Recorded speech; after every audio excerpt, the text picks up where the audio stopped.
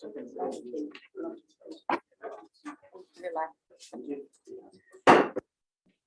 afternoon, everyone. Welcome to Finance. We are starting our 1:30 agenda. So first up is Senate Bill 2946, Senate Draft 1. Let me just recognize individuals who are here in person first. We have the Farm Bureau.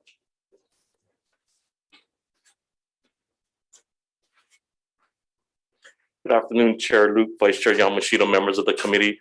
I'm Brian Miyamoto here on behalf of the Hawaii Farm Bureau. We'll stand on our written testimony in support, and we appreciate these measures that you're hearing today, and especially those dealing with the necessary irrigation infrastructure. Thank you for the opportunity to testify. Thank you very much. Next up, it is Ulupono.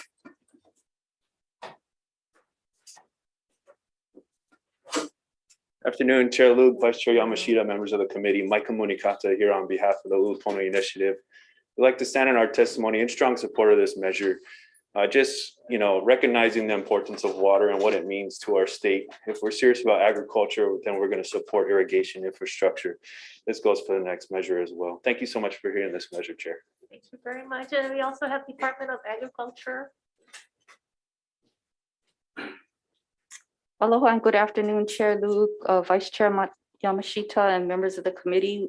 Phyllis Shimobukuro Geyser for Hawaii Department of Agriculture. We stand on our in testimony and support, and while it's not a state-owned system, we support the improvements of all irrigation systems that can encourage the growth of local production. Thank you. Thank you very much. And then on Zoom, we have Local Food Coalition. Good afternoon, Chair Luke, Vice Chair Yamashita, members of the committee. Kendall Matsuyoshi on behalf of the Local Food Coalition. We will stand on our written testimony in support of the bill. Thank you. Thank you. Anyone else wishing to testify either on Zoom or in person for this bill? If not, questions? Representative Kobayashi. For a Department of Ag, what's the cost?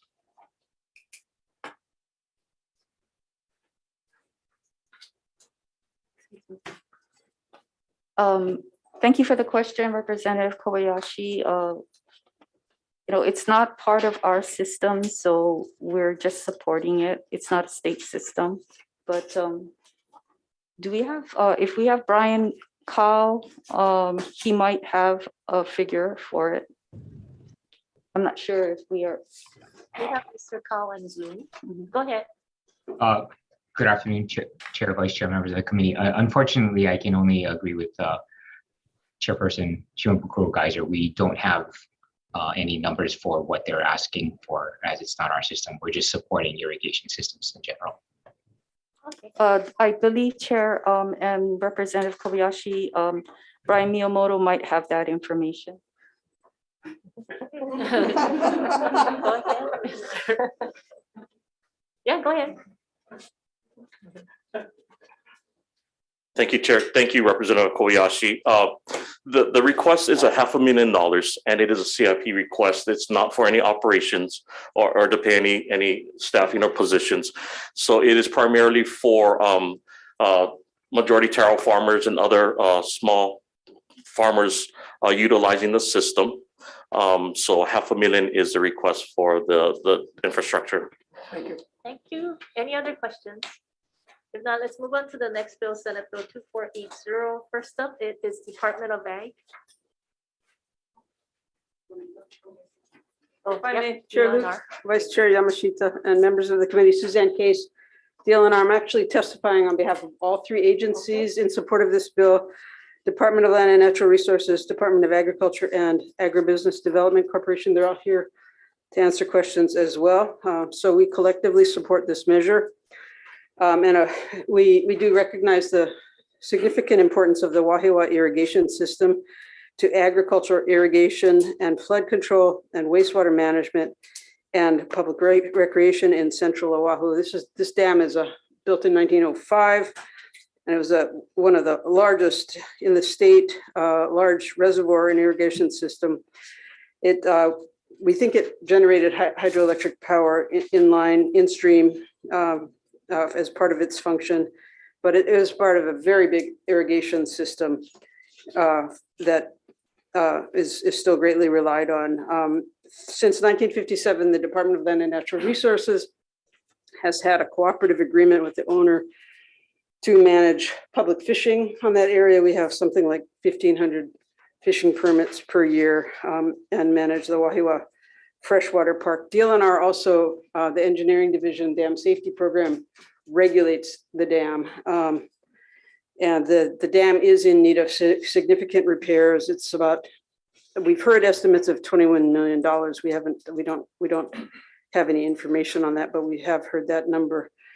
And so there are details of negotiations, obviously, to be worked out in the negotiation stage. We appreciate the funding that's provided in the bill. We do note that we'll need due diligence money, probably $500,000 to work on an acquisition. And other than that, you can refer to our testimony, and we're here to answer any questions. Thank you very much. So that was on behalf of DLNR, Department of Ag, and ADC. Okay, so with that, Farm Bureau. Thank you, Chair, Vice Chair, members of the committee. Ron Miyamoto here on behalf of the Hawaii Farm Bureau. We requested to be part of that testimony, but we are not a state agency, so they said no. We absolutely support this measure. Again, irrigation is critical for agriculture, but this system also for wastewater treatment, recreation, and flood control. So our concern is if the state doesn't take the system and there's a private buyer, what that impact may be as far as for agriculture. Will they continue to provide the water? Will they provide the water at reasonable water rates? So there's a lot of uncertainty, and this is a system of great importance to our Wailua and Haleiwa farmers, and we ask for your support for this measure. Thank you for the opportunity to testify. Thank you, Ulupono.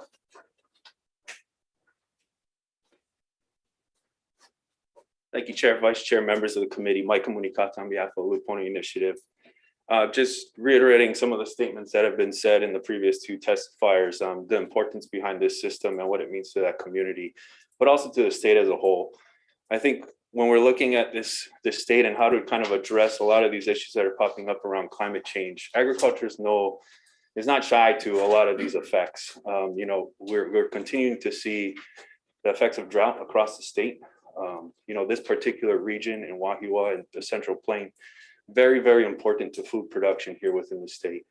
So it would be very smart of the state to take a look at this system and how we can take it over and provide a valuable resources to farmers to really affect some of this climate change adaptation that we're all been talking about for quite some time.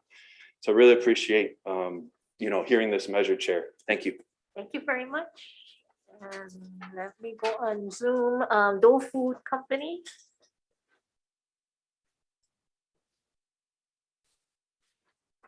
Hello, Aloha. can you hear me now? Yeah, I'm Dan Nellis, the general manager from Dole Food Company, and we're in support of this measure. I submitted written testimony. I won't go through all of it, but I do want to take a moment to notice that at the previous hearing, we had requested that the bill get amended to include the parcels that are currently leased from Sustainable Hawaii. And I put that in the written testimony as well. Section 4 allows for this bill to fund the purchase of a parcel owned by Sustainable Hawaii, which is the spillway parcel. But there are a total of 7. The other parcels are smaller, but they're all integral to the system. And so it should be, just for housekeeping, it should be written into the bill that you negotiate with Sustainable Hawaii to purchase all the parcels that are currently leased by Dole from Sustainable Hawaii. And other than that, I just want to remind everybody that this asset in Central Oahu is so important for agriculture on Central and North Oahu. And if Dole cannot swing this on their own, which it looks like we cannot, which is why we're offering to sell it, it would be best by all means for state of Hawaii to own and operate it and continue to support agriculture on Oahu and in Hawaii. Thank you. Thank you very much. Any other testifier, either in person or on Zoom? Not questions? If not, let's move on to the next bill, Senate Bill 2473. First up, it is Department of Agriculture. Thank you, Chair and members of the committee. We stand on our written testimony. We support the intent and have offered comments. Thank you. Thank you. Next up is DBED.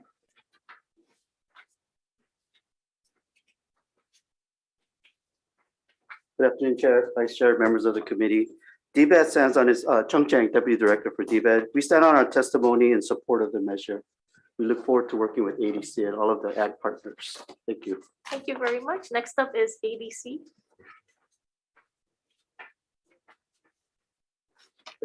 Thank you, Chair Luke and Vice Chair Yamashita, Jimmy Nakatani, Agribusiness Development. We stand on written testimony in support. I think we're looking forward to having a good fit for economic development and just rather than land leases and everything like that. Thank you.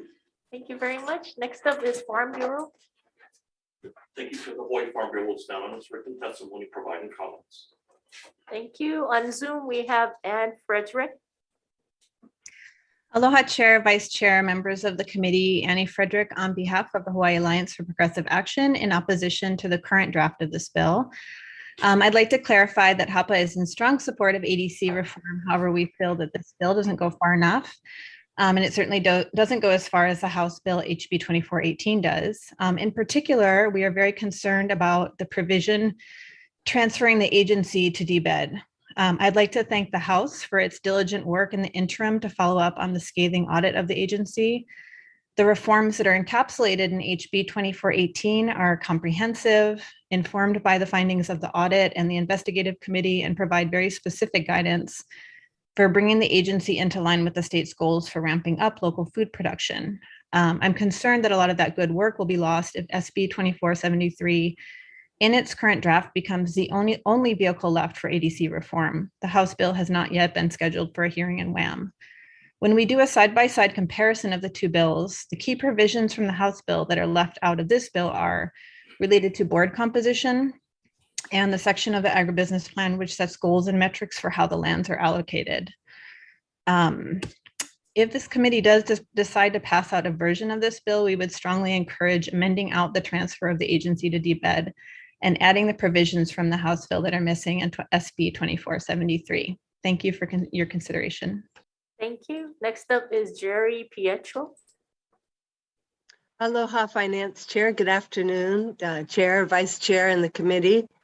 Hawaii Seed stands on our written testimony in opposition of Senate Bill 2473 with these additional comments, please. Just to reiterate, the creation of the ADC mandate was such a good vision for the producing of local food. If it had been managed correctly, we would be so far ahead in our food abundance. I'd like to impress, though, that I think the Department of Ag should oversee the ADC and its, coming up to par to fulfill its mission in an efficient and thorough way with integrity. As it stands, the Department of Ag, I feel, is much more connected to the growers looking to lease land, school gardens, ag educational opportunities, trainings, different variety trials with UH and with CTAR. So I think we would really like to see the ADC stay under the Department of Agriculture. Before we get into ecotourism and the benefits ag could fit in those capacities, we still need to regenerate the soil. We need to start seedlings. All of that is much more suited, I think, to the Department of Ag. And I'd also like to say please don't discount the value of small farmers. We have a large workforce on the west side and the south side. And during the pandemic, I took a class, an internship in growing huge abundant amounts of food in very small areas. And in the early 2000s, I was an intern with CTAR on Kauai here in a papaya growing program. And we had just 13 acres on Grove farmland with about 10 farmers. And it was amazing what you can do on just a small amount of about an acre each. So please don't discount the value of the small farmers in reworking the ADC. And thank you very much for the opportunity to testify. Mahalo. Thank you. Next up is Bronson Azama.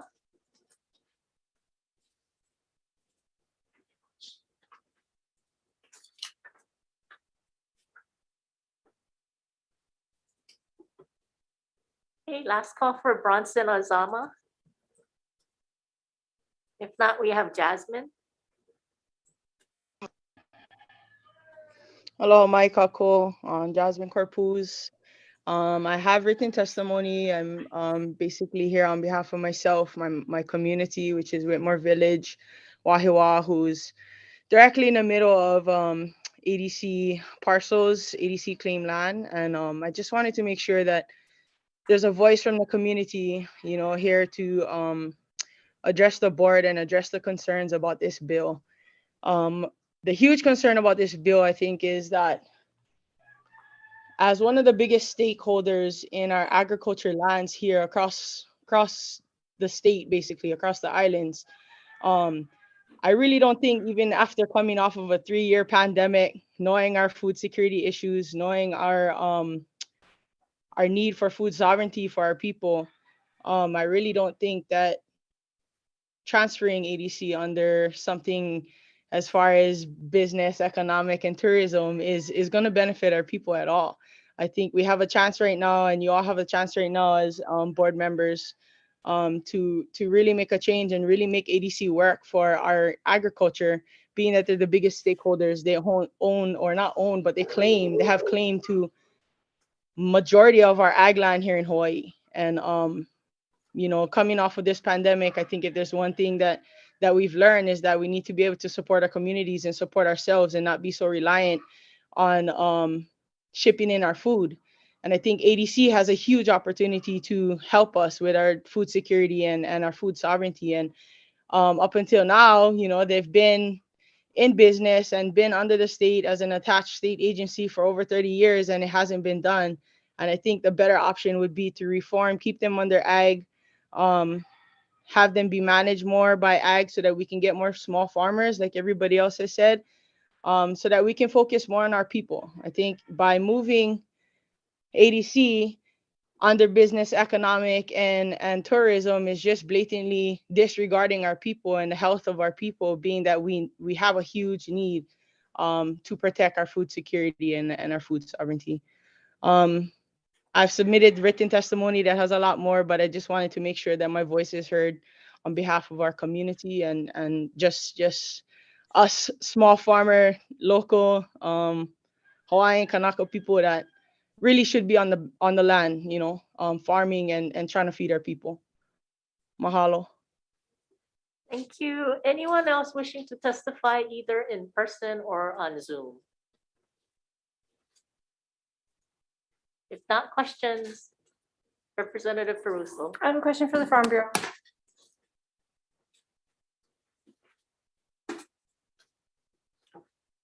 So I noted your respectful opposition to this bill, and reading your testimony, though, it seems to me that you support all of the language that modifies the structure and the mission and vision of ADC, and that the sole element that you object to is the transfer. Can you elaborate? Thank you, Representative Caruso. Yeah, so we did provide comments. For the most part, we support the revisiting and the focus, the scope of ADC. But I think in previous committees, we have voiced our concern and our position where we believe that Department of Agriculture or ADC is better suited under the Department of Agriculture.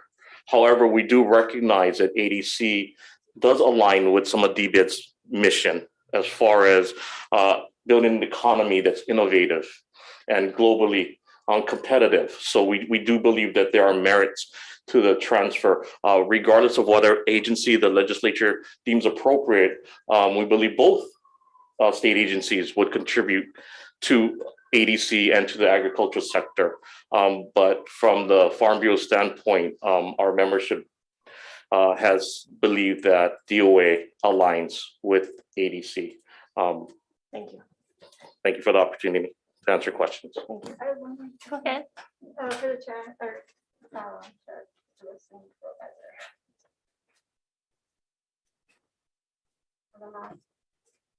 So I also noted in your testimony that you have some concerns about the transfer.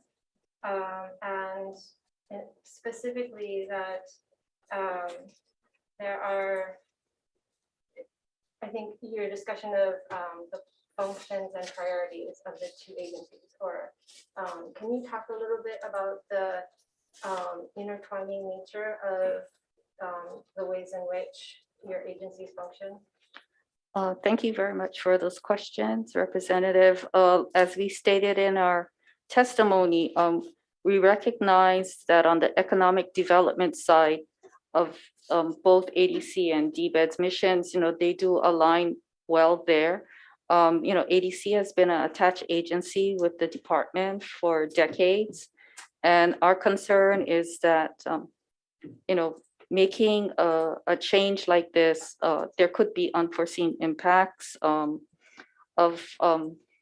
maybe not so much with our administrative and fiscal assistance to them. They would probably gain support through those services with DBED.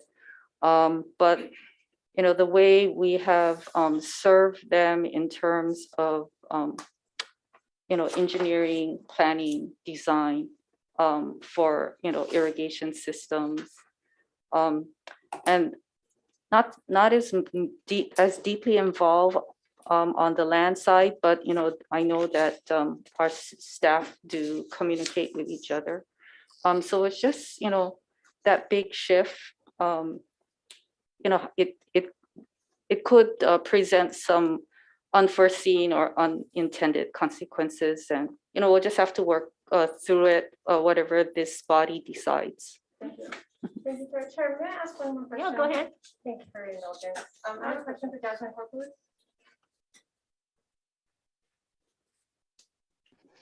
Go ahead.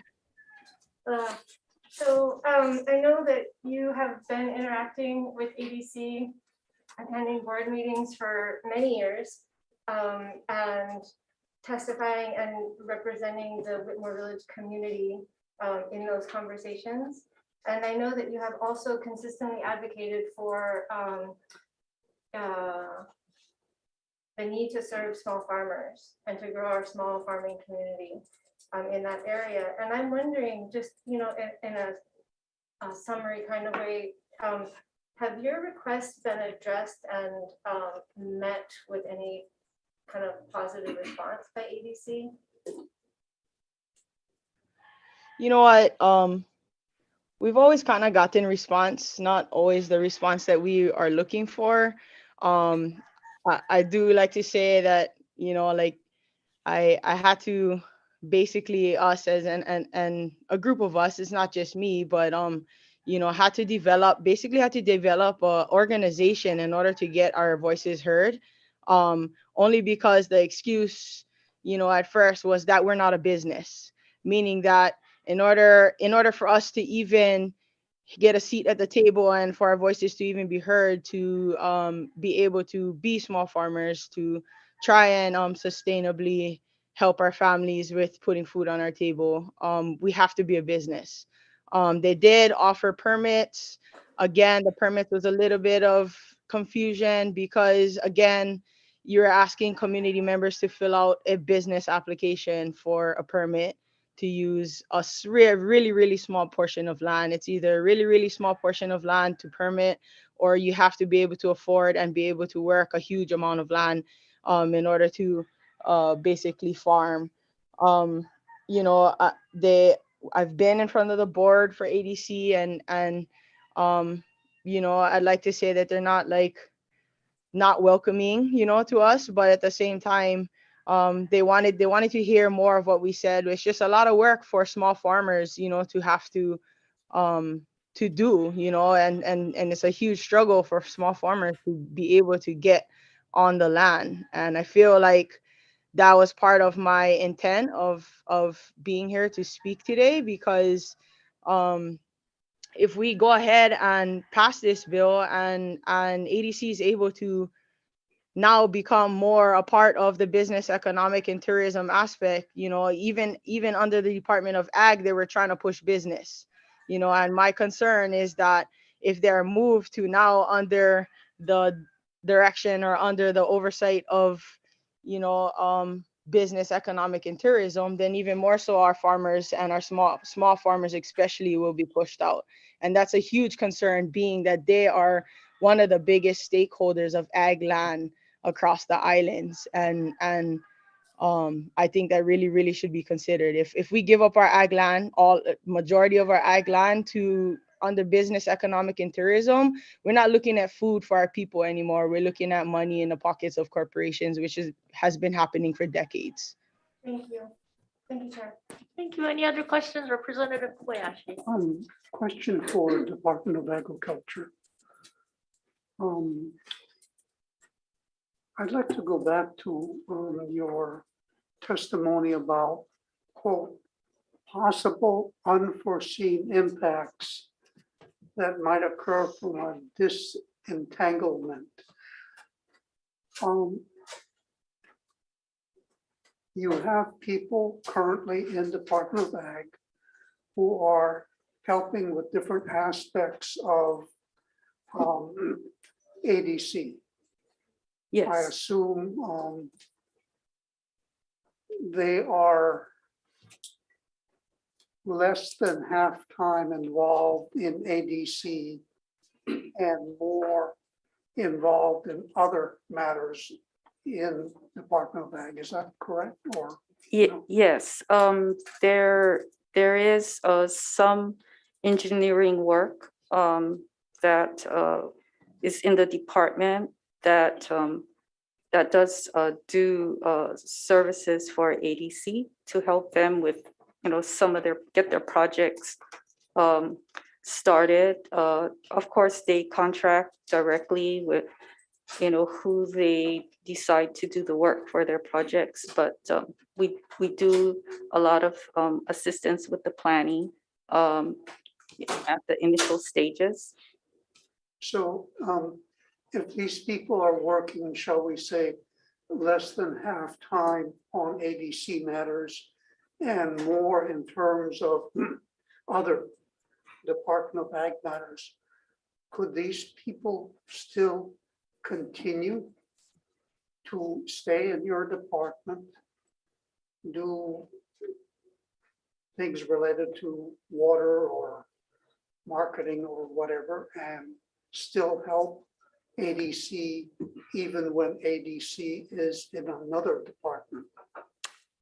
I think there's an opportunity there. We just have to, if it does, ADC becomes part of DBED, then we'll need to come to some kind of memorandum of agreement or understanding on, you know, what is expected and how the work will be compensated, because, you know, whether the employees at the Department of Agriculture are going to be, their personnel expenses are going to be reimbursed for work outside of our department. But so what I'm suggesting is that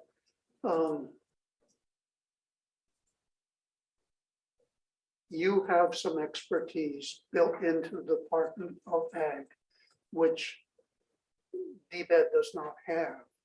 And would it be possible to continue lending your in-house expertise to ADC even after the transfer?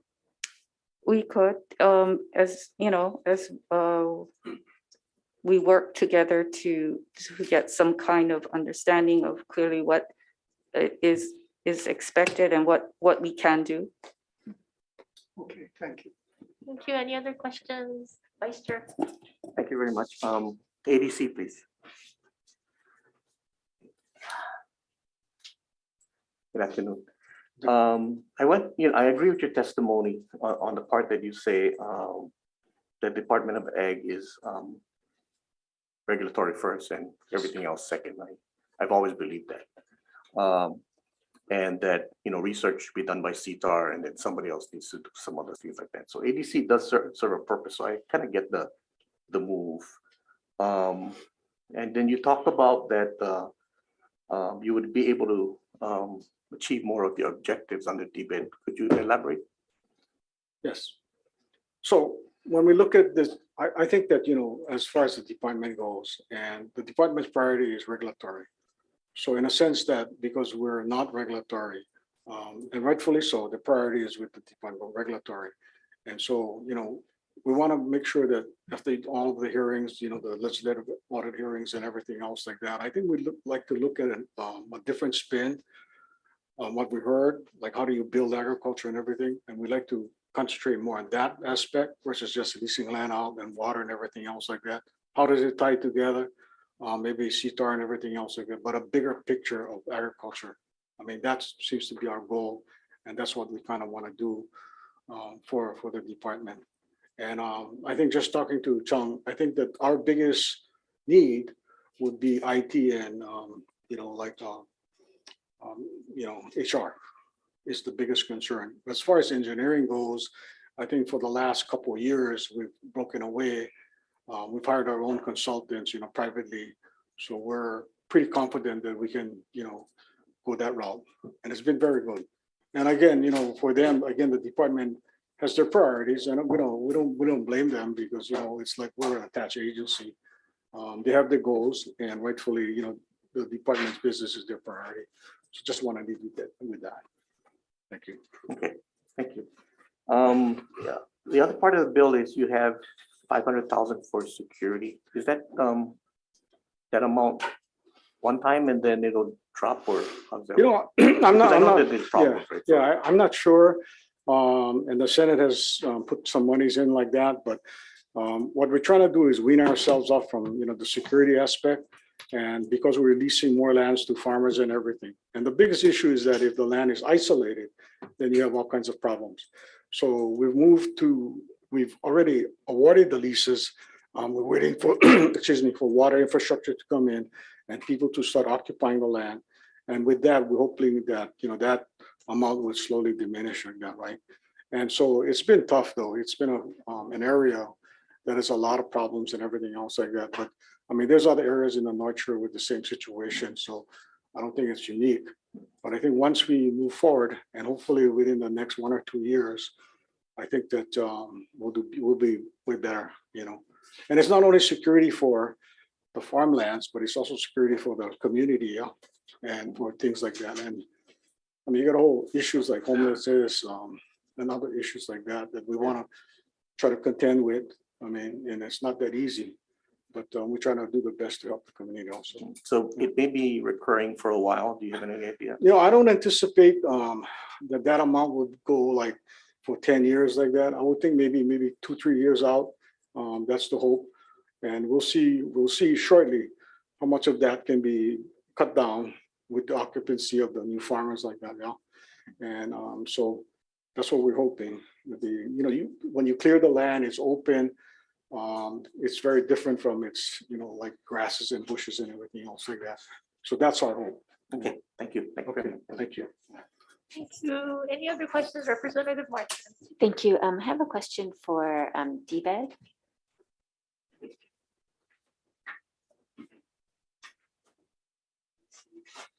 Hi. Hello.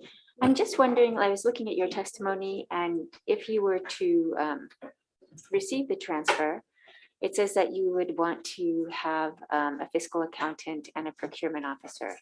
I wonder about the expertise within DBED, or put in a new position, someone who would know more about agriculture marketing.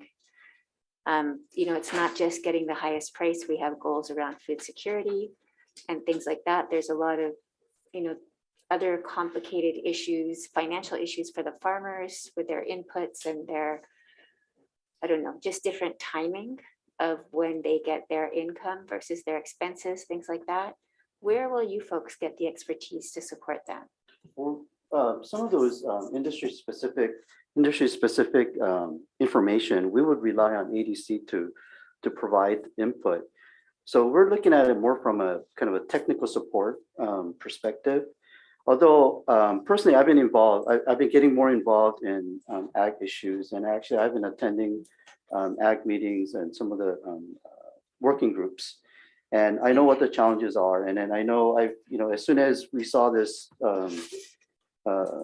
bill pop up, I've reached out to ADC to figure out what the challenges are, what the needs are. I know there was an audit happening. So we've done some of the homework. So we're pretty confident that we can support their needs. Those positions that we've identified are more for kind of basic, non-industry specific technical support. So for industry specific information, we're going to have to work closely with ADC, and there will be some skilling up for DBED team as well, because we've traditionally not handled ag specific developments. Yeah, thank you. Thank you. Any other questions? If not, let's move on to the next bill, Senate Bill 339. This is first up is Department of Agriculture.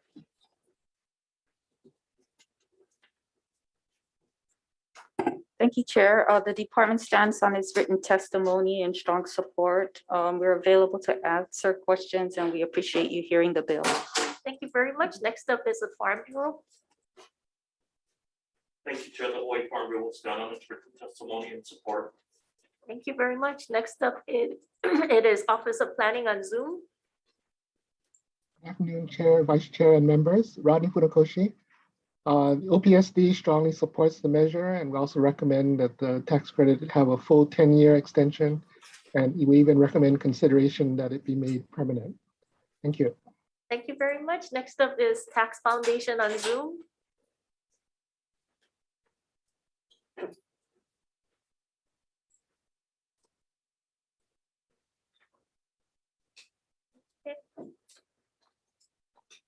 The last call for Mr. Yamachika. If not, is there anyone wishing to testify either? Yes. please. Here I am. Sorry about that. Okay. Okay, go ahead. And not the same technical problems as yesterday, thank goodness. Yeah, yeah. On this extension of the IAL credit, we're concerned that there are very few applicants. The amount of money is very small, and the counties have not cooperated in the past decade. So we're wondering why this thing's even still around. I'd be happy to answer any questions. Thank you very much, Mr. Carpenter. Good afternoon, Madam Chair, Vice Chair Yamashita, members of the Committee on Finance. I'm Dante Carpenter. I'm a consultant located in Waialua on this island of Oahu. Please know that this egg production facility is a state-of-the-art facility with an eventual capacity to produce 1 million eggs per day for sale to Hawaii residents. Presently, there are some 200,000 young hens delivered as young chicks who have begun egg production in the Waialua Farm facility. As we speak, to date, over $40 million have been expended for the property acquisition, this design and construction of these modern facilities, which meet both the newest health, humane, and safety requirements of all modern egg production. The project is situated on 300 acres of important ag lands, IAL, in Waialua. This is a fine bill which will establish an agricultural cost tax credit on important ag lands, IALs, projects, and further, by extending the time, the Department of Agriculture can verify and certify that the qualified agricultural cost tax credit is appropriate for the designated IAL producer. The Waialua Egg Farm is in strong support of this measure. And if I could just add one more thing, in conjunction with Jimmy's group that has cognizance over, I think something like 1,500 acres of ag lands in that particular locale. One of the things that this company is hoping to do is to encourage the farmers who will be renting or leasing certain portions of those properties to make feed these million chickens. And they can be growing oats, they can be growing several different kinds of feeds. And we also intend to put a conveyor, a mixer, so that we can assist the other farmers there to grow four-legged critters, which they have to now buy feed for. So there's in terms of cooperative activity, which would benefit all the farmers in the vicinity, including this particular activity there. The potential for that whole Waialua, North Oahu feeding of people and reducing the cost of eggs in the process. Approximately 80% of the eggs consumed in Hawaii are imported from the mainland. And the combination of two companies that own this particular activity deliver eggs all the way to Japan, to Samoa, Fiji, and the entire Pacific area at a cost of something like 5 to 10% or 10 cents less per egg than delivered now to Hawaii. So the reduction of cost to the consumer in Hawaii looks really good with this particular activity. So that's what I'm here to tell you about, and I'd be happy to answer any questions you have. Otherwise, thank you very much. I think I recall seeing a young lady by the name of Peruso here who actually visited the facility. And we'd like to invite Chair you and all the members of your committee to visit this facility as well. I think you'll be wowed along with everyone else. Thank you very much. Thank you very much. Any other testifiers? If not questions, Representative Kobayashi. Do we have anyone from Budget and Finance? Or somebody who can answer the question of whether the tax credits will have to be paid back to the federal government, American Rescue Plan? No, I can answer that. Yeah, we can answer that. Okay, so because we're in a situation where we have additional revenues, we have surpassed that. So now we're designating ARPA funds for COVID-related expenses only. Oh, okay. So now, so the reason why we don't have to do the offset is because we're using the revenues to make up the Additional offset. revenues. Right. Okay. Okay, any other questions? If not, let's move on to the next bill. Senate Bill 1297, Department of Agriculture. Thank you, Chair. We will stand on our written testimony supporting this measure and available to answer any questions. Thank you. Next up is Hawaii Farm Bureau. Thank you, Chair. The Hawaii Farm Bureau will stand on its written testimony and support. Thank you very much. Maui Grown Coffee on Zoom. Hello, Chair Luke, Vice Chair Yamashita, members of the House Finance Committee. My name is Kimo Falconer, and I stand on my written testimony in support of this measure as submitted. Mahalo for the opportunity to testify. Thank you very much. Any other testifier? If not, questions? If not, let's move on to the next bill, Senate Bill 2960, Department of Agriculture. Thank you, Chair. We stand in our written testimony in support, and then we did offer comments. We're available to answer questions. Thank you very much. And Farm Bureau. Thank you, Chair. The Hawaii Farm Bureau will stand on its written testimony and support. Thank you. North Shore EVP. Chair Luke, Vice Chair Yamashita, thank you for hearing this bill. I'm Kevin Kelly, the President of North Shore EVP. We've been running a food safety certification program for farmers for about 4 years now. We're getting to the point now where farmers have an opportunity to get food safety certification and thereby access larger markets that have been holding a lot of small farmers back. I did submit written testimony and I stand by that and be available for questions. Thank you very much. Ulupono. Chair Luke will stand on his testimony in strong support. Thank you. Thank you very much. And then we have Hawaii Food Industry Association on Zoom.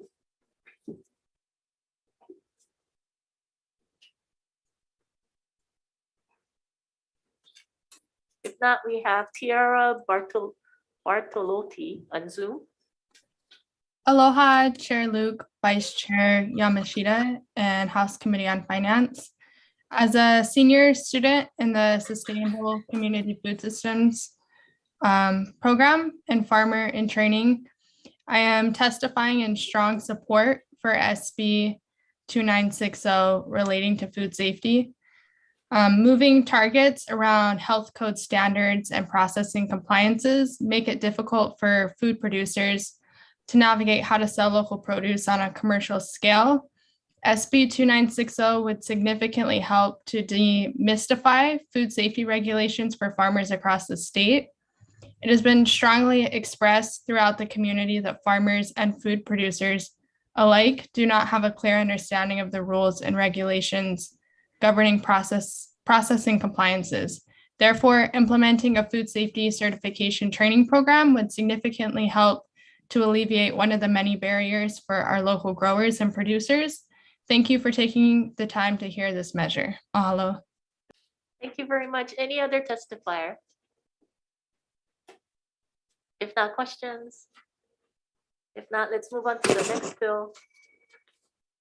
Senate Bill 2990, Department of Agriculture. Thank you, Chair. The department stands on its written testimony. We support the intent and we also offer comments.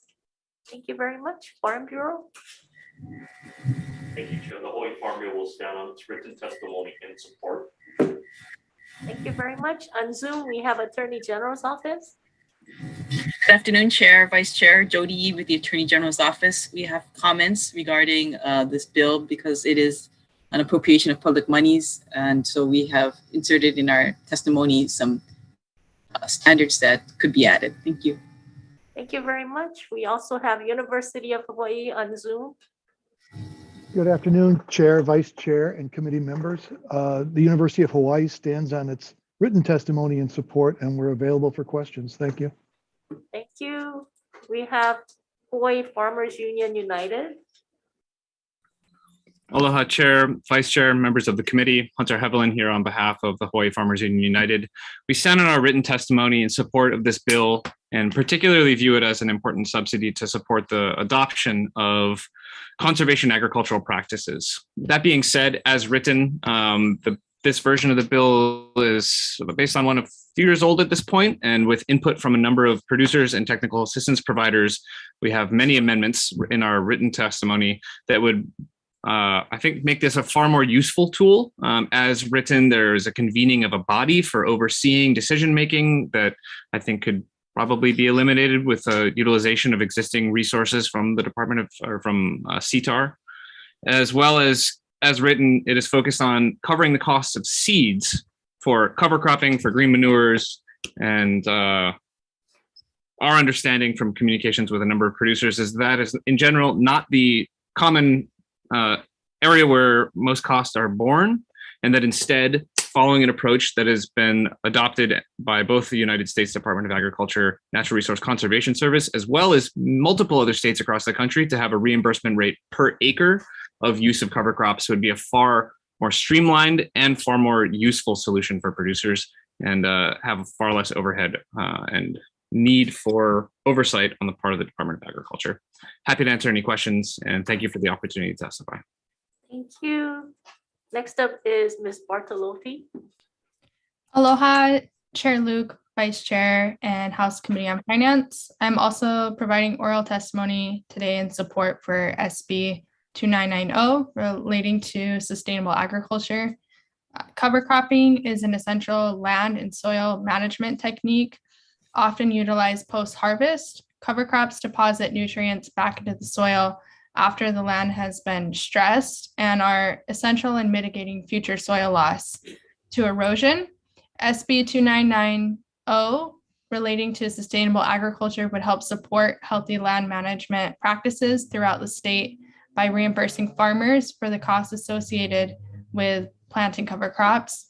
I stand in strong support for this bill and appreciate that it has been heard by the Finance Committee. Mahalo. Thank you. Any other testifiers? If not, questions? If not, let's move on to the next bill, Senate Bill 2992. First up, Department of Agriculture. Thank you, Chair. The department stands in strong support of this measure and we offer supporting comments. We're available to answer any questions. Thank you. Next up is Farm Bureau. Thank you, Chair, Vice Chair, members of the committee. Brian Miyamoto here on behalf of the Hawaii Farm Bureau. You have our written testimony in support. We'd just like to highlight that we do appreciate the Agriculture Committee reducing the matching portion from 50% to 25%. However, we are still advocating for no matching. That way, we believe we can support our small farmers who may not have the ability to match. We understand that in-kind matching would be available, but again, they may not have the resources, and those are the farming community that's probably most needed this kind of assistance. Thank you for the opportunity to testify. Thank you. Next up is Ulupono.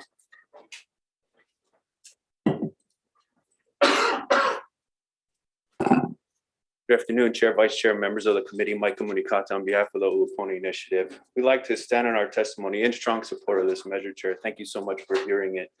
We do make a few recommendations around some of the amendments requested by both the AG and the Department of Ag around grant standards to really fix that little loophole. But other than that, there's been, overwhelming support for this measure. Just to hit on a few things here, during the interim prior to this session, Ulupono did some outreach with producers, technical organizations, and our federal delegation, and trying to find what needs exist within the state for our producers and how they can really tap into resources that are available. In the process of doing that, we found that a lot of local producers here find themselves kind of stuck in a pickle where they can't take advantage of a lot of those federal resources that are out there. It usually resides around an eligibility criteria that's either too cumbersome or difficult for a farmer to actually pursue. And in some cases, it's costs that aren't actually covered in some of these food agriculture programs that are offered. So really what we did was we tried to find a way to help these producers with their needs. And if the federal government kind of wasn't there, we kind of then, naturally went to the state to see what can we tap into. Knowing that last session, there were some difficult decisions made to really, help our budget across the state. One of the things that did find itself on the chopping block was the barrel tax money that was for the Department of Ag. That was a very useful fund in the sense that the department was able to fund a lot of industry supporting measures, whether it be agricultural marketing, ag training, pest disease, inspections, irrigation, the whole gambit. It was really a good fund to help support industry in that sense. So, kind of looking at some of these missed gap issues that the feds aren't really covering and a lot of the needs that exist within our local community, within the ag community now, there was a natural push to create some kind of new program. And with all the effort and all the conversation around re-looking at how we deal with the agricultural sector and really reinvesting in it, this program came about. So we're hopeful that, this legislature can take a look at this and see that it's a little different from barrel tax in the past. I know that there were some concerns in the past around special funds. This one's general funded. So looking for the department to come in and let you know what the industry needs every session. It also has a match attached to it so that there is some skin in the game around, if it's a pure subsidy or not. So really hearing what the legislature is saying, hearing what the producers are saying, and trying to create some kind of program where we can truly invest in our agricultural sector moving forward. So truly appreciate, hearing this measure, Chair, and we're hopeful that we can get this thing through this session. Thank you very much. Thank you. Next up on Zoom is Attorney General's office. Good afternoon, Chair, Vice Chair, and committee. This is Jody Yee at the Attorney General's office. We offered comments about this another appropriation of public funds and that we would like some standards inserted. You can refer to my testimony. Thank you very much. Thank you very much. Next up is Hawaii Food Industry Association on Zoom. If not, anyone else wishing to testify on this bill? If not, questions? Representative Kobayashi. For Attorney General, I'm wondering if you have language that would remedy your concerns. or language that you can write up quickly? A representative, there are a couple of different areas of HRS that have different kinds of standards and different, I guess, different types of standards. So that's what we've referred to or noted in our testimony. So that, I mean, it would be a little bit different for what you want, I guess is kind of the difficulty. You know, it seems that you've testified on this bill and the prior bill about what essentially we call Chapter 42F. That is, I'm sure that it's fairly easy to develop standard language that can be applied to this bill and to the prior bill to remedy your concerns. Is that the case or no? 42F does have some standards also. I think the examples that I referred to in my testimony are a little bit more, are fuller standards. And also Ulupono submitted in their testimony, they actually drafted some language based on, I think it was HRS 1017, which is one of the standards which we indicated in our testimony. Okay, thank you. Do you have any other questions? If not, let's move on to the next bill, Senate Bill 2218, Department of Agriculture. Thank you, Chair. We stand on a written testimony on supporting the intent and available to answer any questions. We do note in our written testimony that for us to do a five-year term pilot would require 2 additional economic development specialists. Thank you. Thank you very much. Next up is the Farm Bureau. Thank you, Chair. The Hawaii Farm Bureau will stand on its written testimony in support. Thank you, Ulupono. Chair Ulupono will stand on his testimony in support. Thank you. Thank you very much. And on Zoom, we have Dana Shapiro. Good afternoon, Chair Luke, Vice Chair Yamashita, and members of the House Committee on Finance. Thank you for hearing this bill. My name is Donna Shapiro, and I am providing testimony in support of this bill on behalf of the Hawaii Ulu Cooperative. Funds requested under this bill would create a food hub pilot program to support organizations such as ours that provide critical services to connect small farms and markets. COVID-19 exposed the fragility of our food system. Structures for collective action that empower small farms to contribute to the supply chain are vital to strengthening our food security, resilience, and economic prosperity. Food hubs are the primary instrument enabling this form of collective action in Hawaii today, and this bill is the primary piece of legislation needed to strengthen them. Additionally, this bill would provide improvement funds to complete expansion of the state-owned Honalo Marshalling Yard, one of only 10 food hub facilities in the state owned by the Department of Agriculture and leased to farmer organizations.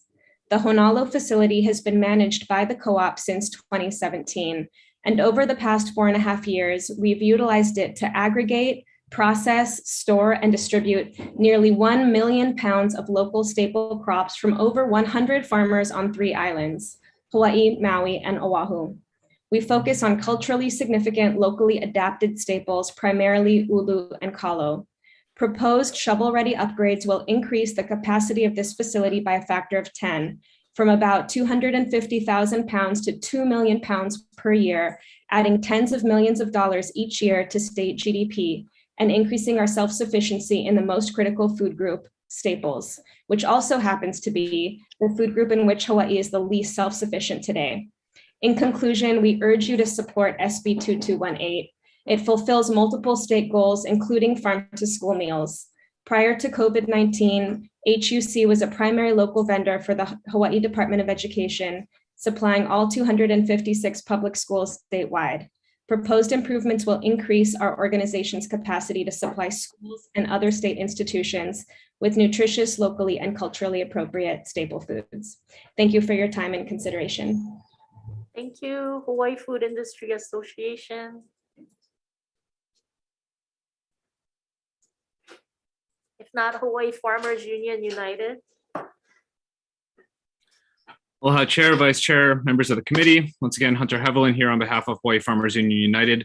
We stand in strong support of this bill and on our written testimony. And we view food hubs as being a critical mechanism to support small and family farm operations across the state to better access markets, aggregate their goods, and have found, especially over the course of COVID, that these food hubs have played a critical role in supporting producers and communities alike. And as a representative group, the Food Hub Hui has been working to support and draft testimony, and together has been representing well over 1,000 farmers across the state who would all benefit from this program. So happy to answer any questions, and thank you for the opportunity to testify. Thank you. Next up is food and policy. Aloha, Chair, Vice Chair, and members of the committee. My name is Kahealani Acosta on behalf of Food Plus Policy, and I stand in strong support of this bill in my written testimony. I want to emphasize the importance of food hubs as providing critical infrastructure for local food production and enhancing our local food system. However, in discussion with my community members and fellow farmers of smaller revenue generating farms, I offer comments on this bill to define a small to mid-sized farm, either by farm size or revenue, to ensure equitable access to the local agricultural market and economy. Small farms may lack the agronomic resources to access this opportunity of enhancing local food production, even though small farms typically produce 70–80% of the world's food crops.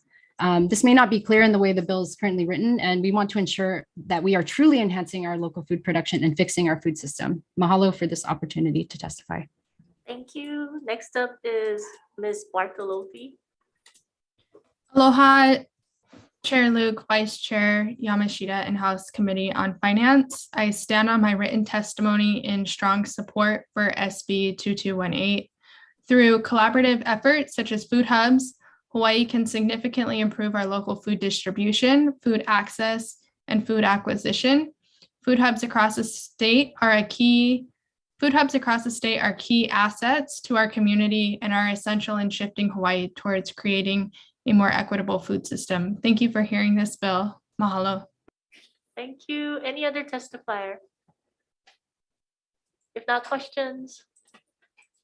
If not, let's move on to the next bill, Senate Bill 346, Department of Agriculture. Good afternoon, Chair Luke, Vice Chair Yamashita, and members of the committee. Morris Ata, Deputy for the department. The department will stand on its written testimony, offering comments, and in particular, the comments focus on the challenges of the producers to comply with the requirements that are being imposed, and our ability to enforce the certification grades that are mentioned in the bill. Thank you. We're available for questions. Thank you. Thank you very much. We have Hawaiian Airlines.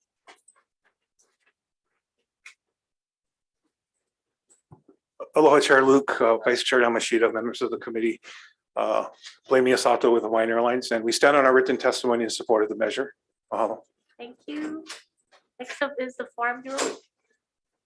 Thank you to the Hawaii Farm Bureau who ran on a testimony providing comments.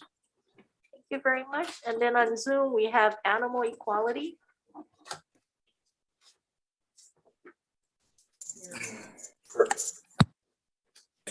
Sarah with Animal Equality. We stand on our written testimony. Thank you very much. Next up, Thank we you. have Josh Buck of Humane Society of the United States. Chair, members of the committee, my name is Josh with the Humane Society of the United States. We stand here in strong support of the legislation today, also respectfully encouraging several amendments be made to make the bill even better. You know, imagine a chicken and place her in a cage about the size of a home microwave. Let's stick 5 more chickens in there. Our chicken is unable even to spread her wings. She has less space than a sheet of paper on which to live. However, there's really good news, and that is blue states, purple states, and red states all across the country have passed cage-free laws. In fact, many of the largest buyers and sellers of eggs in Hawaii and across the country have pledged to switch to cage-free eggs, including McDonald's, Walmart, Costco, Foodland, Denny's, IHOP, and hundreds more. In fact, the USDA announced that just in the next couple of years, about 75% of egg-laying hens in the United States will be cage-free. So this bill is a big step in the right direction that's moving together collectively with the totality of our country. And the piece that we're hoping to respectfully amend is the phase-in date to 2028. Now family farmers are exempt, so we respectfully believe we can move the date to 2025. Hey, let the industrial folks move a little bit faster to shift to cage-free while our family farmers are exempt. It's good for them, good for the animals.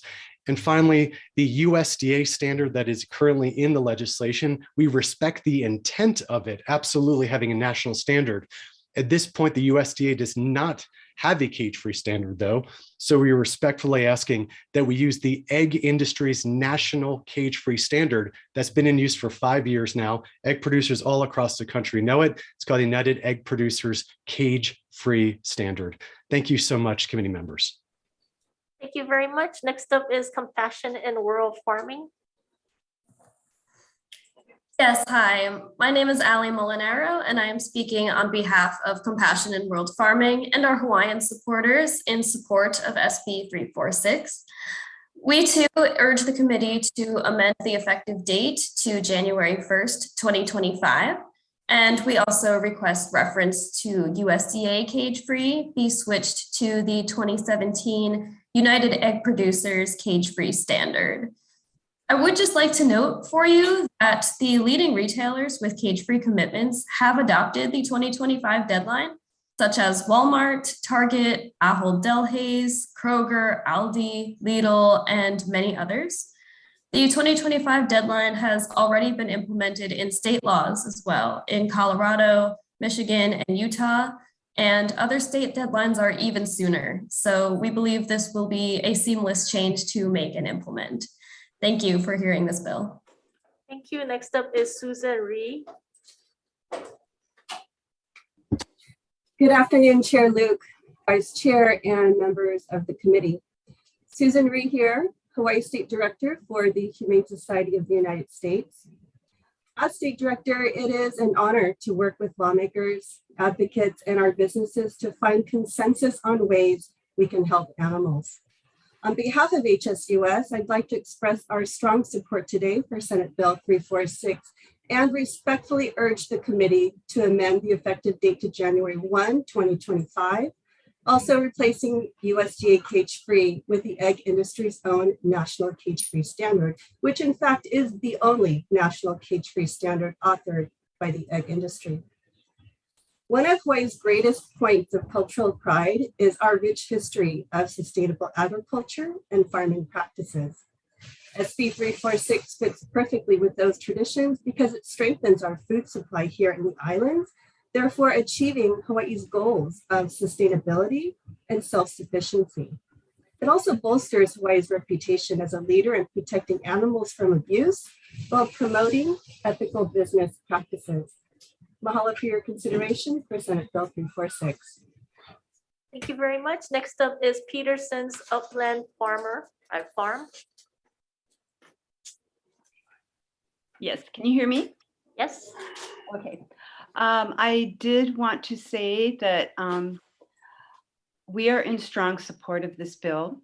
I did want to clarify that I initially listed as opposed only because I was concerned about the short time that the farmers would have to convert to cage-free.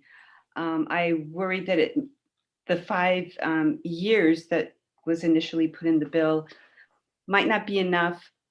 The Department of Agriculture is going to need to put together a program for this matching grant fund, which is excellent and very supportive of our local farmers.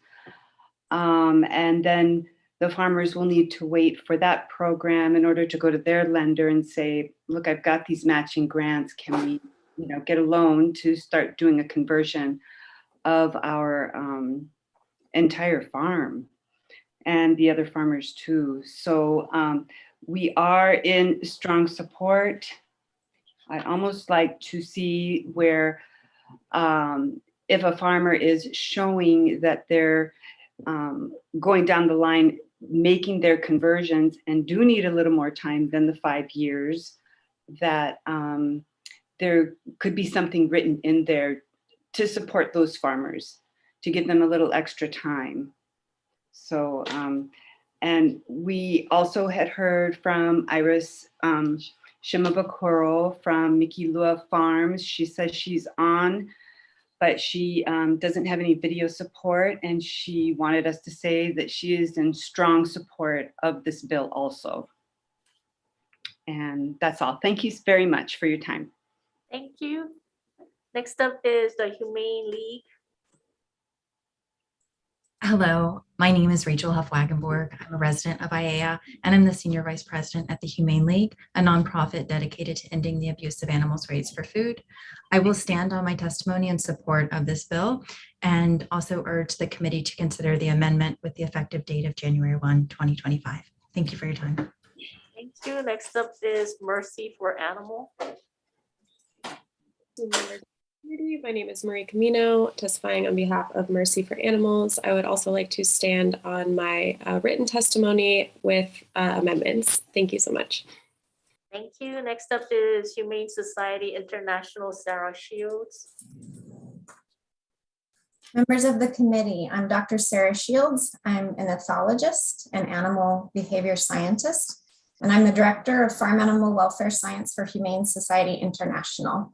I will make just one short point to complement my written testimony, and that is that animals have scientifically documented behavioral drives to express certain types of natural behavior. Hens kept for egg production need a perch for roosting at night. They need a secluded nest box for egg laying, and they need loose litter for foraging and dust bathing. The value of cage-free production is that it meets these scientifically documented behavioral needs of the hens. So Humane Society International strongly supports SB 346, and we kindly urge the committee to amend the effective date to January 1st, 2025. At the last committee hearing, reference to USDA cage-free was added to the bill. This should be switched to the 2017 United Egg Producers Cage-Free Standards, which is the only complete set of requirements that would ensure that the hens have the resources that they need to express their natural behavior. Thank you very much. Thank you. Any other individuals wishing to testify on this bill? If not, questions? Representative Todd. For the Department of Agriculture. Very briefly, one of the testifiers described the process of potentially converting an existing farm on the deadline mentioned in the bill as potentially seamless. Does the department share that view that this would be a seamless process and relatively stress-free on this timetable? I'm not sure if Dr. Maeda is on this call on Zoom. Do you know if? Yes, I'm here. Okay. Isaac. Yeah, Yeah, defer to all Dr. good, all good, Maeda. all good. Thank Yeah, you. yeah. Go ahead. We're not sure exactly about how seamless it is. We know that the building industry in general is really challenged at this point with supplies and getting things shipped. And as far as switching over, I guess for some of these production facilities, they can do it relatively easily, but you're going to have to demolish. You're going to have to, vacate the animals off of the house, demolish, and then rebuild. And as far as that time span, if they're, the ones that are saying that they can do it, then that's fine. We're not aware of any specifics, but we just have concerns that there might be delays that are unforeseen. Okay, thank you. I mean, I've only been here for like a relatively short period of time, 5 to 6 years, but in my experience, almost nothing gets done in 2 to 3 years. So that's why I figured I'd ask, but I appreciate it. Thank you. Thank you. Any other questions?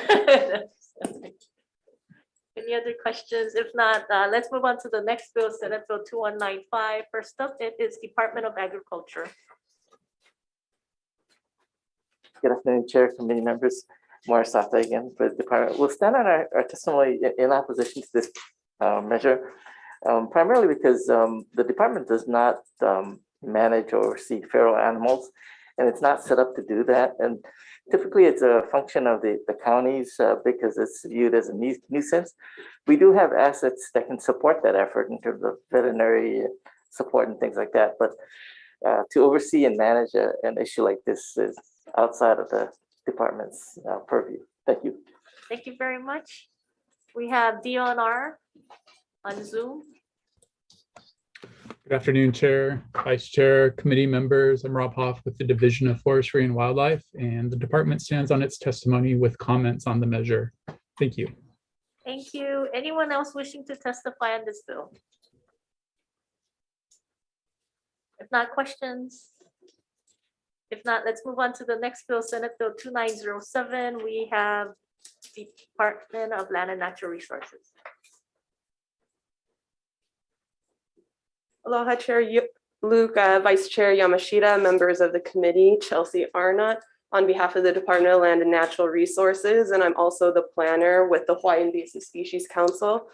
We stand on our written comments. I just wanted to emphasize in our testimony that we do see that coffee leaf rust is a major pest to Hawaii and it's impacting the coffee industry as we speak. And there's a need for dedicated resources to address and manage this pest. Unfortunately, the Hawaii Invasive Species Council has not yet adopted administrative rules with their Hawaii Revised Statute 194.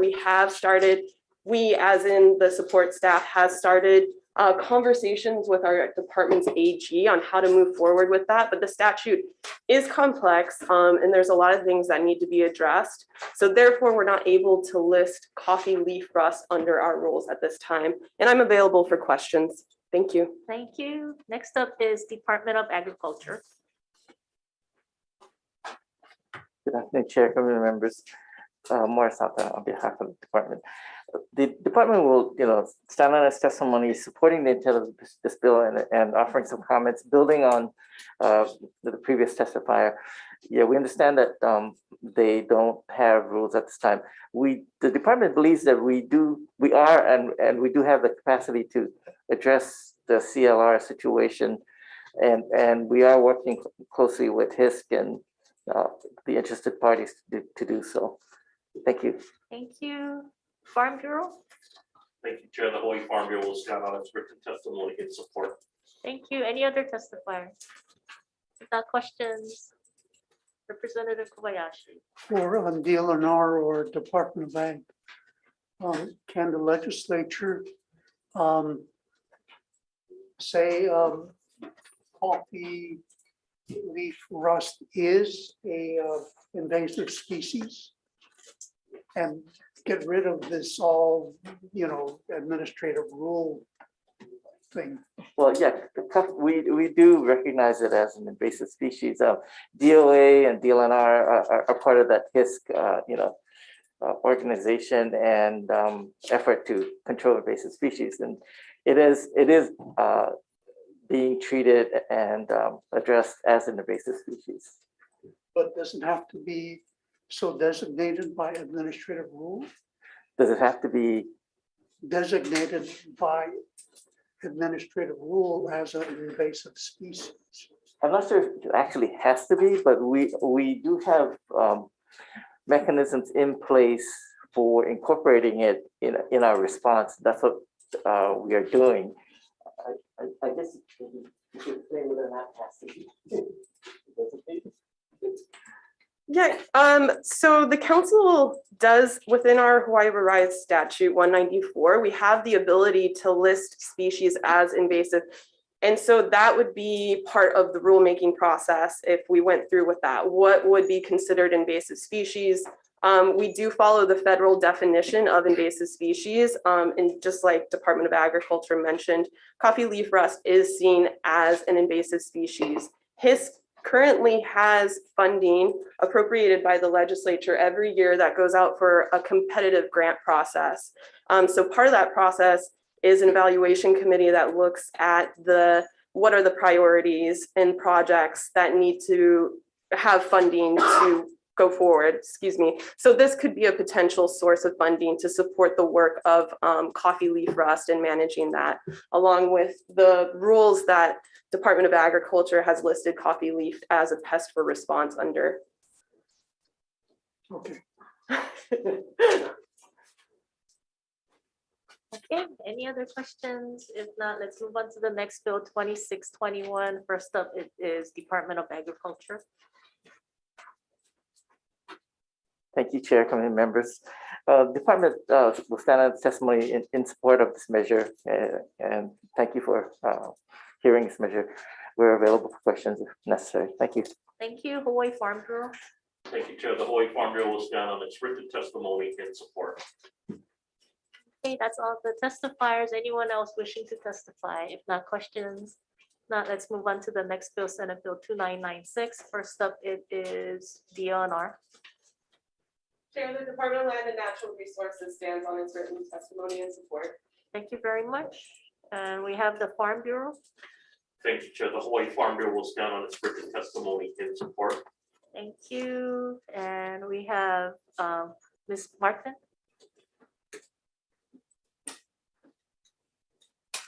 Aloha Chair Luke, Vice Chair Yamashita, members of the committee. Christy Martin with the Coordinating Group on Alien Pest Species, and we're in strong support of this bill. CGAPS is our acronym, and we look and see where the gaps are in Hawaii's biosecurity programs. The Hawaii Ant Lab was created to fill a gap. We didn't have enough resources or research capacity. We didn't have the knowledge to be able to deal with this super amazing invader, an ant. And so these funds would go and support essentially the Hawaii Ant Lab because they are the experts, they're world-renowned experts. Groups around the world use their techniques that they developed here to be able to control invasive ant species. And they are incredibly short of their funding this year. And so your help is desperately needed to keep their doors open. Mahalo. Thank you very much. Any other testifier? If not, questions? If not, let's move on to the next bill, Senate Bill 3152. We have Department of Transportation on Zoom. Chair Luke, Vice Chair Yamashita, and honorable members of the committee, the DOT is in support of the measure and we'd like to stand on our written testimony. Thank you very much. Thank you. Any other testifier? If not, questions? If not, let's move on to the next bill, Senate Bill 3121. We have DCAB. Good afternoon, Chair Luke, Vice Chair Yamashita. My name is Kirby Shaw. I'm the Executive Director of the Disability and Communication Access Board, otherwise known as DCAB. And DCAB stands in strong support of this bill. This bill creates a new steady stream of revenue that would wholly pay for the disability parking program that DCAB administers. It's a statewide program. There are over 100,000 valid permittees in the state. And so it stands to benefit our citizens across the state. And it's a reliable source of income. It's a $1 that's going to be added to the annual vehicle registration fee. So we think it's a very appropriate mechanism to do this. So we ask for your support. Thank you very much.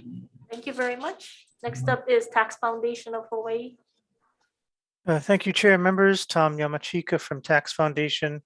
We have concerns about the special fund or the special account in the special fund. And we did want to make sure that everybody knew that there is no federal mandate as indicated in some of the prior committee reports. I'd be happy to answer any questions. Thank you. Any other testifier on this bill? If not, questions? If not, let's move on to the next bill, Senate Bill 152. We have Department of Transportation on Zoom.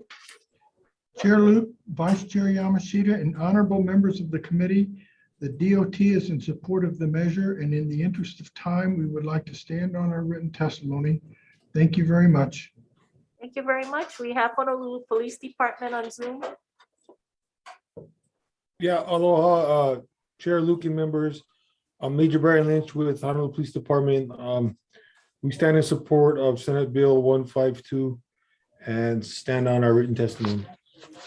Thank you very much. We have Hawaii Association for Justice.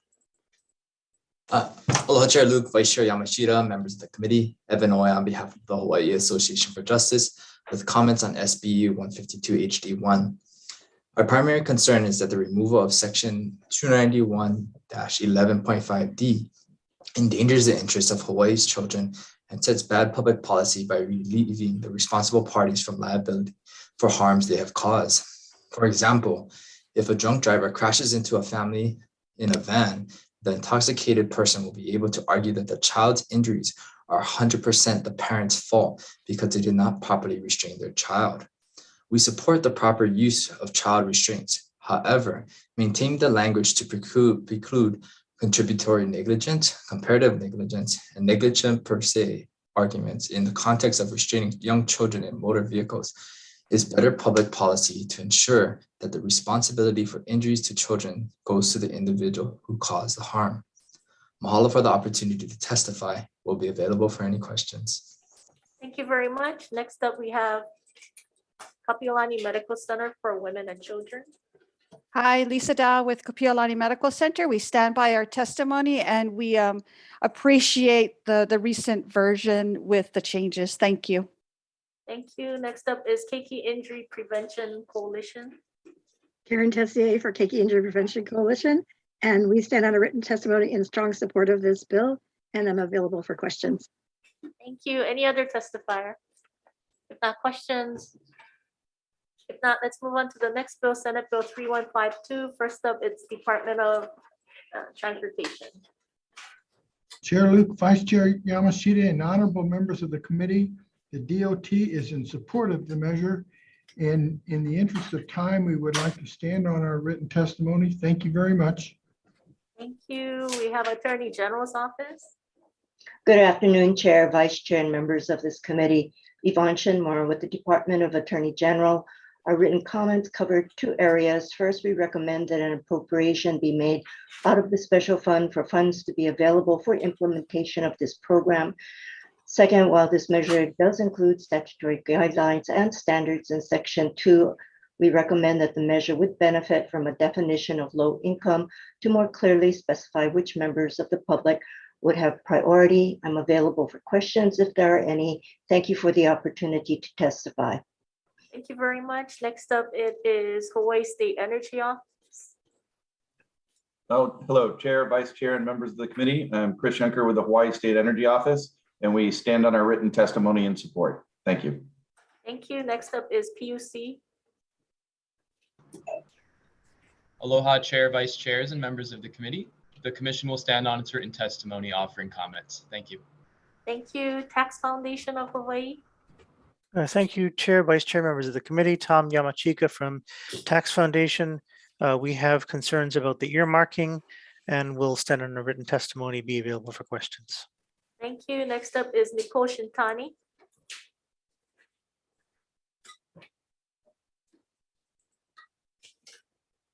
If not, we also have Ulupono. Thank you, Chair. Ulupono was down on testimony supporting intent. Thank you. Any other testifier? If not, questions? If not, let's move on to the next bill, Senate Bill 3311. We have Department of Transportation. Chair Luke, Vice Chair Yamashita, and honorable members of the committee, the DOT would like to stand on our written testimony, providing comments on the measure. Thank you very much. Thank you. We have State Energy Office. Chair, Vice Chair, and members of the committee, this is Chris Schenker for the Hawaii State Energy Office, and we stand on our written testimony in support. Thank you. Thank you. Airlines for America.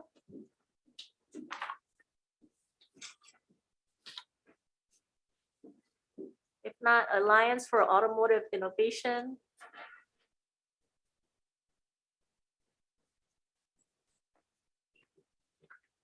Hawaii Auto Dealers Association. Chair, Vice Chair, I'm David Rolfe with the Ohio Automobile Dealers Association, and we'll stand on our testimony in support. Thank you. Thank you. We have Ulupono in person. Chair, we'll stand on our testimony supporting intent. Thank you. Thank you. Hawaiian Airlines.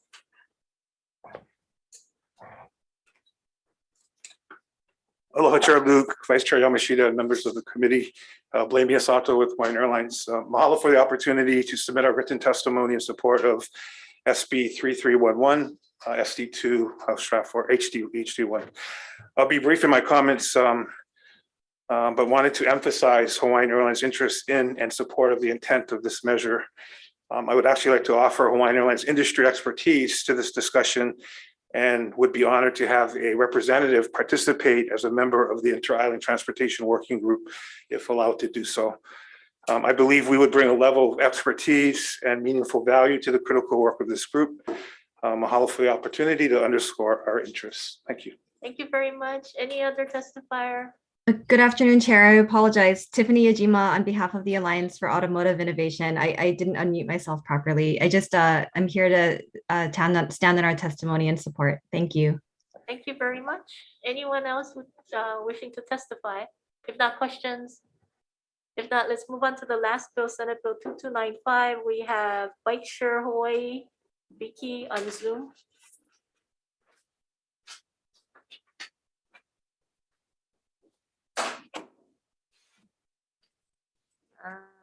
Anyone else wishing to testify on this bill? Madam Chair. Yes, Department of Transportation.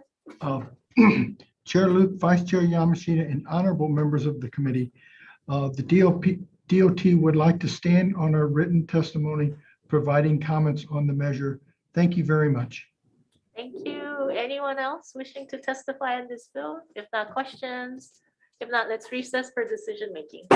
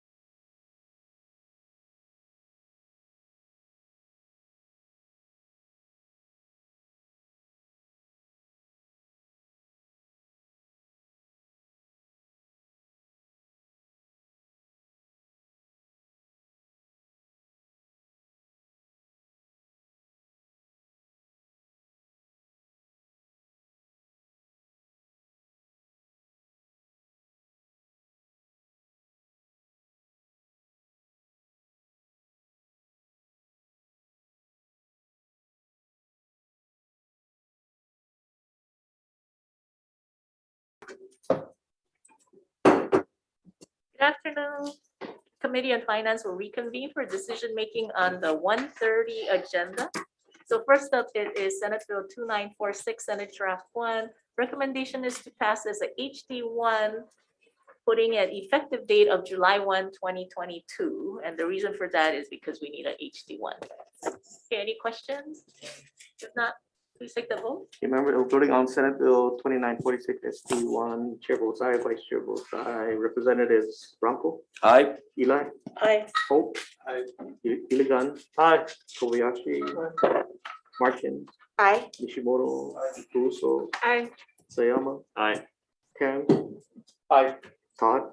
Aye. Wahlberger? Aye. McDermott excuse, adopted.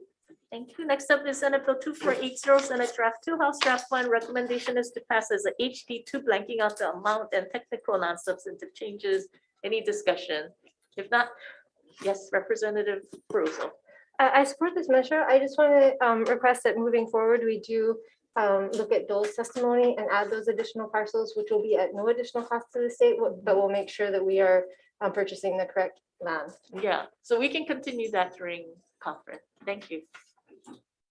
Any other discussion? If not, please take the vote. Okay, Senate Bill 2480 SD2 HD1 with amendments, knowing to excuse absent Representative McDermott throughout the rest of this agenda. Are there any reservations? No's? Adopted. Thank you. Next up is Senate Bill 2473, Senate Draft 2, House Draft 1.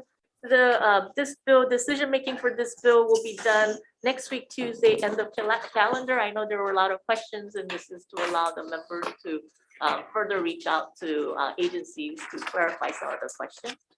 Okay, next up is Senate Bill 339, Senate Draft 2, House Draft 1. Recommendation is to pass as is. Any discussion? If not, please take the vote. Senate Bill 339 SD2 HD1 as is. Any reservations? No's? Adopted. Thank you. Next up is Senate Bill 1297, Senate Draft 1. Recommendation is to pass as a HD1, blanking out the extension date and technical non-substantive changes. Any discussion? If not, please take the vote. Senate Bill 1297 SD1 with amendments. Any reservations? No's? Adopted. Thank you. Next up is Senate Bill 2960, Senate Draft 1. Recommendation is to pass as a HD1, putting the effective date as July 1, 2022. Any discussion? If not, please take the vote. Senate Bill 2960 SD1 with amendments. Any reservations? No's?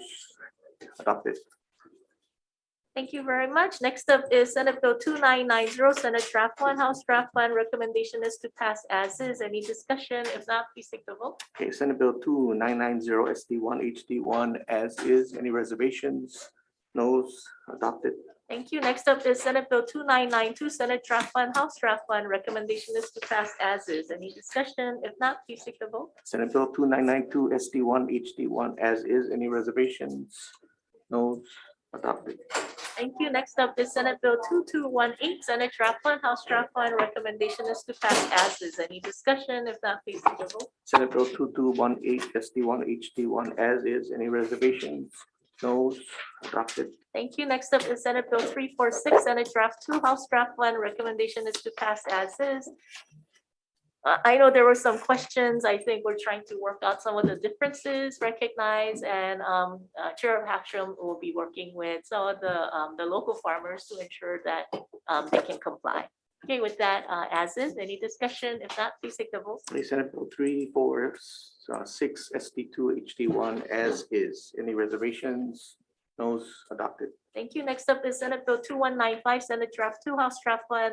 Recommendation is to pass as is. Any discussion? If not, Representative Caruso. Based on the Department of Ag's testimony, I'm going to be with reservations on this. Thank you very much. Any other discussion? Representative Todd. Yeah, same request. I just have no idea how this would be effective because this is a statewide thing in pretty much every single community and would probably take hundreds of millions of dollars. So I just have no idea what the value of a pilot program would be. It just doesn't make any sense. So on those grounds, very anti-chicken, but also, reservations. Okay, thank you. Any other discussion? Representative Kobayashi. Can we do a holy chicken? Okay. This is calls for that. Any other discussion?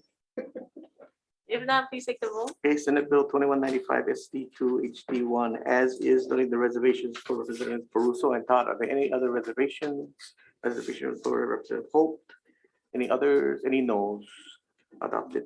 Okay, thank you. Next up is Senate Bill 2907, Senate Draft Plan. Recommendation is to pass as a HD1, putting an effective date of July 1, 2022. Any discussion? Not, please take the vote. Okay, Senate Bill 2907 HD1 with amendments. Any reservations? Noes? Adopted. Okay, thank you. Next up is Senate Bill 2621, Senate Draft Plan. Recommendation is to pass as a HD1, inserting an effective date of July 1, 2022. Any discussion? If not, please take the vote. Senate Bill 2621 SD1 with amendments. Any reservations? Noes? Adopted. Thank you. Next up is Senate Bill 2996, House Senate Draft Plan. Recommendation is to pass as a HD1, inserting an effective date of July 1, 2022. Any discussion? Please take the vote. Okay, Senate Bill 2996 SD1 with amendments. Any reservations? Any noes? Adopted. Thank you. Next up is Senate Bill 3152, Senate Draft Plan, House Draft Plan. Recommendation is to pass as is. Any discussion? If not, please take the vote. Okay, Senate Bill 3152 SD1 HD1 as is. Any reservations? No. Adopted. Thank you. Next up is Senate Bill 3121, Senate Draft 2, House Draft Plan. Recommendation is to pass as is. Any discussion? If not, please take the vote. Okay, Senate Bill 3121 SD2 HD1 as is. Any reservations? No. Adopted. Thank you. Next up is Senate Bill 152, House Draft Plan. Recommendation is to pass as is. Any discussion? If not, please take the vote. Senate Bill 152 HD1 as is. Any reservations? No. Adopted. Thank you. Next up is Senate Bill 3158, Senate Draft 2, House Draft Plan. Recommendation is to pass as is. Any discussion? If not, please take the vote. Okay, Senate Bill 3158 SD2 HD1. Any reservations? No. Adopted. Thank you. Next up is Senate Bill 3311, Senate Draft 2, House Draft Plan. Recommendation is to pass as a HD2. And basically, this is with the chair of the Transportation Committee on both the House and the Senate have worked on this draft. And what this will be is inserting additional members of the working group, adding all the mayors, adding a representative from the airline industry, a representative from the cruise industry, representative from the sustainable transportation solutions, representative from HUGS. And for both working groups of the electric vehicle sales growth working group and also the inter-island transportation working group. And upon approval, any discussion? If not, please say yes, Representative Kobayashi. Young. Oh, that's HUGS. That's the Harbors Group. Yeah. Okay. Any discussion? If not, please take the vote. Okay, Senate Bill 3311 SD2 HD1 with a lot of amendments. Any reservations or no? Thank Adopted. you. Lastly, Senate Bill 2295, Senate Draft 2, House Draft 2. Recommendation is to pass as is. Any discussion? If not, please take the vote. Okay, Senate Bill 2295 SD2 HD2 as is. Any reservations? No. Adopted. Okay, thank you. We'll take a short recess while we clear the room and allow the students to come in.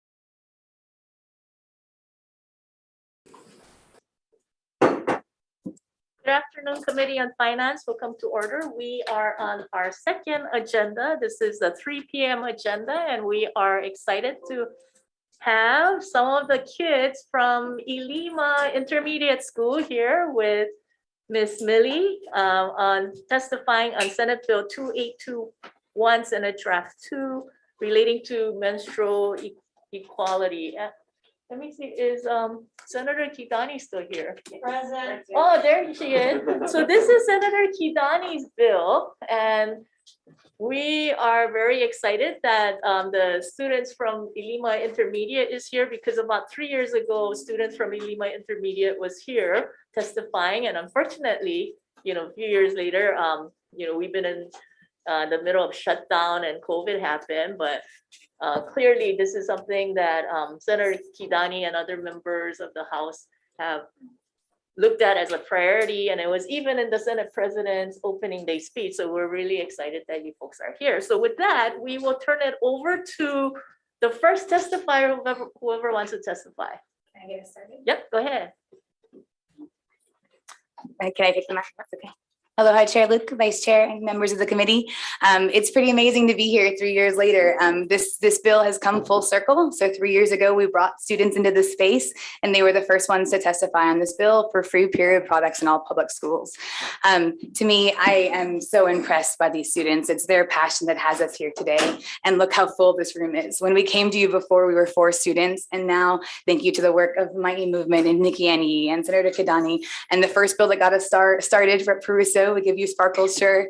As students are talking today, it is kind of anxiety inducing to be up here. So you might see students give sparkles. How do we do that? That's just a little bit of psychic encouragement while they're working on this bill, because we have worked so hard on it. One thing I want to talk about as a public school teacher, it is super important that equity of access happens for our students, and we're here practicing civic engagement. I have helped students spell words, but I have no idea what they're going to say to you today, because that's not my kuleana. My job is to bring them into this space so they can tell you what they're passionate about and why they believe this bill needs to pass. So with that, I would like to introduce these students to go ahead and get us started. Thank you. Okay. So.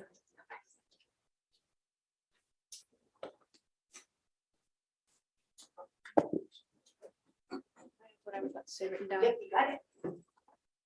So, in order to just give these students encouragement every time they come up, if we can just give them a round of applause so they feel. Yeah. Okay. Good afternoon, Vice Chair Luke. Good afternoon, Vice Chair Yamashita. And good afternoon, everyone else on the committee. I am 8th grader Isabel King from Ilima Intermediate. Learning, cooperation, knowledge, and growth. These things are effervescent in a school, but what about shame and secrecy and blood? These things are also unavoidable. We're talking about middle schoolers here, but it doesn't matter how much is in the way of education, but rather how it's accommodated for, how you all could accommodate it. Students with periods all over the state are trying to maintain their menstrual health with things like napkins and diapers and leaves, those things that grow out of the dirt. You'll hear more statistics from my associates here, but let me tell you another fact that we can't show with a percentage or a graph. You, esteemed representatives and senators of the state, have the power in your hands to bring the kids of Hawaii healthier bodies, happier minds, and a better education, all with this bill, SB 2821 SD2. And that is, I'm done.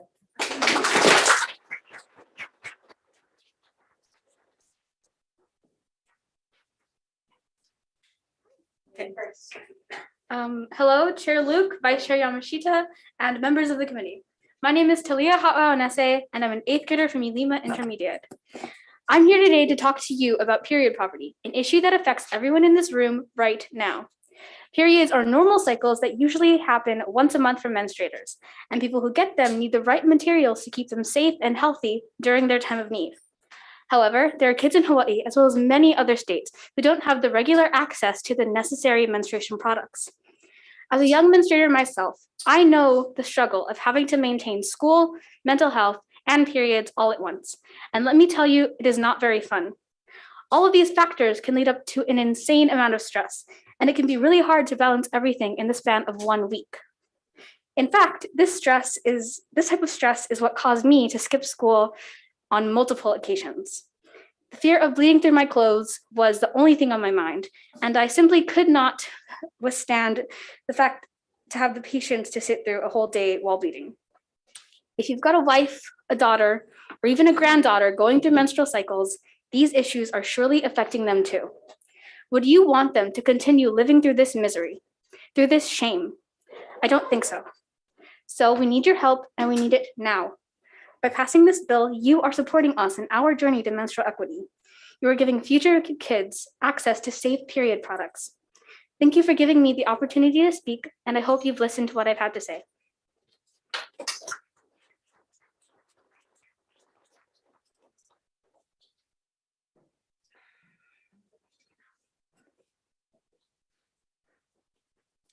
Hello, and good afternoon, Chair Luke, Vice Chair Yamashita, and other members of the committee. My name is Ayala, but you may call me Ace Chrysanthi Carmichael, and I'm an 8th grader at Alima Intermediate. And I would like to start off with a couple of questions. Why is it that schools can provide toilet paper and soap, but can't provide someone who is bleeding a pad? Why do students have to use leaves and rags or use period products longer than supposed to? Why do students have to go through drastic measures that can end them in the hospital just to get ends meet on their periods? All these questions are hard to answer, but the answer for most of them lies in the fact that they cannot access these products. With this bill, you will provide people who are bleeding the products that they need and will provide those who have not yet started or do not bleed the education of something that is natural. Thank you for your time.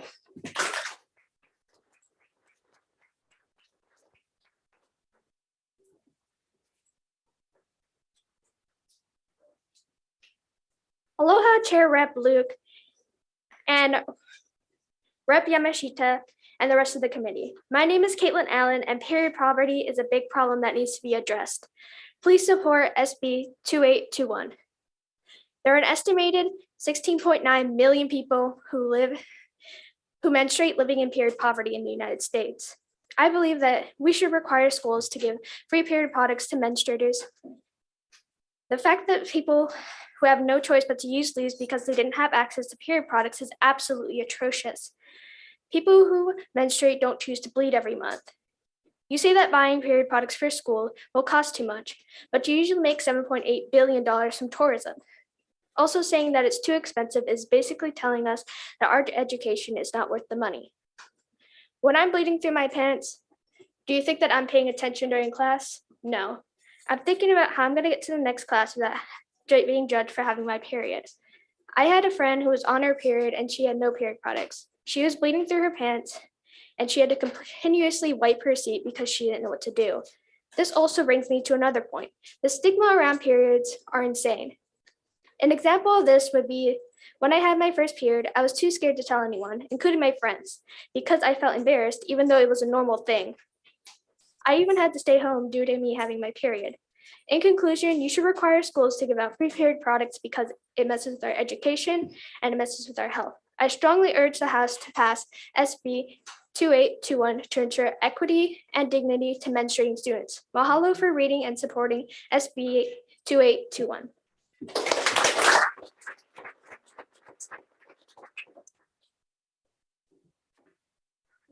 Aloha, Chair Luke and Vice Chair Yamashita and members of the committee. My name is Siri Wheeler, and I'm an 8th grader from Lima Intermediate. And though my testimony might not be the longest you'll hear today, I still believe that having access to these products is so important, it could be considered a human right. Many poor people out there are struggling because they can't get these products that you could help provide. I myself have had this problem before. I've gone to the school bathroom without a pad, found out I was on my period and didn't have anything, so I used toilet paper as a replacement. Toilet paper is not an acceptable replacement for many reasons. Mainly, it just isn't made to do the same job as a pad. But the point is that if there were menstrual products provided at that time, I wouldn't have had that problem. And I'm not the only one experiencing that problem. That is why I believe you should pass this bill. Thank you so much for listening.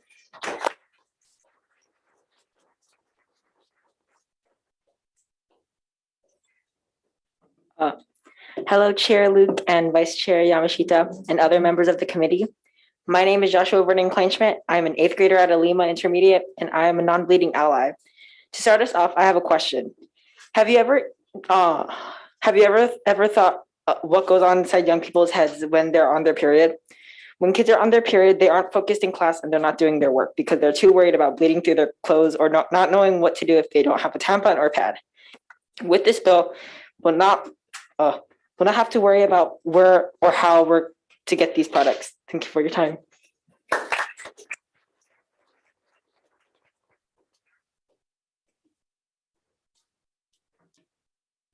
Aloha, Chair, Vice Chair, and the members of the committee. I'm Zaysharay Viernes, and I want this bill to pass because I am someone who bleeds. I've been in a classroom where a male teacher had no idea what a period even was.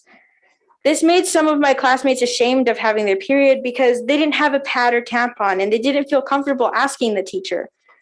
Kids are out there getting bullied and stereotyped because people are uneducated. Students started using leaves, socks, diapers, anything that they could find because pads are too expensive. 12-year-old girls like me are missing whole weeks of school because of their periods. This is about a week of school, 12 months a year. We're losing 60 days of our education because all of us have to choose between food or menstrual products. I don't think this is right. Thank you for listening, everyone, and I really appreciate you hearing our bill.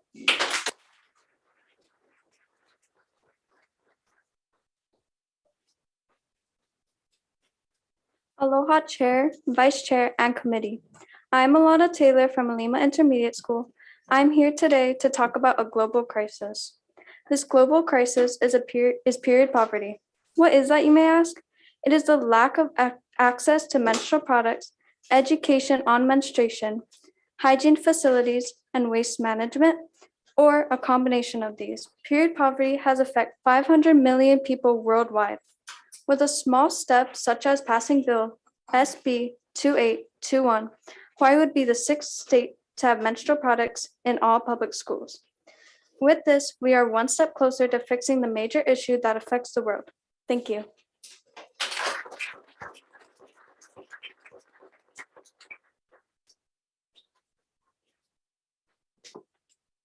Hi, my name is Bryce Lee Rio. I'm a student from Alima Intermediate and I'm a non-bleeding ally. Here's a story from my mom when she was in middle school. One day she bled through her pants and she had a big blood stain on her pants. And she got bullied so bad that she didn't go to school next day. I think no one should have to deal with this situation. This is why I urge you guys to support SB 2821 for equity and dignity for menstruating students.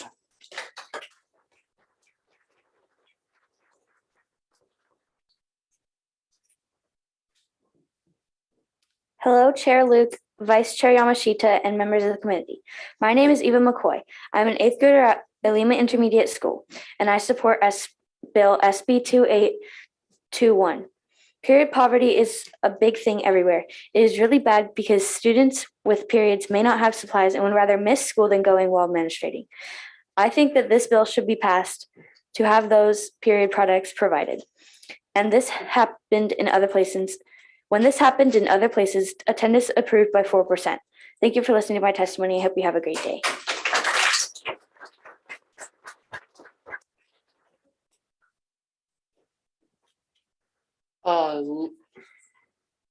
Aloha, Chair Luke and Vice Chair Yamashita. My name is Audrey. I am a student of Alima Intermediate. I do not experience periods, but many of my friends and partners do. I just wanted to ask, why do schools pay for something unnecessary to boys like urinals that have such a greater cost over period products? Schools will refuse to pay for period products, but will go out of their way to support cis men. Many people who have periods can't afford period products and just have to use something unsanitary or hope that one of their friends or trusted adults will have menstrual products. And that is why I feel like schools should pay for the materials we need.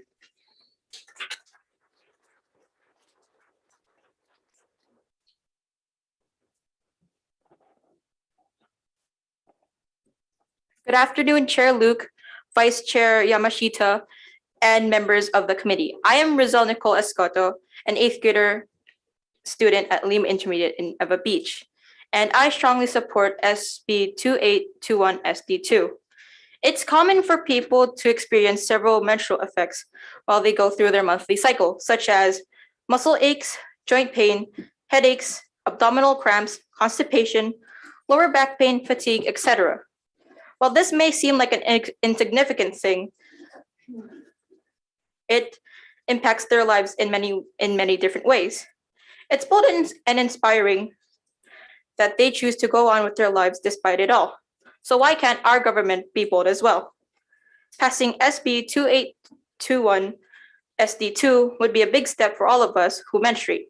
I believe this is true because not only will it be convenient for all of us who menstruate, but it would also be a great impact and example for other states. Thank you all for hearing our testimonies today.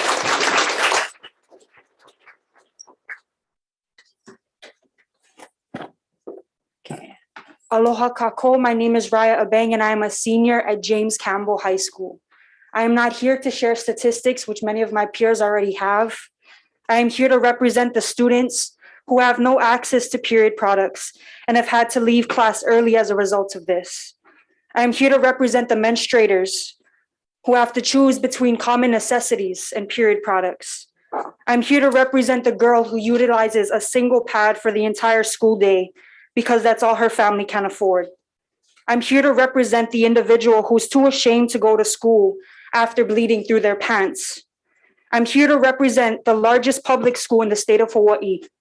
And I'm here to represent only a fraction of the individuals who will be benefited by the passing of this bill. Menstruators already endure the harsh symptoms that come with menstruation. Finding ways to afford these products should not be one of them. Knowing that there is money allotted for our academic supplies and our needs, I believe period products should be on this list. Mahalo nui loa for the opportunity to testify in support of this bill.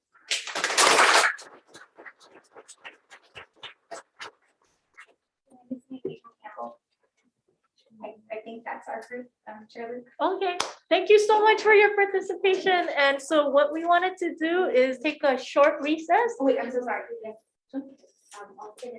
Oh, I'm so sorry. Thanks. I didn't know if she wanted to see Alima or. Oh. Yeah, come on in, come on in. I'm so sorry. Yeah.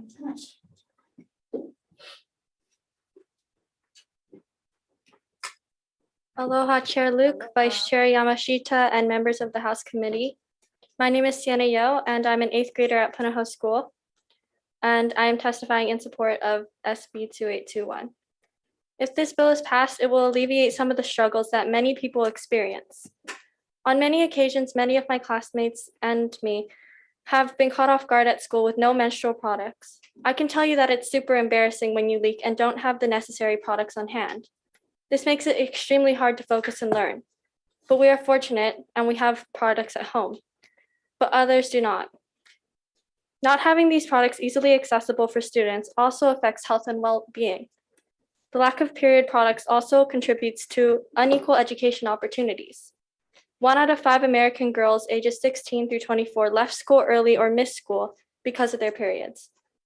Period products are just as important as any bodily function. Thank you.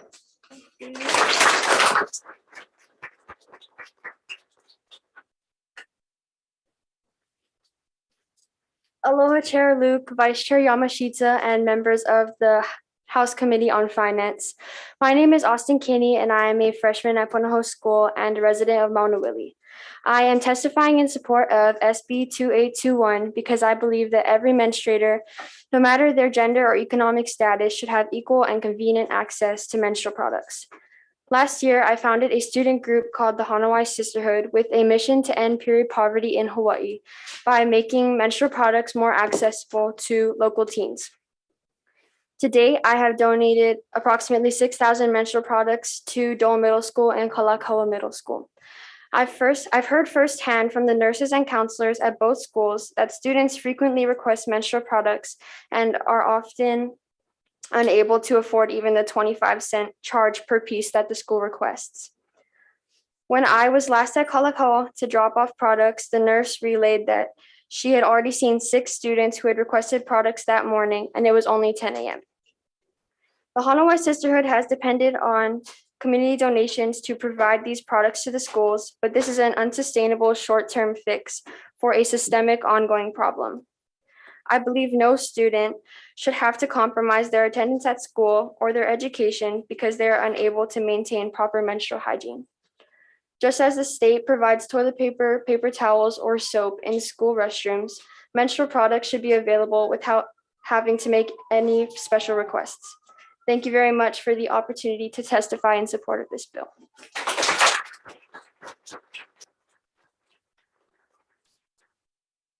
Miss any students in the space who haven't gotten to share yet? Okay, Chair, I think all the students are sharing. Okay, so what we're gonna do is we're gonna take a short recess, so I can walk through the next steps. So if we can.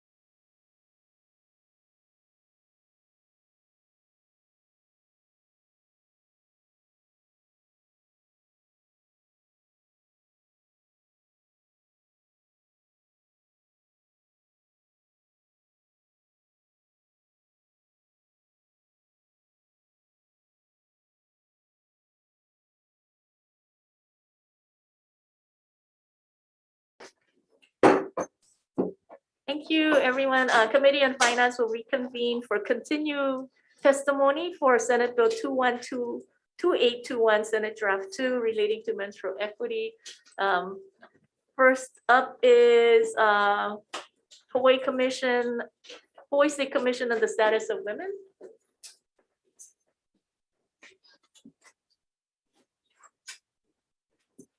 Hi, Chair, Vice Chair Cara Jabal Corollas for the Commission on the Status of Women. I took Laguna with me. He wanted to testify and then he changed his mind, but he's 5, so might be the littlest student here.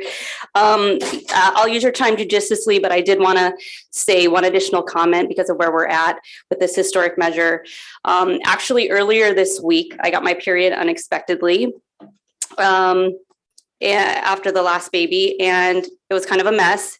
And I reacted, Laguna was there, and I reacted the way that I've probably been reacting since I was a preteen. You know, I said something like, "Oh my God, yuck, I'm so sorry," just automatically. And he paused and he said, "Why are you sorry? It's normal." And then he scampered off and got me a pad. And it hit me then that it's really two cultures colliding, because Laguna and his fellow kindergarteners don't yet know that the prevailing idea is that periods are gross and shame. And they haven't been through those mortifying moments that the other students kind of, summarized for all of us that we've lived through. And you know what? They don't have to, ever. If you pass SB 2821, they can be the first generation to live without period poverty and the stigma that they all describe. So we join this chorus of voices across the islands to ask that you pass this measure. Laguna, did you want to say anything? Okay. Thank you, everybody. Thank you. Department of Education. Hi, good afternoon, Chair Luke, Vice Chair Yamashita. I'm Heidi Armstrong, Department of Education, and we stand on our written testimony in support, and we've offered comments in our written testimony. Thank you very much. Thank you. Hawaii Kids Can. Aloha, Chair, Vice Chair, members of the committee. I think the students said it all, but I did want to applaud them for their courage, for standing up and sharing their voices, and applaud Millie and the Ma'i movement for all the work they've done, and Senator Kidani for supporting this measure. I just did want to point out, from an equity and student achievement perspective, chronic absenteeism is one of the leading indicators for student achievement. And with students already missing time due to COVID quarantines, we need to maximize the amount of time that they're still in school. Thank you. Thank you very much. We have HSTA.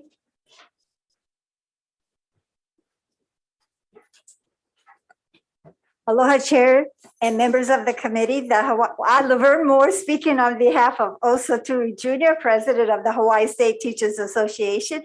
The Hawaii State Teachers Association stands strongly for this bill.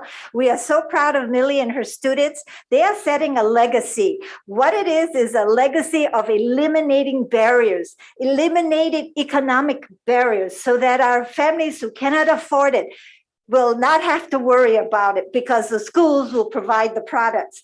Educationally, our students will come to school and not be absent and have failing grades.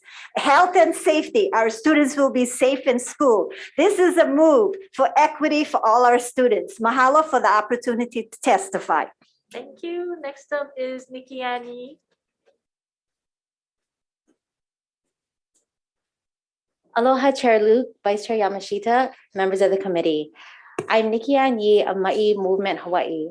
I stand on my written testimony in strong support of SB 2821, and I urge all of you to pass it immediately. Our students cannot wait another year. They came here, they showed you why, they told you it's in the written testimony. We cannot wait. You have the unique power to change and shift the trajectory of half the student population. No one deserves to feel any less or suffer unnecessarily simply because of their biology or household situation. Mahalo for the opportunity to testify. Thank you very much. We have Emi Shigekane. Hi, somehow I missed the group of Oh, students, okay. but I'm a junior in high school, and I wanted to express to you through my testimony today the importance of this bill and the widespread amount of people that it affects. You saw just how many people are coming through here to support it, and it's because by passing this bill, we can affect millions, we can affect generations to come, and we can change the lives of every young student that goes through the Hawaii public school system. And it's something that we can do, and you can easily do by passing this bill. And I think that we're not only investing in pads and tampons, but we're investing in a distraction-free environment, because I speak from personal experience when I tell you that not having access to menstrual products can be extremely stressful and worrying. I've had to borrow a jacket from a friend and just bleed through the day and hope that I was going to make it. And I can't tell you a single class that I attended that day, because that's not what's on your mind. You're thinking, can people see what's happening? You're thinking about literally blood coming out of your body. And if we want to give students an equal platform in education and equal access to make sure that they're going to school every day that they can. I strongly urge the passing of this bill because we're not only investing in menstrual products, we're investing in successful future for all of our students and equal access to education. And for these reasons, I strongly hope you pass the bill. Thank you. Thank you. Next up is Sienna Yu. She went first. Oh, she went first time? Okay. And then David Samos. Yes. My name is Davide Samolski. I'm currently an educator in the DOE. And I've lived most of my life in privileged ignorance of the inequity that is rampant in over half of our population. First, with my peers, my colleagues, and now my students. But educators and legislators can't afford to be ignorant. We can't normalize leaving a third grade 8-year-old crying in an unmanned health room because we don't have a budget for menstruation products, and then running door to door to discover that no other teacher had an extra pad that day. We can't accept a transgender student in high school no longer attending class because they had to explain their identity over and over again to the entire front office because no one had a key. This is unacceptable. We have a kuleana to the luhui and the keiki and the future of this island. And that kuleana starts now. Mahalo. Thank you. Next up is Austin Kinney. Oh, she went the first time.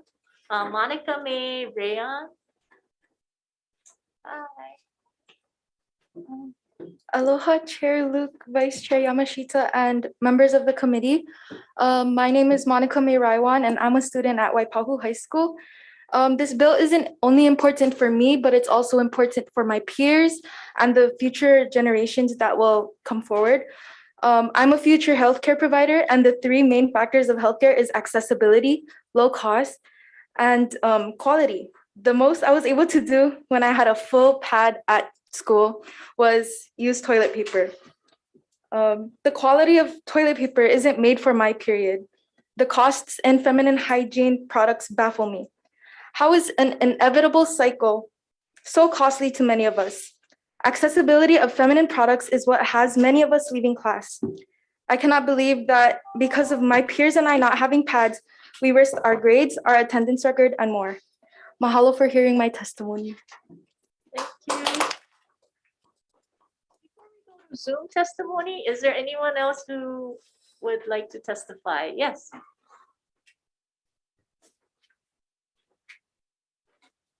Good afternoon, Chair, Vice Chair, and members of the committee.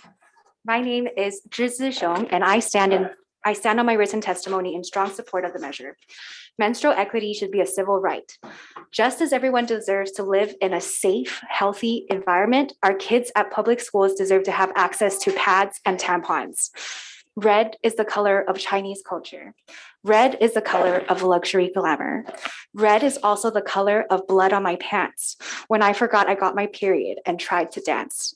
I found a big stain on my behind. Oh, what shall I do? Is it a crime? For period products to not be accessible, should we ask the government to provide and to be equitable? Yes, that's it. We'll write to the legislature and ask for justice. I hope the legislature will consider passing the measure so that all kids, keikis, students, and children will have access to pads and period products. The measure is necessary to enact equitable policies to advance public health for our public schools. Thank you. Thank you. Anyone else who wants to testify in person? If not, we're going to move on to the Zoom testifiers. Okay, with that, we have VHS. Good afternoon, Chair, Vice Chair, members of the committee. We'll stand on our written testimony in strong support, but I just wanted to commend all the students there for their bravery and telling their stories. Thank you. Thank you. Next up is Stonewall Caucus of the Democratic Party of Hawaii. Good afternoon, Chair Luke. Michael Galoyu Jr. on behalf of our 1,300 plus members and supporters across the state. We stand in full support of this measure. We do want to take this opportunity to thank all those student advocates that have given me hope for the future with their bravery to come forward to not only educate their fellow students, their teachers, the administration, as well as you legislators about the need for this bill. They have done more for menstrual equity than they will ever know, and that they've lit the fire for other student activists to come forward. We also like to give a special shout out to whoever their special donor was that was able to come up with the $400 so they could have that bus so they could bring all those students to you. So a special shout out to them as well. So we encourage you and we ask that you pass this bill. Mahalo. Thank you. Next up is Hawaii Diaper Bank. Aloha, Chair Luke, Vice Chair Yamashita, and members of the House Committee on Finance. Thank you so much for this opportunity. I am in full support of SB 2821. I am in agreement with my sisters at Ma'i Movement, and I'm so proud of these students. I'm here hopefully to witness history today. So stand on my written testimony. Thank you. Next is Sarah Kern. Aloha, Chair Luke, Vice Chair Yamashita, and honorable members of the committee. My name is Sarah Kern. I'm a Kauai resident testifying in strong support of this bill. I'm a 7th grade science teacher at Chiefus Kamakahele Middle School, which was one of the really fortunate participants in the Ho'ohanohano pilot organized by Ma'i Movement this school year. The pilot has made a really big positive impact for my students.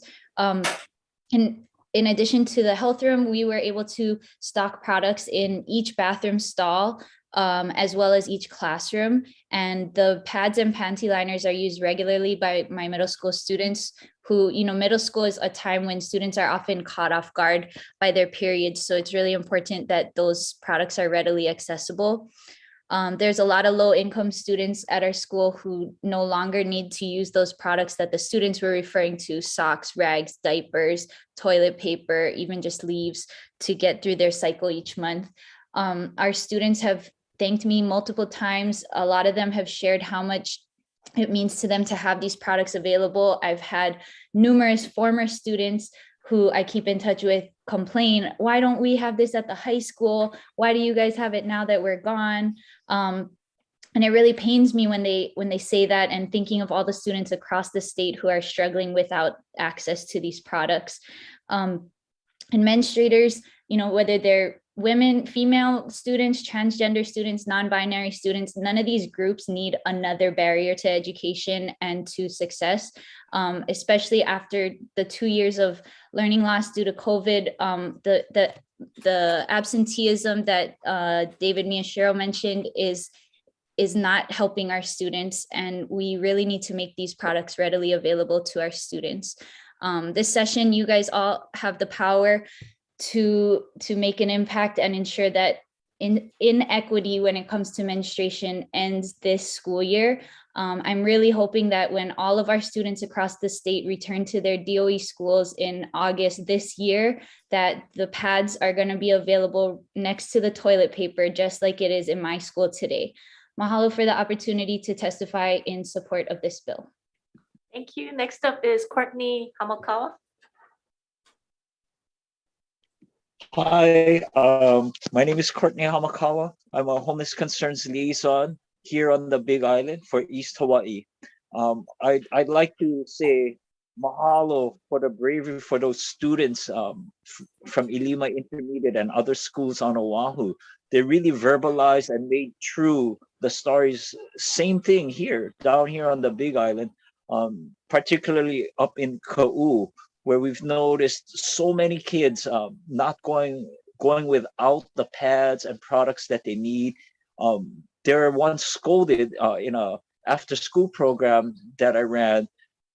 Like, we're thinking that particularly the girls were playing around, but they were making pads out of toilet paper so they could have pads. And upon knowing this, we go, wow, we have a real problem here. And many of our students, in fact, about 1/3 are Marshallese, and they don't typically talk about these kind of type of things. It's a very private thing. However, private or not, the problem still exists. And we need your help. They're very low income. Many of them are in homeless situations. Almost 1/5 of the school qualifies as McKinney-Vento, which would be considered homeless under a federal definition. And we need to get these products to these students who I work closely with them and their family, as well as others, other low-income ones, and those that are maybe not low income, but are also in need of these pads. We hope to make this something as normal as pencil, paper, toilet paper, and things that people don't have to hide in shame. Students don't have to hide in shame and ask for these things. It'll be things that they can go ahead and get, come to school, learn in comfort, and excel in school rather than be absent and be in shame and in hiding. So we hope to finally get this push over the line and get this bill passed once and for all. All across the state can benefit. Thank you so much for your time and consideration for this bill, and let's get it passed. Mahalo. Thank you. Next up is Chaslin Nicole Jasper.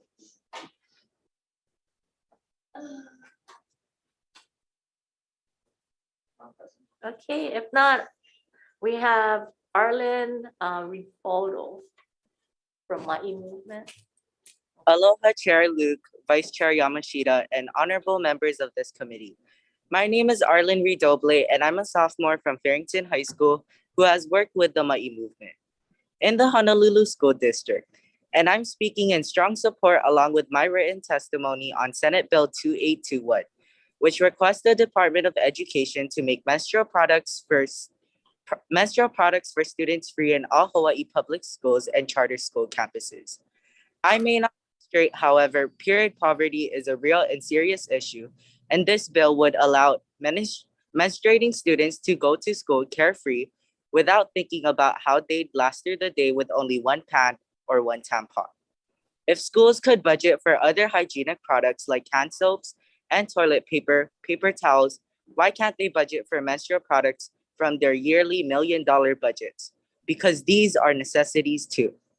Lastly, studies have shown that students would rather not attend school while menstruating to avoid the embarrassment they might face in school. Knowing this, schools should have provided menstrual products schools who have provided menstrual products have had an increase in attendance as they felt comfortable and confident coming to school. Considering all of these reasons, I strongly urge this committee to pass Senate Bill 2821 to ensure equity and dignity for menstruating students. Thank you for this opportunity and for allowing me to testify for this bill. Mahalo. Thank you. Next up is Kelsey Nakagawa. Aloha, Chair Luke and Vice Chair Yamashita and members of the committee. My name is Kelsey Nakagawa. I'm a UH Manoa student and resident of Kaneohe, and I stand by my written testimony in support of SB 2821, Senate Draft 2. This is because it's a public health and human rights issue, as my peers have mentioned before. Toilet paper and sinks, as well as soaps, are in place to prevent the spread of enteric diseases and keep hygiene up in public areas. And providing period products will do the same because it can prevent illnesses that are possibly deadly, such as toxic shock syndrome, yeast infections, and bacterial vaginosis. And then this will decrease the burden on the healthcare system by increasing access to period products. Mahalo for listening and for your time and consideration.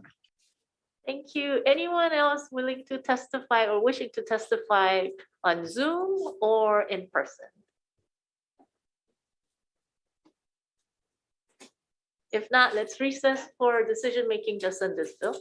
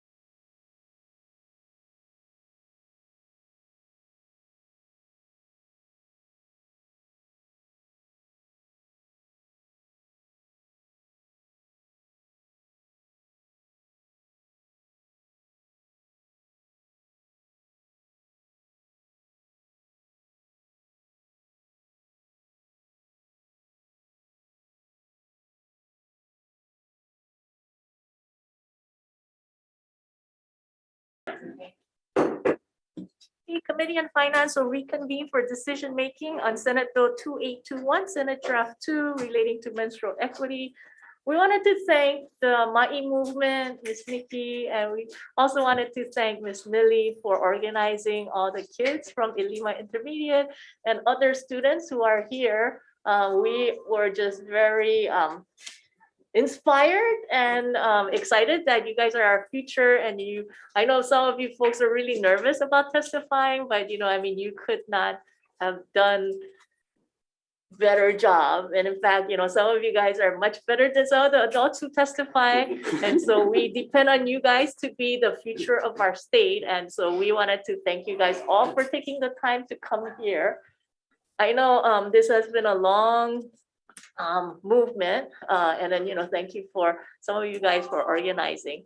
And then we also wanted to recognize Senator Kidani, who has championed this movement from the very beginning. So Senator Kidani, thank you very much for being here.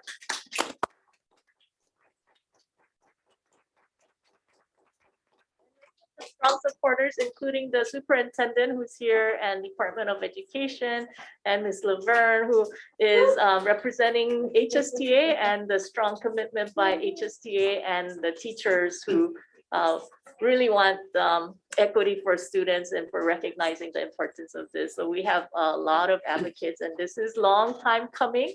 So with that, recommendation is to pass as HT1, making the effective date July 1, 2022. What we need to do is figure out exactly how much money is needed to make sure that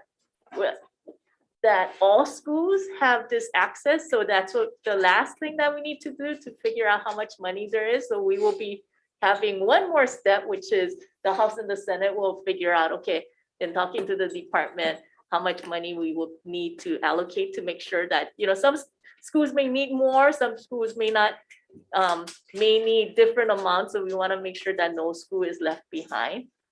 So that's the last step.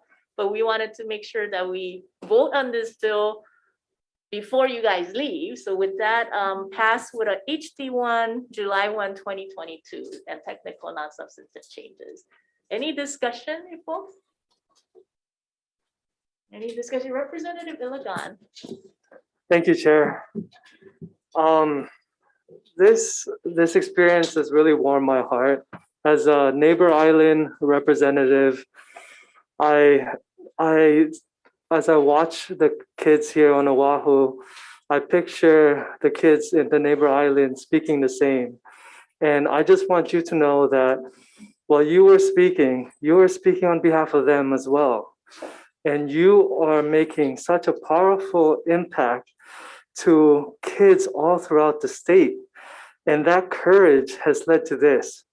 So I just want to say thank you for stepping up and speaking your experience and sharing your advocacy today. And I just want to encourage you to continue this feeling that you felt today on the issues that you will face in the future. And if you see the challenges that needs to be fixing, continue this advocacy throughout your life. Thank you for being here. Thank you. Representative Tam. I just want to say that, all of you have given me a lot of hope for the future. And when I was watching you testify earlier, I saw a lot of myself in you. So I don't have any doubt that one of these days, some of you will be sitting on this table right here, taking a vote on an important issue that will affect kids in the future. So good job. I'm so proud of you. Any other discussion? If not, we're ready to vote. Okay, members, we're voting on Senate Bill 2821 SD to recommendation of the chairs to pass with amendments. Chair Luke. Aye. Vice Chair votes aye. Representative Branco. Aye. Eli. Aye. Holt, excuse. Iligan. Aye. Kobayashi. Aye. Martin. Aye. Ishimoto, excuse. Peruso. Aye. Sayama. Aye. Tam. Aye.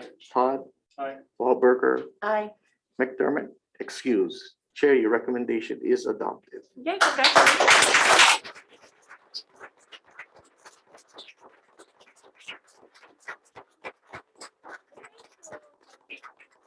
Very much. So with that, we're going to take a short recess so we can allow the students to leave, or if you want to just thank the students and your during the recess, we'll do that, and then we'll clear out the room for our next continuing our agenda. Thank you very much.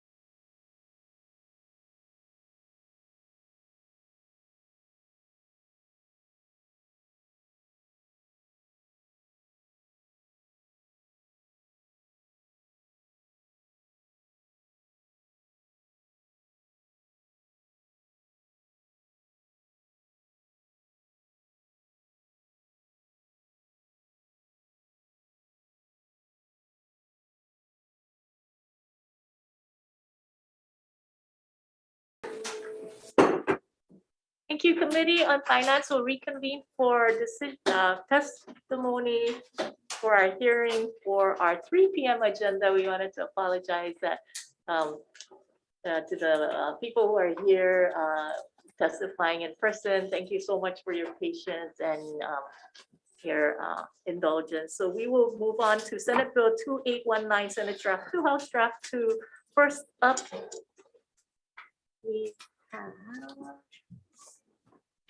we have BNF.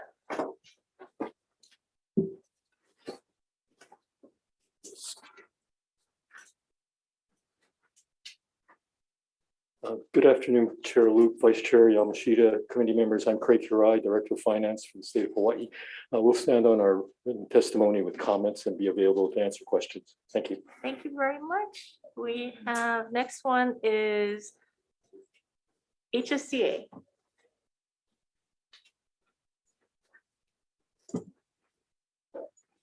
Good afternoon, Chair Luke, Vice Chair Yamashita, members of the committee. We don't mind taking an hour or two after the kids to let them have that civic lesson is amazing. So we're glad that they were able to speak today. And I come to you today, happy to join you here with members of my board of directors. And we're here because we strongly support this bill and ask you for your support. As you know, it's been a difficult past few years in our schools. Even before the pandemic, you heard continually about teacher shortage crisis. Things are no better today given everything that's transpired. Without our salary schedule being tied to years of service, as is done in many jurisdictions, we've had spans of years where incoming teachers were placed at the same salary step as those with a number of years of service already served. This is now coming to a head as those decisions in the past are affecting large swaths of teachers who are now or will soon be able to be at the age where they can retire. Seeing no hope for ever reaching their career salaries, as we see with teachers who have over 30 years of service and not at the top. Teachers are saying, I'm going to retire as soon as I can. Losing more and more of these experienced teachers will be devastating for our keiki. Every teacher we lose is just one more that the department needs to recruit, and it's already becoming more and more difficult to recruit new hires into the teaching profession. I'd like to address some of the testimony from OCB though. They're essentially saying that this is putting the cart before the horse. Without these types of measures, there is no cart, and all we find behind the horse time and time again is a pile of horse poop. Creative solutions are required to work through these problems that continue to plague the system and will only worsen with time. All this bill will do is set aside funding. Those in the legislature are not the ones who are going to be negotiating with us. Continually we hear there's no money for that, but not solutions on how to come up with the money. So HST has tried over and over to come up with solutions to find money, but always hit brick walls. Now we see money to make things a reality, but OCB says it can't be done because they didn't come up with it themselves. With OCB in opposition, the important question here is what are they going to do to address the continuing and worsening issue of teacher recruitment and retention so that Hawaii's keiki have the qualified educators they deserve? HST asks that you please support this bill, and I stand ready to answer any questions. Mahalo. Thank you. Ms. Laverne Moore, will you be testifying separately? Okay. Aloha Chair, members of the committee, Laverne Moore, speaking on behalf of the McKinley High School Special Ed Department of 16 teachers. I started my career here in 1970. At that time, we had a salary schedule. In 22 years, I would get to the top of the salary schedule. Lo and behold, in the 80s, a union gave away their automatic stat movement. 3 years later, they came after HSTA, and it was the legislature that took away our great salary schedule. The legislature took it away, the legislature can give it back. Also, 30 years ago, HST was campaigning heavily for Class 7. Teachers were in Class 6. We were told that evening that the votes were not there for Class 7. 5 minutes before midnight, Ways and Means Chair Senator Ikeda called me at home and asked me, Laverne, how important is Class 7 to the teachers in Hawaii Kai? I told her the teachers are close to retirement. I was not that close. And I said, It is so important. We need it. It was the Ways and Means Chair who gave us Class 7. So legislature, you can give us back our Class 7 by amending this bill and taking away the Class 7 gap and let it be negotiated that at the negotiating table, we can move from Class 7 to Class 8 to Class 9 to Class 10 for the future of our education system. The compression schedule impacts 8,700 teachers. Class 7, we have 4,300 teachers on Class 7. You want to keep those teachers in the classroom, your experienced teachers, please pass this bill. We desperately need it. Mahalo for the opportunity to testify. Thank you. And then we also have Julie Reyes Oda.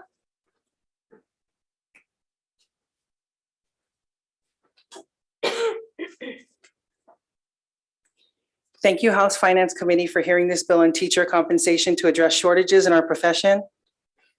I am Julie Reyes Oda, math teacher and department head at Nanakuli High and Intermediate School and HST Leeward president.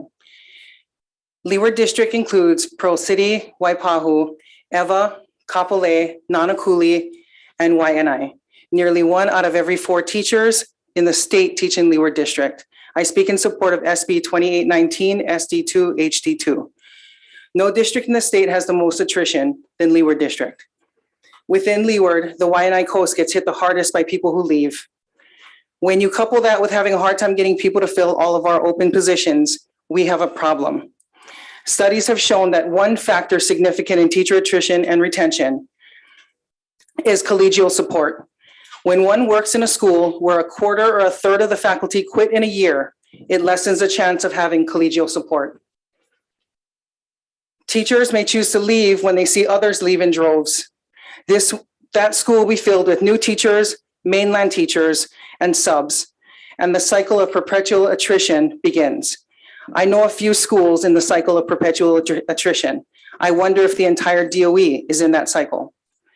Let's be real. The business of the DOE is educating kids. There's almost 170,000 kids in thousands of classrooms around the state. Education in one of its earliest forms started with teachers and students in little schoolhouses. We need to stabilize the basics, teachers and students in classrooms. It cannot be kids in cafeterias or kids with random subs because they have no teachers. Pass this bill and start with improving the basics. We need to strengthen the teaching pipeline and start with this. Thank you very much for the opportunity to testify. Thank you very much. And then we have Lisa Morrison.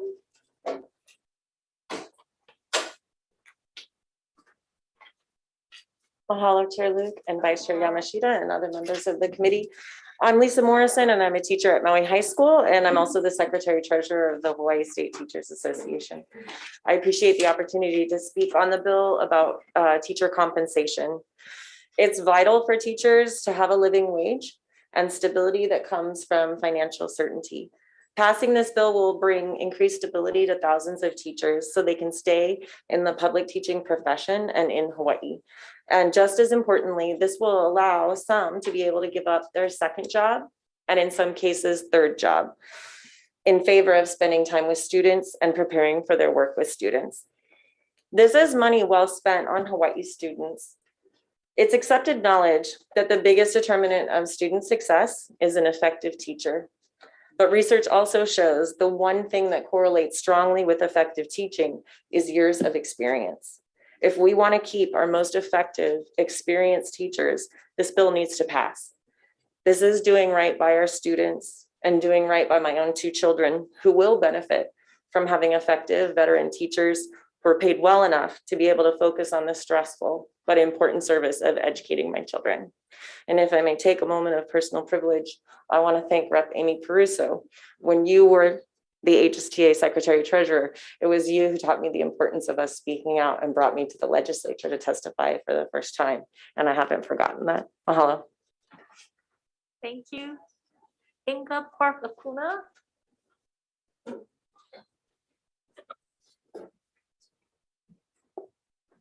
Thank you for letting me speak. Thank you, all of you. You know, I don't want to repeat everything that's been said, but I want to say I do agree with it. And yeah, I'm Inga Parkokuna. I'm a school counselor at Kalihi Uka Elementary. And I'm also the Honolulu chapter president. And Chair Luke, Vice Chair Yamashita, I do appreciate this opportunity. As Laverne mentioned, you know, the legislature took away from us. And, you know, I think that really started much of this problem. And it's time to fix it. It's really time to fix it. And you've heard all the reasons why we need to fix it now. The shortage is only getting worse. And I tell you, it took me over 32 years to get to the top. I finally made it to the top of the pay scale. I was so happy. And my son, he's going to graduate from UH this spring. Yay. He got a job before he even graduated. His pay is over $30,000 more than I'm making, with an $18,000 signing bonus, stocks, and in 1 year, he's going to get a huge bonus and a pay raise. Now, I'm fortunate to have a job. I'm fortunate to work with the most wonderful children in the world, you know. I love my job. I love my children, but how are we going to attract people to this profession or to this state? If you're a teacher somewhere else and you could come here, you get an offer, which we've offered people, and then they realize the cost of living compared to the pay. And they say, no, thank you. I can get a house where I live. Over here, I can't even afford the rent. We want to keep teachers. We want to bring teachers. We want to create teachers. My children are not going to become teachers. I raised 4 children in the DOE.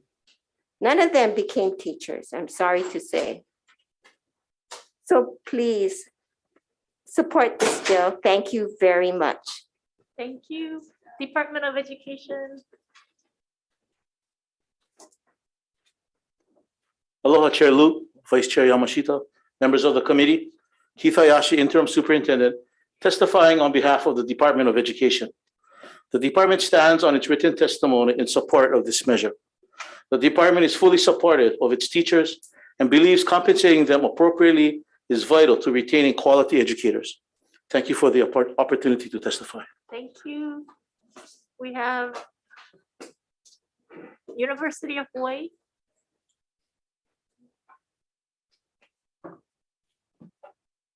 Good afternoon, Chair Luke, Vice Chair Yamashita, members of the committee. Nathan Murata, Dean, College of Education, University of Hawaii, Manoa. I stand by my written testimony in support, and I'm available for questions. Thank you. Thank you very much. Before we go to Zoom testimony, anyone else wishing to testify in person? Go ahead, go ahead.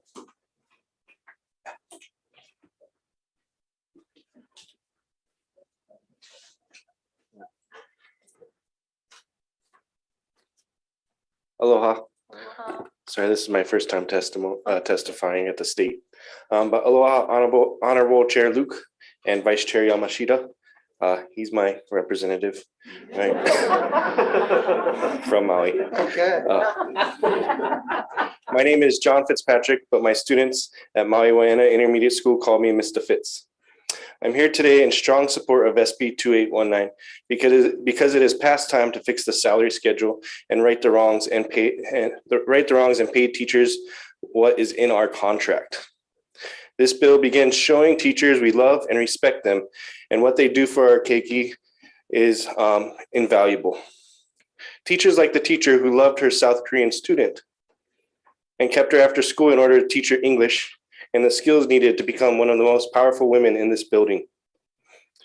This bill is for Jean Karatzi at my school, who has realized she will never make it to the top of the pay scale, even though she has dedicated over 26 years of her life to her students.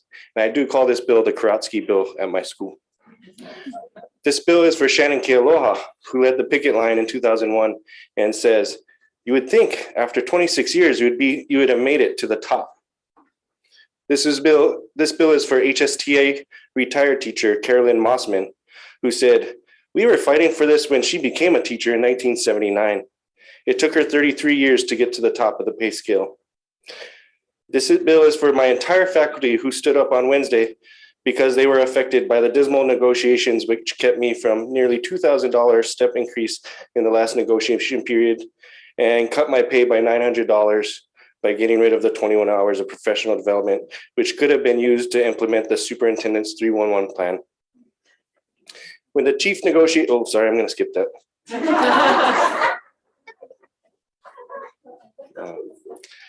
Finally, this bill is for our students because, as our employer admits in our contract, annual step increases is a great retention and recruitment tool that can be used to fill our roughly 1,700 vacancies across the state.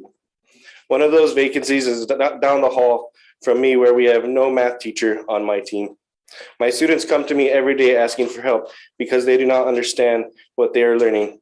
On a lucky day, they have a long-term sub telling them to do iReady Math, which is a really bad program, and they hate it. It's miserable. All right. When there's no sub, they're in the cafeteria with hundreds of other students that also have no substitute that day. So please help us retain the thousands of teachers that are seriously thinking of retiring after the 3 most difficult years to be an educator in public education. Please pass all the 3 bills that HSTA is really supporting and show we love and respect our teachers, because our 13,000 teachers still love our students and want to give them the tools to become the most powerful women in this building too. Mahalo. Thank you for your time. Thank you. And thanks for being here from Molly. Yeah, thank you. Anyone else? Yes, come on up. Good afternoon. My name is Ashley Olson. I teach at Lahaina High School. Thank you, Chair Luke, for this opportunity, Vice Chair Yamashita, and members of the committee. Again, I had no intention of offering oral testimony today. And then I realized it's April 1st. And no joke, I will be eligible to retire in 2 years from today. Our salary schedule reaches 14B. I am currently at step 13.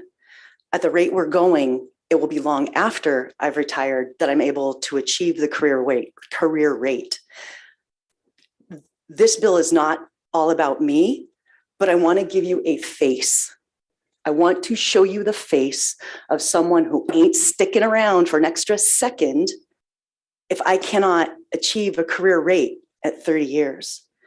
If I can't expect to be able to retire in the state that I've dedicated my entire adult life teaching children to. I wanted to give you a face. Happy April Fool's Day. Again, it's not a joke. And if this bill doesn't go through, I'll invite you all to my retirement party on April 2nd, 2024. Thank you so much. What was your name again? Ashley Olson, O-L-S-O-N. Thank you. Anyone else? Yes? Dana.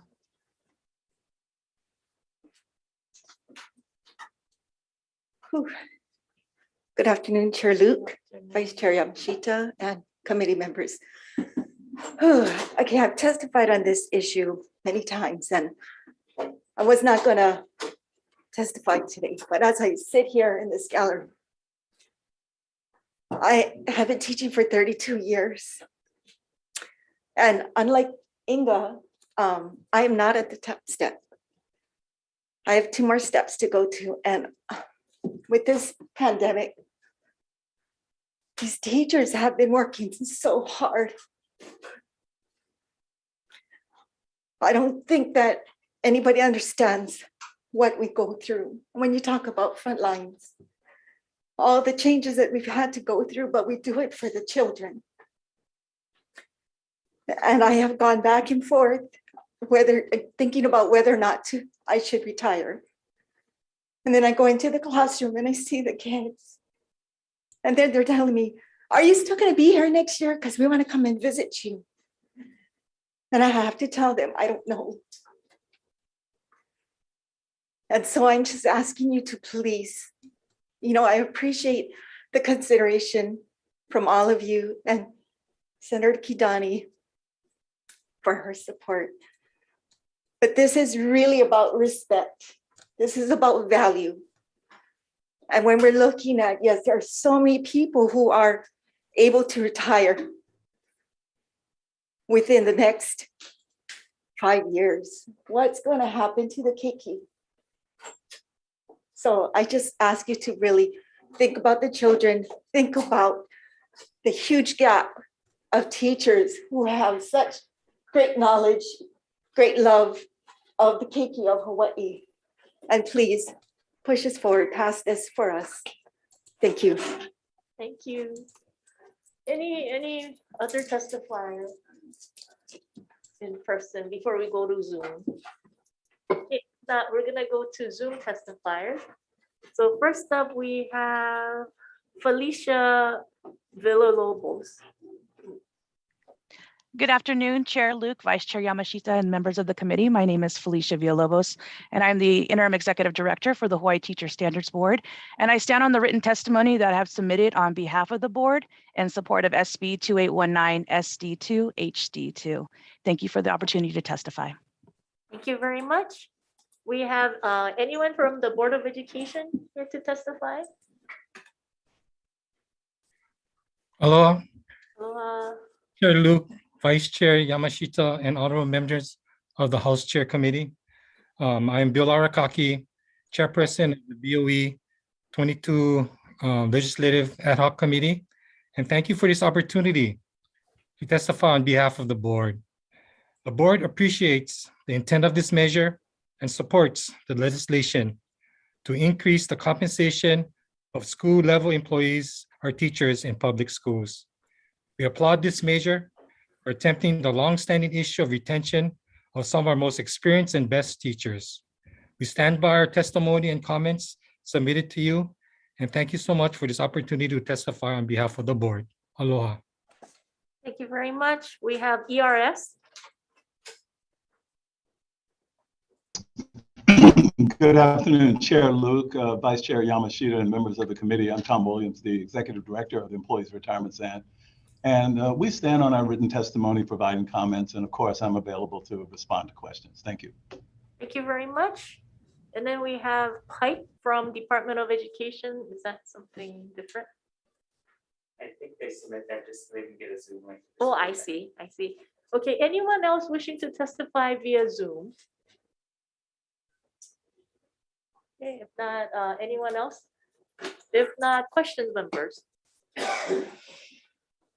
Well, we just wanted to thank all everyone for being here. I know this has been a long struggle, and we especially want to thank BNF director for being here and listening to some of the powerful testimony. And I'm sure he is very moved, and he's going to go up to the 5th floor and convince the governor, saying that we have to do it. So I think we need to call this the "Don't Let Ashley Retire" bill.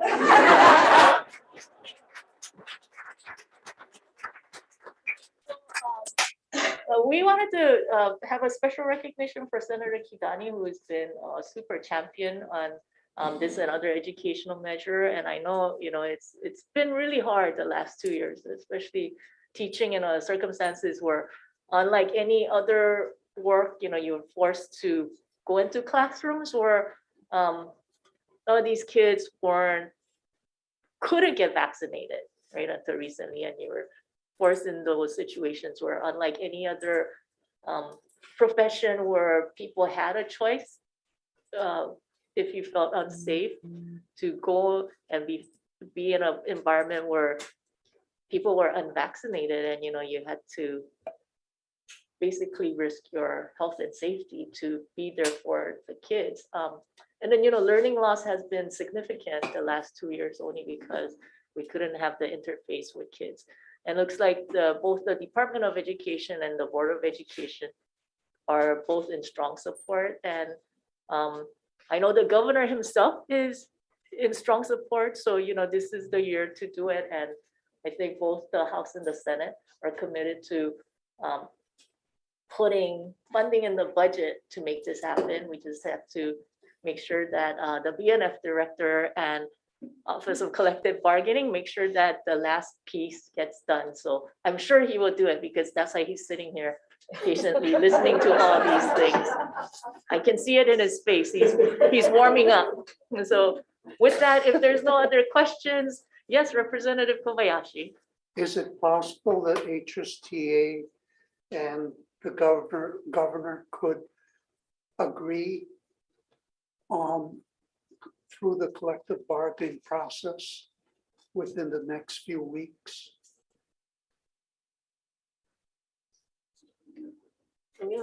HST. Yes, it's possible, Craig said. Yes, also to HST, anything's possible.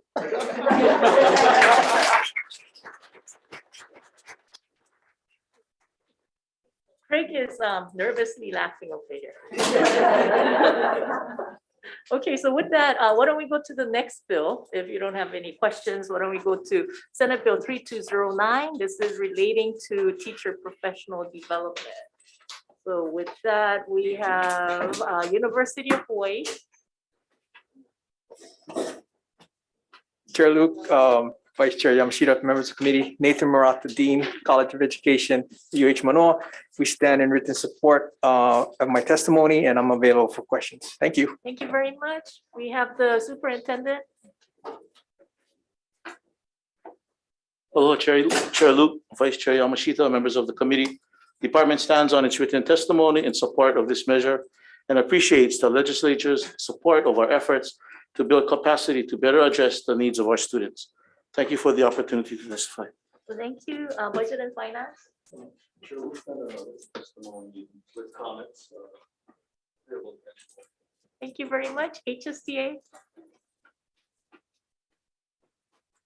Hello, once again.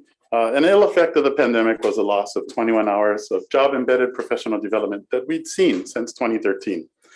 This resulted in our members taking home smaller paychecks and being left with less time to get important professional development completed.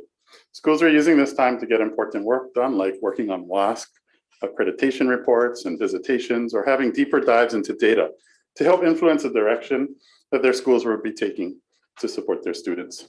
Now in the third year of the pandemic, the department wants to focus on addressing social emotional learning for our students and getting them back on track. This doesn't happen effectively by just saying it's going to happen, but by making sure time is provided to ensure that proper training takes place to make this a reality. HST asks that you please support this bill, and I stand ready to answer any questions. Mahalo. Thank you. Laverne Moore. Aloha, Chair and members of the committee. I speak on behalf of my SPED department. They really love this bill. What it does is it allows us to have the opportunity to design our own professional development. And we really need it because in special ed, you have so many mandates that you have to do. You got the state every other month telling us we have to change our IEPs. And then we have the federal mandate. And then we teach in high school 5 courses, but many of the times we do not teach our 12 care cases that we are in charge of. So with professional development time, we have the opportunity to meet with the regular ed teachers on the progress of the students that we are federally mandated to monitor. So we really like this bill, and please give it back to us. We lost it in the last negotiation. We'd love to have it back. Thank you very much. Thank you. Mr. Fitz.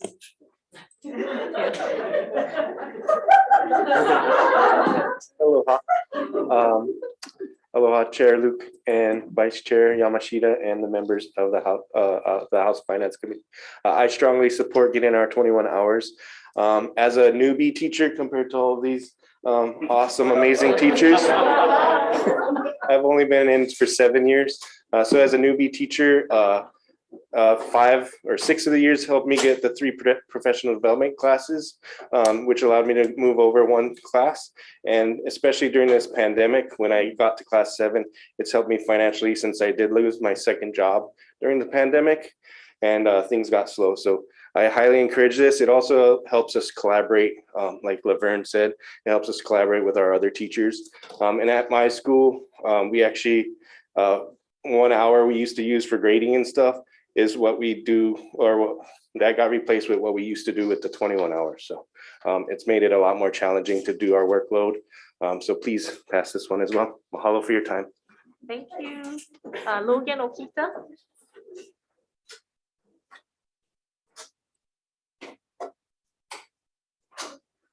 Aloha Chair, Vice Chair, and members of the committee. My name is Logan Okita, and I'm a National Board Certified Teacher at Nimitz Elementary and the Vice President of the Hawaii State Teachers Association. After benefiting from the 21 hours of job-embedded professional development for 8 years, not having those hours to rely on for collaboration, data analysis, and professional development made it difficult to have the time needed to discuss student needs, make changes to curriculum maps, and analyze data to address student learning needs. This was the year that we needed it the most. When we realized that 21 hours were not renewed in the current collective bargaining agreement, everyone wondered how we would accomplish everything we needed in order to see students succeed. Many educators found a way, but many sacrificed important opportunities for collaboration and professional development to get the most important things done. As an NBCT, I see the value of this time because it not only provides for professional development, but collaboration and data analysis. It is impossible to reflect on and improve your teaching if you do not have the time to reflect and analyze. I believe that reflection is most meaningful when it is done with your colleagues to make shifts that directly impact instruction and student learning.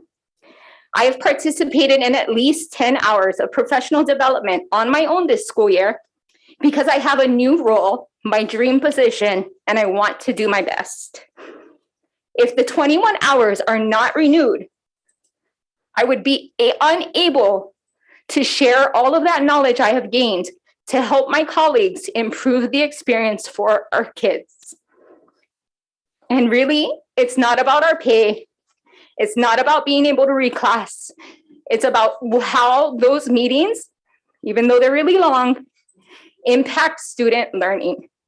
And we can't address learning loss if we don't have the time to talk about it.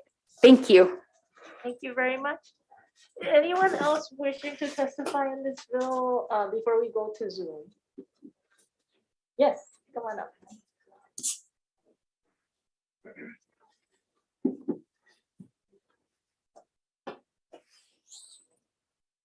Hi, thank you for letting us have a chance to speak.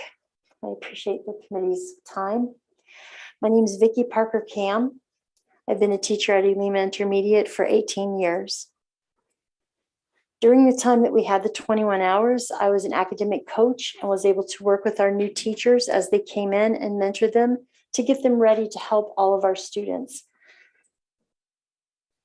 I also didn't need 3 class points, so I have 5 years of 3 credits every year just sitting there because I already paid my way across the scale without getting a pay raise from the DOE. We have to pay for our own professional development credits. And I paid my way across that scale, and I'm sitting there at that 7-Eleven for years.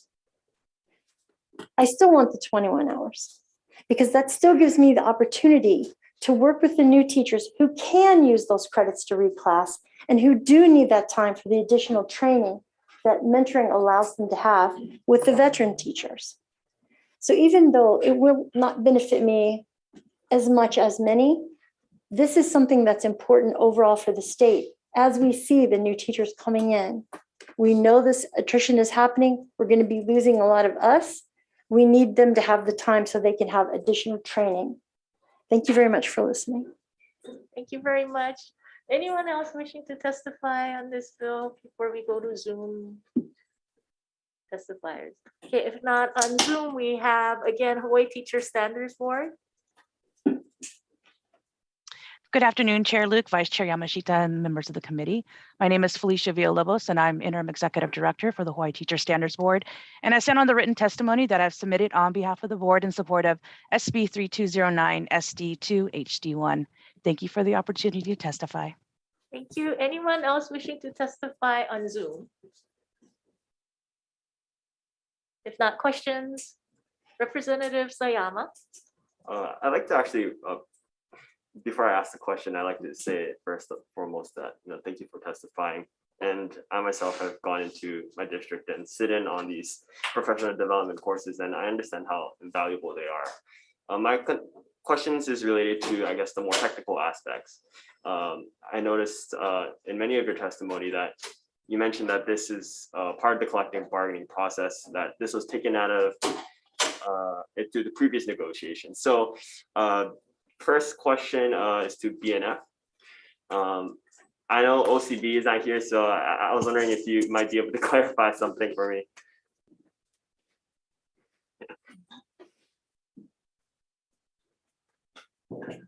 I'll try. Yeah, thank you. Just really simple. Is this professional development part of the collective bargaining negotiation? Is it yes or no? I suppose. Actually, I've got my budget administrator here, Neil Miyahira. It is, yes, it is. Okay. Do you perhaps know why it was taken out in the last negotiation? I'm not sure. Yeah, no. I'm not sure, really. Okay, no, that's fine. Thank you. HST, I suppose, would be next.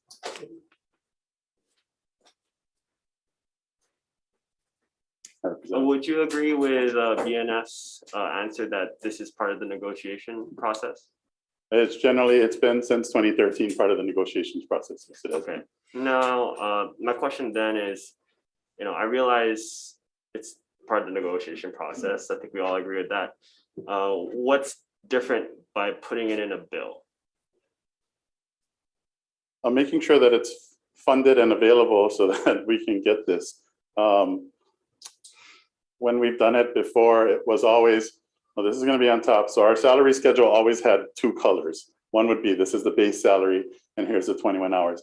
And even when we had a 4-year contract, it was like, well, we can only promise you 21 hours for 2 years, and we have to go every single 2 years to do the extra 21 hours because we had to make sure that there was going to be money for it. In the last negotiation, sorry, there's no money for 21 hours. We can't do it. We're in a different situation now, so we're trying to make sure that that money is available so that we can continue the 21 hours. And is that 2-year time period or cycle negotiable to the 4-year, or is that what it's been? So for this last contract round, we don't have a 4-year contract that we've negotiated. We've only negotiated a 2-year contract with the with the state. So that's why. Understood. Thank you so much. No problem. Thank you, Representative Peruso. Question for HST. I actually have a question after too. I won't. No, just so you say. So can you explain to us the original reasoning behind the 21 hours? Like, why was it, how did it become part of the negotiation process? 21 hours came about because we were in some difficult negotiations, and one of the very difficult sticking points was the new teacher evaluation system. And one of the parts of the teacher evaluation system is, if you're going to do all of this stuff, we need to have time set aside in order to prepare, in order to learn how to do the new teacher evaluation system. The whole Danielson was a lot to absorb and a lot to take in. And we were coming off of voting down a contract where it was kind of like, don't worry, the evaluation system is going to be fine, you know. And our teachers like, no, we're not just taking your word for it. We need to have. And so 21 hours came about because of that. And now it's kind of morphed, we were getting used to the evaluation system. Finally, we're on a 5-year cycle rather than having to do that every year. But there are other uses that you've heard that this is really important. And, the department supports it as well, right? I think the principals want this extra time to be able to do what they need to get things done for their students. Ultimately, it's for the students. Sorry. No. So just for clarity's sake, the PD is not mandatory, right? It is optional for teachers? PD on the side, teachers can get PD, but this is not optional. This is job embedded professional development. Okay. And so that's why it's built into this. It could be built in the salary schedule if it's funded. Okay. That's all I want to know. Thank you. Thank you very much. Any other questions, Representative Kobayashi? For budget and finance. In this case and in the prior case, your testimony is this is the cart before the horse. Yes. And would be adverse or detrimental to the collective bargaining system. That's our position, yes. Is it illegal or contrary to law to go through to pass such a bill before collective bargaining agreement has been reached? I have to get back to you on that, but I don't believe so. I think, that is within the legislature's purview because they made the law original, chapter 89. And I think. So it's not illegal, it is contrary to collective bargaining. Correct. But not illegal. It may be contrary to chapter 89 process. It's more. You're providing funding for some objective that going into bargaining, they know they have funding for that objective. That's why we say it's very important. If I could say something too about Representative Sayama's question, I think the current contract was negotiated last year. Is that correct? And last year, as some of you may remember, the financial situation was not nearly as rosy. I think that's why it wasn't included. It was more an anticipated lack of funds. Thank you. Representative Caruso. I have a follow-up question for HSTA. So we have this question around the relationship between the cart and the horse. And I'm wondering, your experience at the bargaining table, you've been involved in negotiating many contracts. So what is usually the employer's position with respect to the reasons why they cannot address some of the teacher demands? We don't have the money for that. We can't give you anything that we don't give to everyone else. So if we try to address a problem which requires money that we're going to give to you, then we'd have to give it to everybody else, and we can't do that. So too bad you can't get it. And if I can just mention that this is the governor's. The governor put this in his budget request. So take that for what it's worth. Thank you. Sorry, real quick. Yeah. I should have butted in. I was wondering if you could just kind of translate for me those 21 hours. How does that translate towards the 15 credits for reclassification? Yeah. So what came with the 21 hours was 3 PD credits each year of job embedded professional development. And we go from class 2 to class 7. If you want to go from class 2 to class 3 or 3, 4, whatever, it takes 15 credits. So basically, if you did nothing in terms of professional development, and I'll be honest, that happened to me. I gave up many of my summers. I gave up my afternoons, my weekends to do robotics. Great stuff for the kids. They're sitting there. I'm watching my colleagues who are going to university and getting PhDs and whatever, but they're not doing anything necessarily more for the kids. I'm over there busting my butt, volunteering my time, and I have to wait 5 years in order to move a class because that's just the way the system's built. Okay, I appreciate it. Thank you. Thank you. Thank you. Any other questions? HSTA. So you say that that's just the way the system's built. Who built the system? I assume the department of the system. Right. Oh, So it's actually negotiated, the 15 credits. It used to be more before. To get from the first class to the second class, there used to be this big leap of faith that you had to take, and then it was smaller. And so those things are negotiable for the classes. Okay. All right. Thank you. Thank you. Okay, thank you. Any other questions? If not, let's move on to the next bill. That is Senate Bill 2820. So first up, it is University of Hawaii. Hello again, Chair, Vice Chair, members of the committee. Nathan Murata, Dean, College of Education, UH Manoa. We extend my written testimony and support, and I'm available for questions. Thank you. Thank you very much. We have the superintendent. Lord Chair Luke, Vice Chair Yamashita, members of the committee. The department stands on its written testimony, providing comments on this measure. The department believes compensating them appropriately is vital to retaining quality educators. But the department respects the collective bargaining process and the need to find balance while moving forward with this issue. Thank you for the opportunity to testify. Thank you very much. Deanna.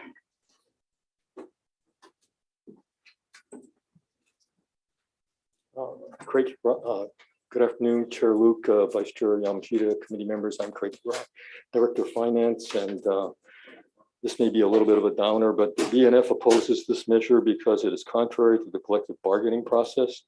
This measure preferentially directs the outcome of collective bargaining negotiations for selected bargaining units or selected groups within bargaining units. It appropriates funding for cost items before negotiations are complete and agreements are reached. While the legislature has the authority to set the scope of collective bargaining, the legislature did this in setting up a process in HRS Chapter 29. This bill disrupts that process due to its partial return to directly legislated wages and working conditions for public employees. A little bit of what the HSTA person was saying, it may have a collateral effects on other bargaining units. Thank you. I'm available to answer questions, and my budget administrator, Neil Miyahira, is here also. Thank you very much. HSTA? Good afternoon for the last time. HSTA strongly supports this bill and asks for your support. Since 2020, teachers across the state have been fortunate to be receiving shortage differentials for special education, Hawaiian immersion, and geographic hard-to-fill locations. Data from the department shows that this has been a successful endeavor and shows that it should continue. The special education shortage differential has seen certified special education teachers move from regular education back to special education and is also creating a demand in teacher prep programs for special education. University of Hawaii College of Education, for example, is offering a new Bachelor's of Education in Special Education degree starting this coming fall. Yeah. And other special education teacher prep programs have waiting lists after the shortage differentials were first implemented. As for Hawaiian immersion, it's extremely difficult to find kumu who have the language skills, the education credentials, and the desire to take a job which requires translating everything from English to Olelo Hawaii, as ready-made materials are not readily available.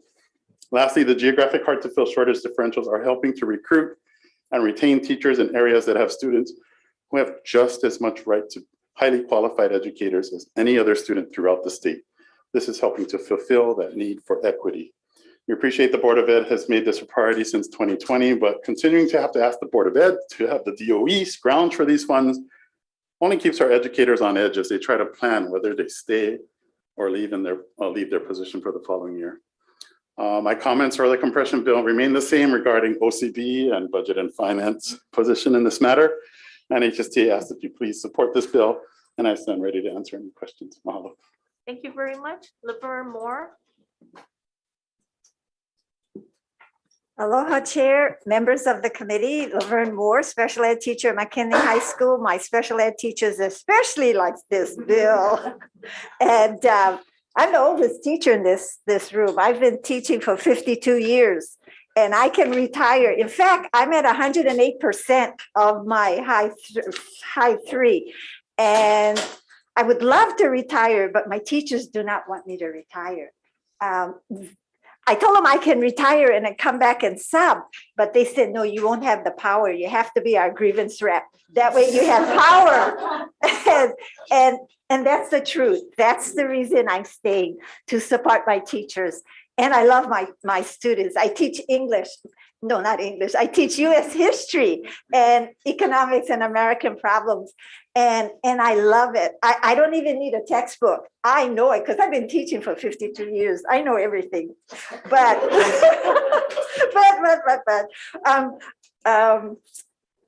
they really need this money. The 10,000 that our teachers in special ed are going through, you cannot imagine how difficult it is to do the mandates and be on top so that the school does not get sued. We teach the 5 courses, but special ed mandates, IEP, going after high-end cases is really, really difficult. And they truly deserve the $10,000 that they get. And I tell them, let's not complain. Take it as a second job. We're getting paid for the second job. And I'm presently mentoring 4 new teachers to get certified in special ed. And that's the reason they want me to stay, so I can help them with the IEPs and with the coursework. I will also speak on behalf of our Hawaiian immersion teachers, because We need to perpetuate the language and the culture. It's in the Constitution. We need to do it for our children, and we need the support to put our Hawaiian immersion teachers into those schools. And the high-to-staff schools, they need it. They really need it. So please put it back. Please continue paying our teachers their extra funding. Mahalo. Thank you. Before we go to the Zoom testifier, anyone wishing to testify? Yeah, go ahead.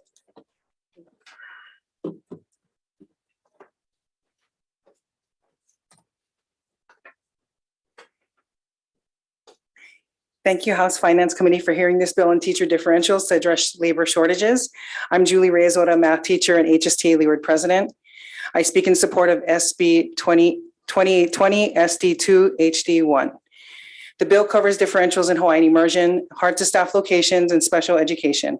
Each differential is important in its own way. Leeward District has the largest number of Native Hawaiian students of any DOE district. At our Leeward Town Hall in December, Akaya Puni Kumu talked about the importance of differentials in the immersion schools, how immersion teaching is different because no materials are in Hawaiian, how supporting Hawaiian language use in the home requires supporting parents. I recently went to an Aha Kauleo meeting, which is a council of parents, teachers, and administrators at Kaiapuni schools across the state. I was surprised to hear the same problems that we have at traditional schools happening at the Kaiapuni: sub shortages, turnover, and working conditions. There's a huge shortage of immersion teachers because they need to specialize in their subject area, plus speak Hawaiian. In a bilingual state, it is important to keep a pipeline of Hawaiian-speaking teachers because language is essential in maintaining Hawaiian history and culture. The Waianae Coast is the only hard-to-staff location on Oahu. Both complexes of Nanakuli and Waianae had a hard time obtaining substitutes during COVID. We were not the only complex of sub shortages. This exacerbated an existing problem. We have many teachers who come from the mainland, but they don't stay due to the high cost of living in our state. This creates a churn of teachers for already disadvantaged kids. I work in a small school, and at my school, just on the high school side, because we're 7 through 12, we have 2 sub-staffing core classes, one in math and one in social studies for the rest of the year. The workload for special education is different depending on location, but IEPs are IEPs. I'm a dual license in secondary math and SPED, but I operate as a general ed math teacher, and I'm married to a SPED teacher, and I'm the mother of a special needs kid. This is Jonathan. He was just dropped off to me this afternoon because Jonathan lives with his grandparents from Sunday through Friday. And the reason is because of his journey with special education. So when he started school, we live in Eva, his school was full. So they shipped him to Iroquois Point on the bus for 2 years from preschool. Then in kindergarten, they had room, so they brought him back to his school. But you understand that they shipped him because the school is full, which means I'm coming back to a really full, crowded school. So I decided to GE him. 17 GEs went out and 1 school took him, Waimalu Elementary, which is a small little school in Aiea. So he goes to that school because his school, he's student number 6 in a FSC, fully self-contained class, which is the class of special ed kids that stay there all day together. I asked a teacher in Holomua, I gave his grade level because they're usually multi-grades. And I said, what number student would he be if he went to school right now at your school? She said, he would be student number 17. So I made the best choice to get my kid into Central District out of Leeward because I live in Eva. But what that means is that when we drive, my husband and I work on the west side, that means that we can't take our kid to school. So to get my kid in a small class, I have to send my kid to a different district. And as far as his teacher goes, he had a teacher last year from the mainland who had every intention of staying, and he quit. So this year when they started school, he had a teacher come from the mainland, but she didn't come until August 24th. So they started the school year with a couple of weeks with subs because they didn't have a teacher. So my son has had quite a churn of teachers and areas in his path of special ed and his mind as a parent. So we cannot continue to churn and burn SPED teachers because the work they do is important for the kids that they work with. And there's a reason for these shortage areas and differentials, and we need to keep up support for Hawaiian immersion, hard to staff locations, and special education. Thank you for the opportunity to testify on this. Thank you. Yeah, Thank you. Thank you.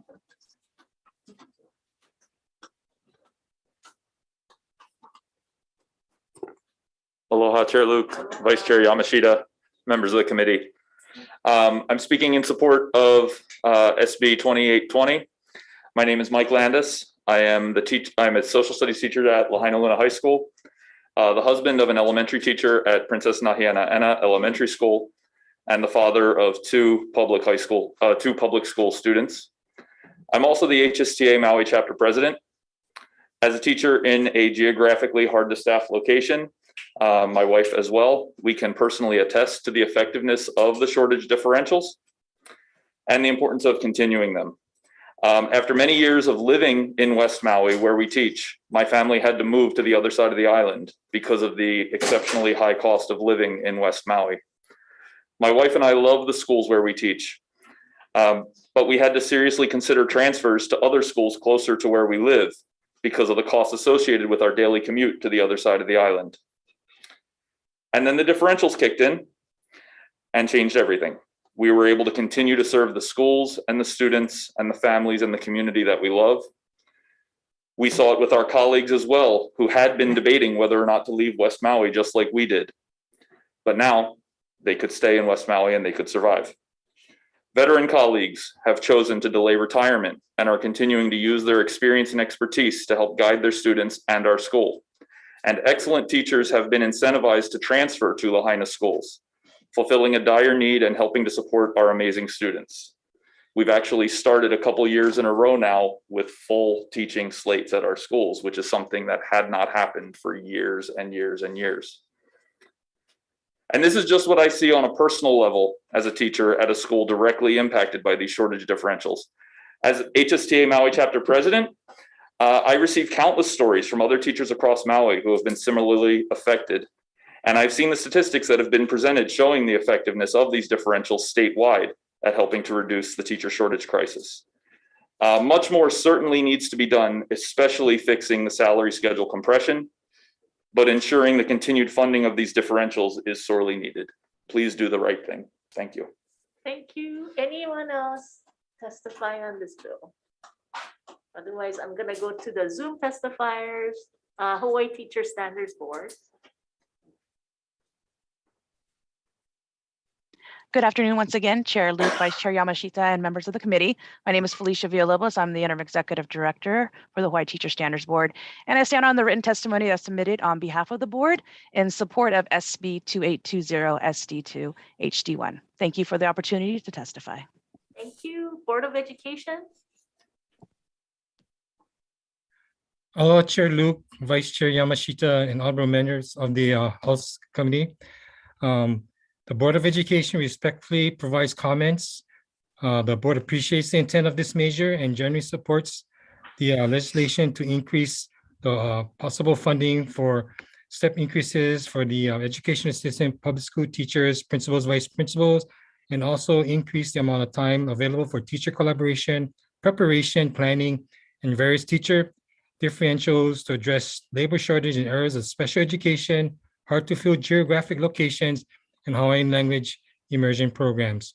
We stand by our testimony and thank you for this opportunity to testify on behalf of the Board of Education. Much mahalo.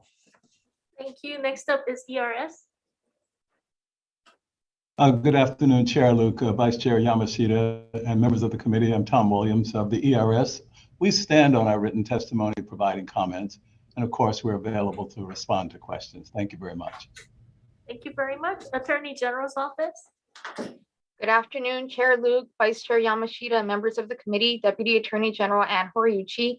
As noted in our testimony, we're concerned that the inclusion of principals, vice principals, and educational assistants exceeds the scope of the title of the bill. In our testimony, we've provided suggested amendments. We'll stand by for questions. Thank you for the opportunity to testify. Thank you. Any other testifiers on Zoom? If not, any questions? If not, Representative Kobayashi. For AG, is the title entirely deficient or correctable? Well, no, it's the problem is that by including, because the title is teacher compensation, by including the educational assistants, principals, and vice principals, we think that that just exceeds the scope of the title of the bill. So that's why we believe that those references to those particular job positions in the bargaining units needs to be removed. So is the inclusion of non-teachers making the bill defective? Or with a severability clause help? What we're suggesting is that it be those references to those particular jobs would be removed, and that would then that should make that would address our concern with the legal issues with the bill. Thank you. Thank you. Any other questions? If not, we wanted to thank the members of HSTA and especially those folks who travel from the neighbor island. I see Big Island represented in the back. And then several members from Maui. Is Kauai here? Oh, Kauai. And then of course, Oahu from all areas, especially the leeward side, because sometimes it's takes longer to go leeward than to fly Kauai, according to our members. And then especially thank you for Senator Kidani, who was here the entire time. You know, as you can see, you know, it's important to her, and that's why she's here listening to some of these concerns. And then again, Superintendent for being here, and then University of Hawaii for being here, and then BNF listening intently to everything that we're saying. So thank you very much. He's gonna go up to the 5th floor now to relay some of the things that he said. So thank you very much. So we will move on to the next bill. So with that, Senate Bill 2826, first up, it is Department of Education.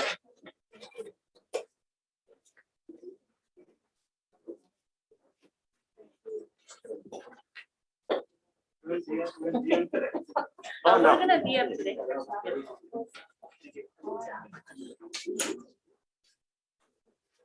Okay, go ahead.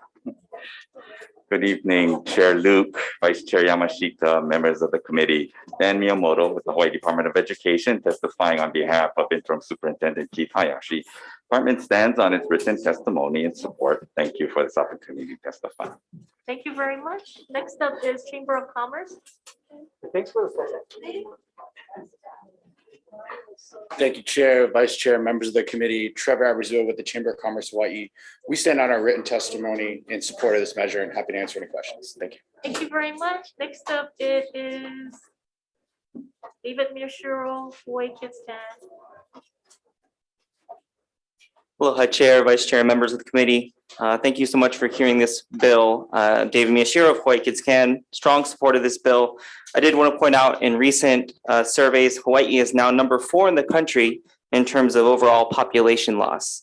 That's a major existential challenge, and we think that by focusing on career and technical education in our schools, it's a way to help our local kids build the skills and connections they need for great local jobs. So thank you very much. Thank you. Anyone else wishing to testify in this bill, either on Zoom or in person? If not, questions? Oh, yeah, HSTA. Laverne Moore, special ed teacher at McKinley High School, speaking in favor of this bill. As a special ed teacher, the curriculum that we have presently many times do not meet their needs.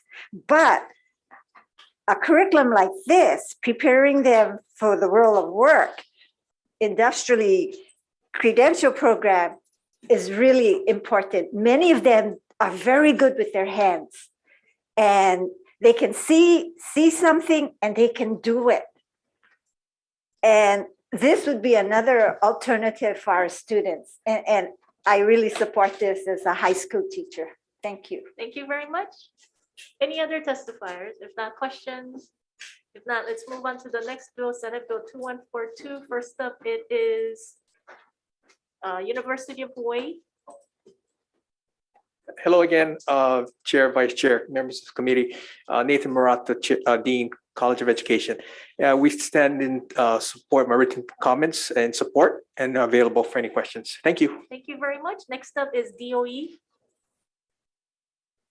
Dan Miyamoto, Hawaii Department of Education. Again, the department stands on its written testimony and respectfully offers comments. Thank you for this opportunity. Thank you very much. Next up is Hawaii Kids Can.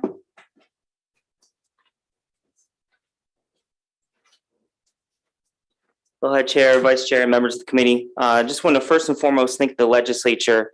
The legislatures in the 2 of the past 4 sessions passed new computer science education laws that provide more opportunities for our students. These jobs are, there's thousands of them available locally, and they're growing twice as fast and pay twice as much on average. So thank you so much. Thank you very much. HSTA. Aloha, Chair, oh God, give me a break. Oh, sugars. Okay, Chair, look, and members of the committee, Laverne Moore, speaking on behalf of Osa Tui Jr., President of HST, and he just left, but I'm doing his job. We support this, and we support this. The university supported us, so we support you. But basically, we had one amendment. We believe that curriculum requirements should not necessarily be in statute. So under Section 5 of the bill, instead of having include as part of the curriculum, we'd like to say offer instead of include. And basically, we support the comments from the University of Hawaii. And then also the comments whereby the Department of Education will need to seek approval from the Hawaii State Board of Education to revise their graduation requirement. And thus HSA requests the start of the date for this implementation be extended to school year 2023-2024 or the graduation class of 2028 to allow the DOE to seek Board of Ed approval. Thank you so much for the opportunity to testify. Thank you very much. And on Zoom, Board of Education. Hello, Chair and Vice Chair, members of the committee. The Board of Education respectfully opposes Senate Bill 2142 SD1 HD1. The board generally opposes proposed legislation that diminishes the board's authority to formulate statewide educational policy as envisioned and established by Article 10, Section 3 of the Constitution of the State of Hawaii. To this end, the board strongly opposes Section 1 of this measure. This section would essentially alter the board's graduation requirement it sets through Board Policy 102-15, stating graduation requirements should be the role of the board, and we believe the legislature should leave the responsibility of determining education requirements to the board as a foundational part of statewide educational policy. Therefore, we respectfully request this committee delete Section 1 of this measure. Thank you for this opportunity to testify on behalf of the Board of Education. Mahalo. Thank you very much. Any other testifiers? If not, questions? Representative Kobayashi. Do we have someone from AG's office? I Not saw sure. ATG on the screen. Probably not for this bill, but is there somebody for AG's office who can answer questions on this Well, bill? I mean, for the proponents of the bill, the title might be defective for Section 1 because it says computer science. But the problem is that included in the graduation requirements are world language, fine arts, career and technical education, which is outside the scope of the title. Thank you. Thank you. Any other questions? If not, let's move on to the next bill, Senate Bill 2214. First up, it is Hawaii Chamber of Commerce. Thank you, Chair, Vice Chair, members of the committee. We stand on our written testimony in support of this measure. Happy to answer any questions. Thank you. Next up is Hawaii Kids Can.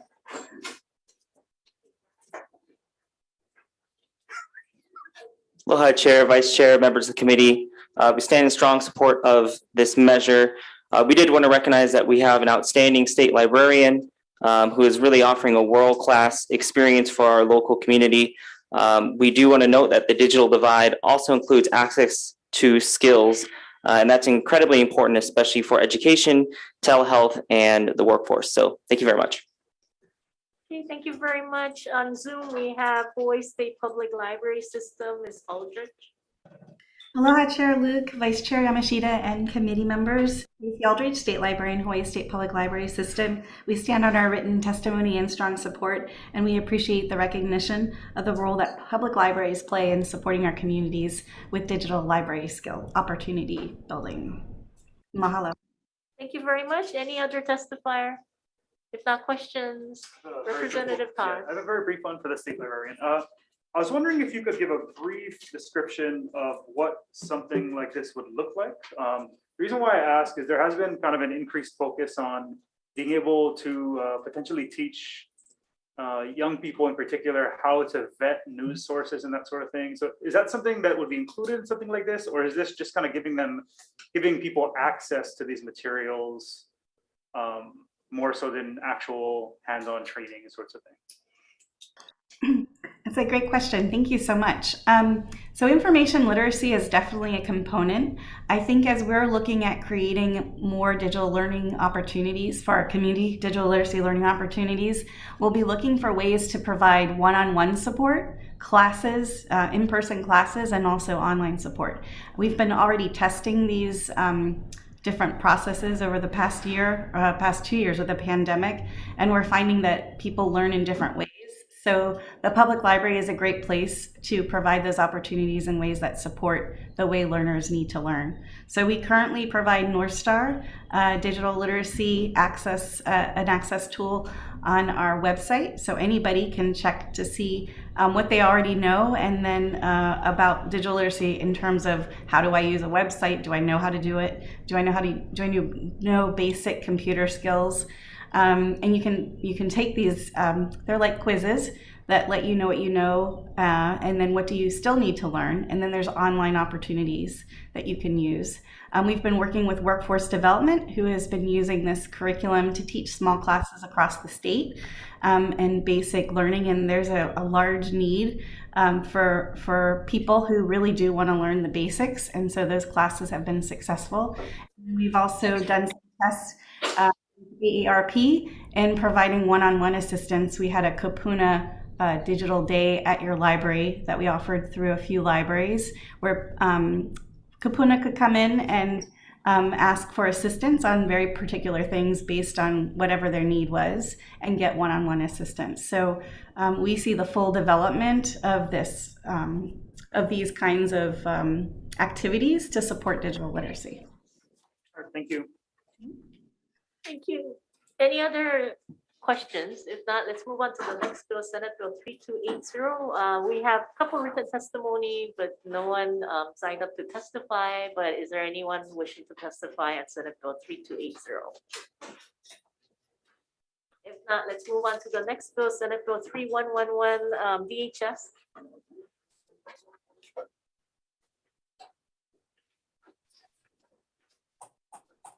Hello, Chair. Good evening, and Vice Chair and committee members.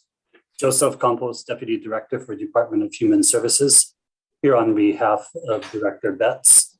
The Department of Human Services supports the administrative measures, and thank you for allowing me the opportunity to testify. Thank you very much. Any other testifier? If not, questions? Now let's move on to the next bill, Senate Bill 3110. Is there Lily Huakani here? If not, moving on to Zoom, DHS. Good evening, Chair, Vice Chair, committee members. Joseph Campos, Deputy Director, Department of Human Services, here on behalf of Director Betts. The Department of Human Services strongly supports this administrative measure. Thank you for allowing me to testify. Thank you. Anyone else wishing to testify on this bill? If not, questions? Representative Kobayashi. A comment for Department of Human Services. This bill uses the word grant at least a dozen times or so. And you might check with AG about the need for language such as, programs, facilities vetted by the Department of Human Services shall be considered as fulfilling Chapter 42F. Thank you for that comment, Representative. Thank you. Any other questions? If not, let's move on to the next bill, Senate Bill 2700. Is there anyone from Executive Office on Early Learning? If not, on Zoom, Hawaii State Commission on the Status of Women. Okay, DHS. Good evening, Chair, Vice Chair, committee members. Joseph Campos, Deputy Director, Department of Human Services, here on behalf of Director Betts. The Department of Human Services appreciates the intent of the bill, provides comments, and requests amendments. Thank you for allowing me to testify. Next is Early Childhood Action Strategy. Good evening, Chair, Vice Chair, and other committee members. I'm Vivian Eto with Early Childhood Action Strategy. ECAS stands on our written testimony in strong support of this bill. Thank you for the opportunity to testify, and please know I'm available for any questions. Thank you very much. Next is Hawaii Children's Action Network speaks.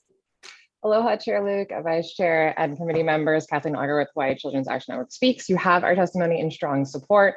We really appreciate you hearing this measure today. We think it is critically important to being able to expand our early care and learning programs. Thank you. Thank you very much. Any other testifier? If not, questions?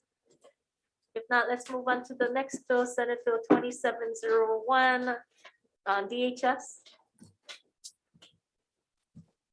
Good evening, Chair, Vice Chair, committee members. Joseph Campos, Deputy Director, Department of Human Services, here on behalf of Director Betts. The Department of Human Services appreciates HD1 amendments, requests further amendments and clarification, and provides comments. Thank you for allowing me to testify. Thank you. Early Childhood Action Strategy. Good evening again, Chair, Vice Chair, and other committee members. I'm Vivian Eto with Early Childhood Action Strategy.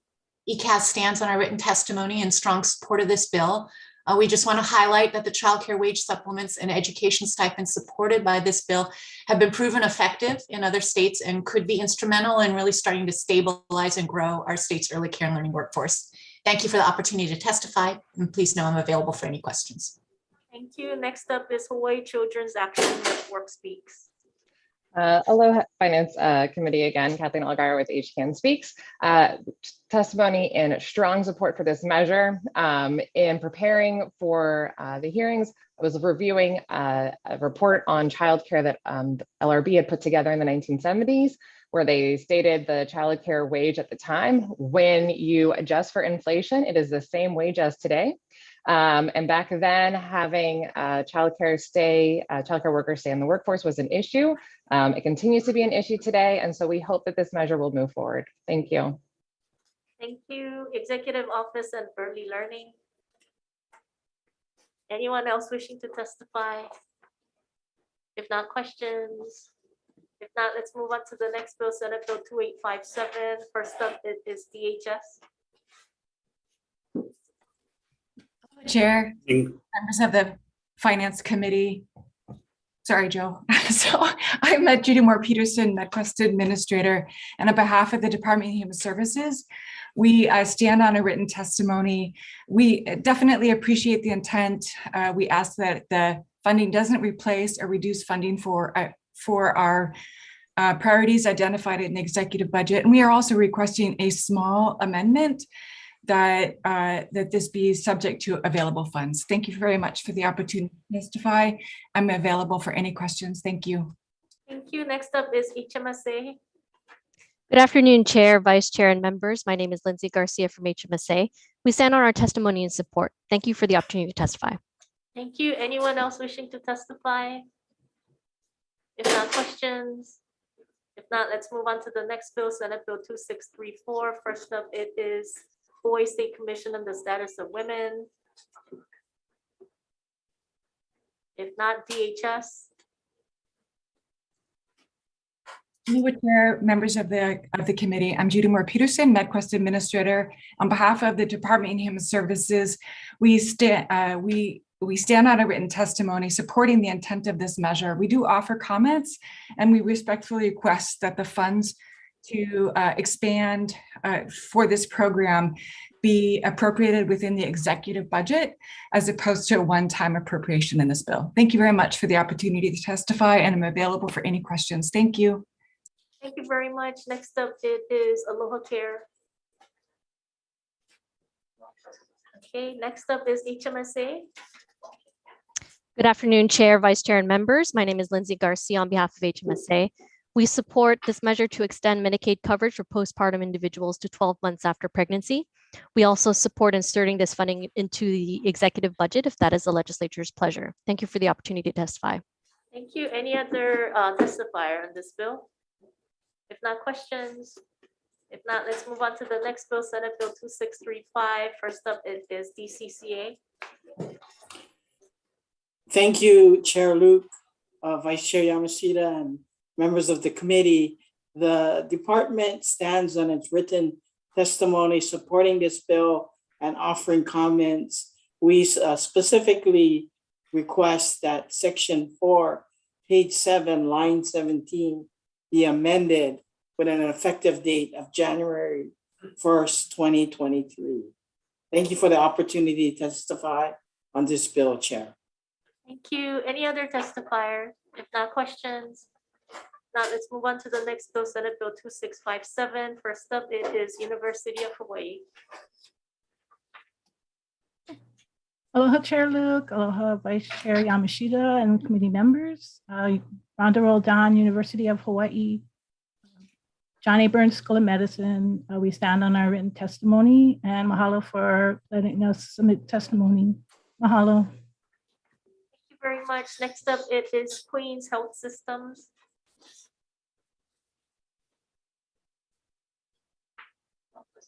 Okay, any other testifier?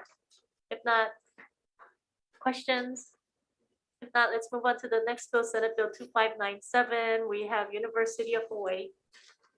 Hi, Chair Luke, Vice Chair Yamashita, committee members, Rhonda Roldan, University of Hawaii, John A. Burns School of Medicine. We stand on our written testimony and support, and I'm available for questions. Thank you. Thank you very much. Any other testifiers? If not, questions? If not, let's move on to the next bill, Senate Bill 2274. First up, it is Hawaii State Center for Nursing. Yeah, good evening, Chair, Vice Chair. Thank you very much for hearing this measure. My name is Laura Reichart. I'm the director of the Hawaii State Center for Nursing, and we stand on our written testimony in strong support of this measure. And again, thank you so much for hearing it. Thank you very much. Next up is University of Hawaii.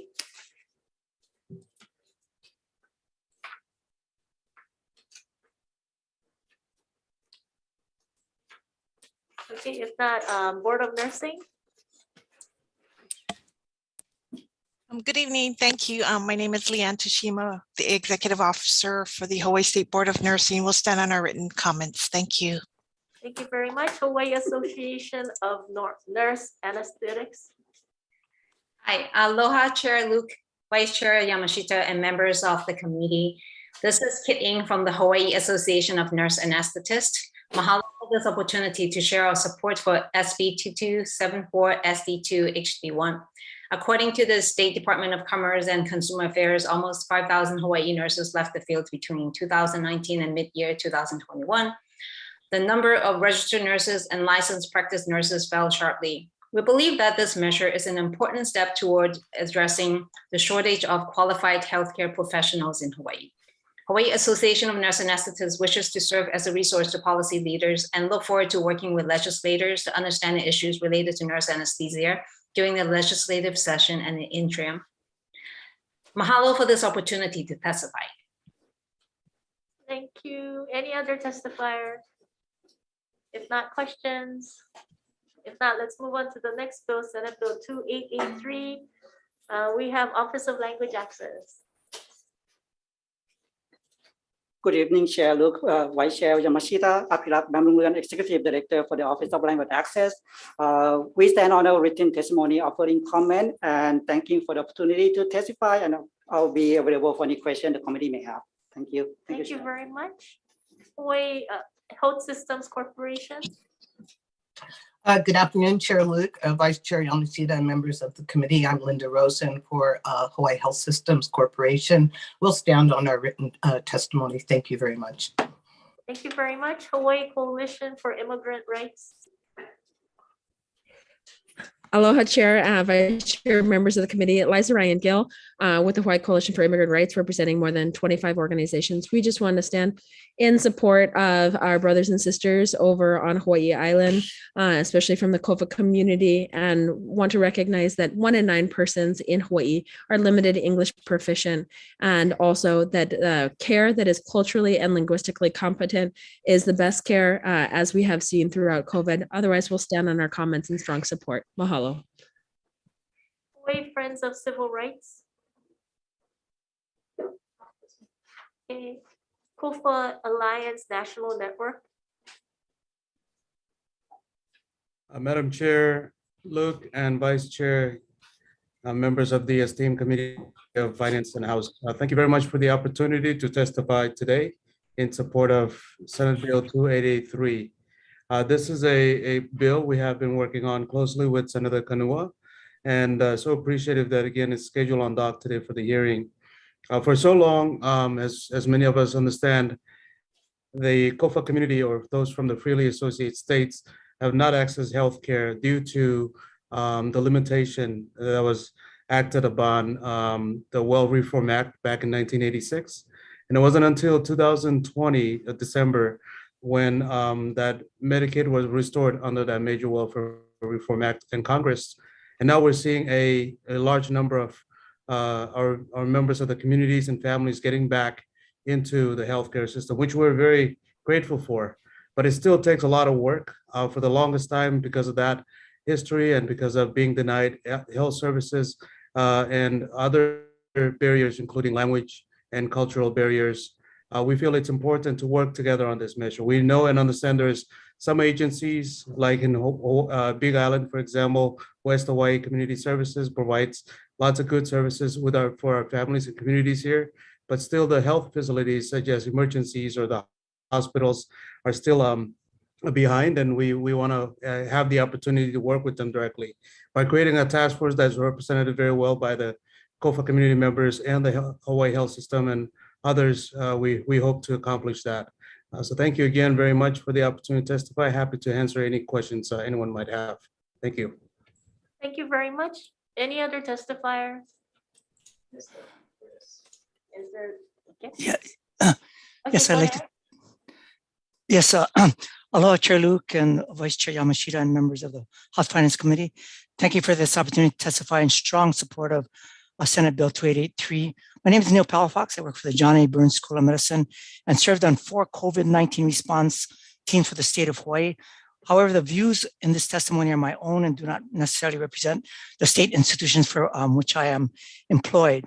Pacific Islander communities in Hawaii, including 45,000 Samoans, 17,000 compact nation Micronesians, and about 8,500 Tongans, have suffered a heavy and unequal burden of COVID-19 in Hawaii. A year ago, the state aggressively stepped up hiring and training contact tracers from these communities, including community leaders from these populations, to work with organizing COVID-19 management strategies and increase language access services. Remarkably, the DOH statistics currently reveal that Pacific Islander groups represented COVID-19 infections dramatically fell from 28% of all COVID-19 infections to now only 3%. This is a 90% improvement. No other ethnic groups in Hawaii improved more than 10% of the infection rate, which represents a clear and real-time example of the power of effective community participation, culturally appropriate interventions, and linguistically appropriate communications, and the role of backing of the state in such initiatives.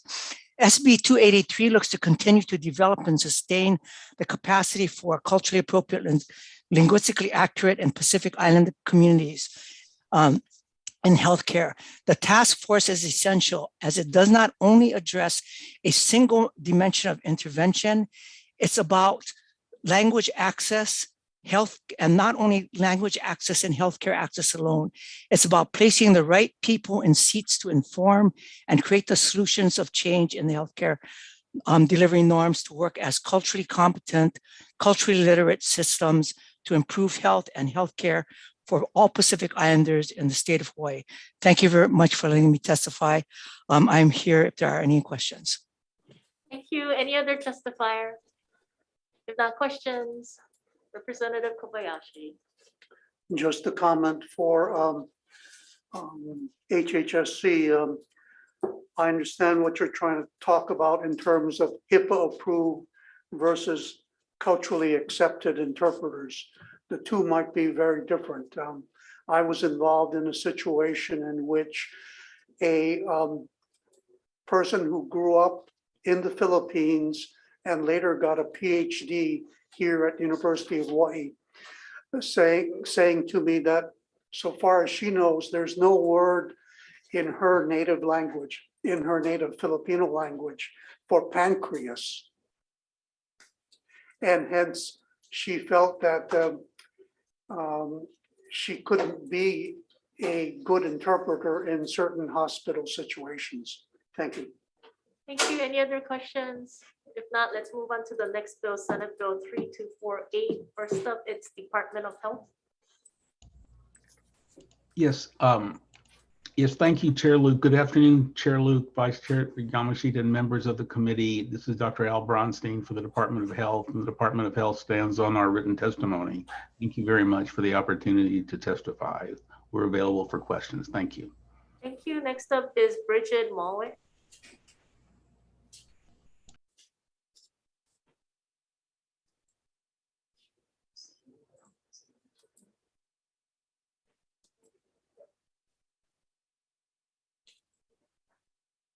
Okay.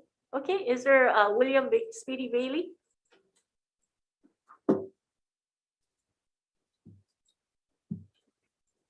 If not, last call for Bridget Mulwick. Okay. Any other testifier? If not, questions? If not, let's move on to the next bill. Senate Bill 3124. First up, it is Department of Health. Good morning, Chair. Good afternoon, Chair, Vice Chair. Kathleen Ho on behalf of the Department of Health. We stand in support of this measure, and I'm available to for any questions. Thank you very much. Next up is Board of Water Supply.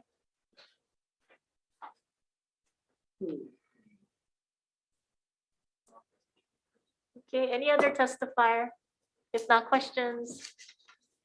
If not, let's move on to the next bill, Senate Bill 3106, Department of Human Services. Good evening, Chair, Vice Chair, committee members. Joseph Campos, Deputy Director, Department of Human Services, here on behalf of Director Betts. The Department of Human Services stands on its written testimony in support of this administrative measure and requests an amendment that the effective date be June 29th, 2022 to maintain currently filled positions. Thank you for the opportunity to testify. Thank you very much. Any other testifier? If not, questions? If not, let's move on to the next bill, Senate Bill 1128. First up, it is Opportunity Youth Action Hui. Okay.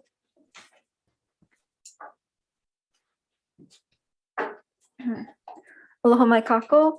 My name is Lea de los Santos. I'm a first-year student at UH Manoa, and I'm testifying on behalf of the Opportunity Youth Action Hui in strong support of SB 1128. The Opportunity Youth Action Hui is a collaboration of organizations and individuals committed to reducing the harmful effects of a punitive incarceration system for youth, promoting equity in the justice system, and improving and increasing resources to address adolescent and young adult mental health needs.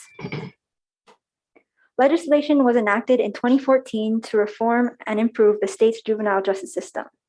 Since then, there has been a significant reduction in admissions to the Hawaii Youth Correctional Facility.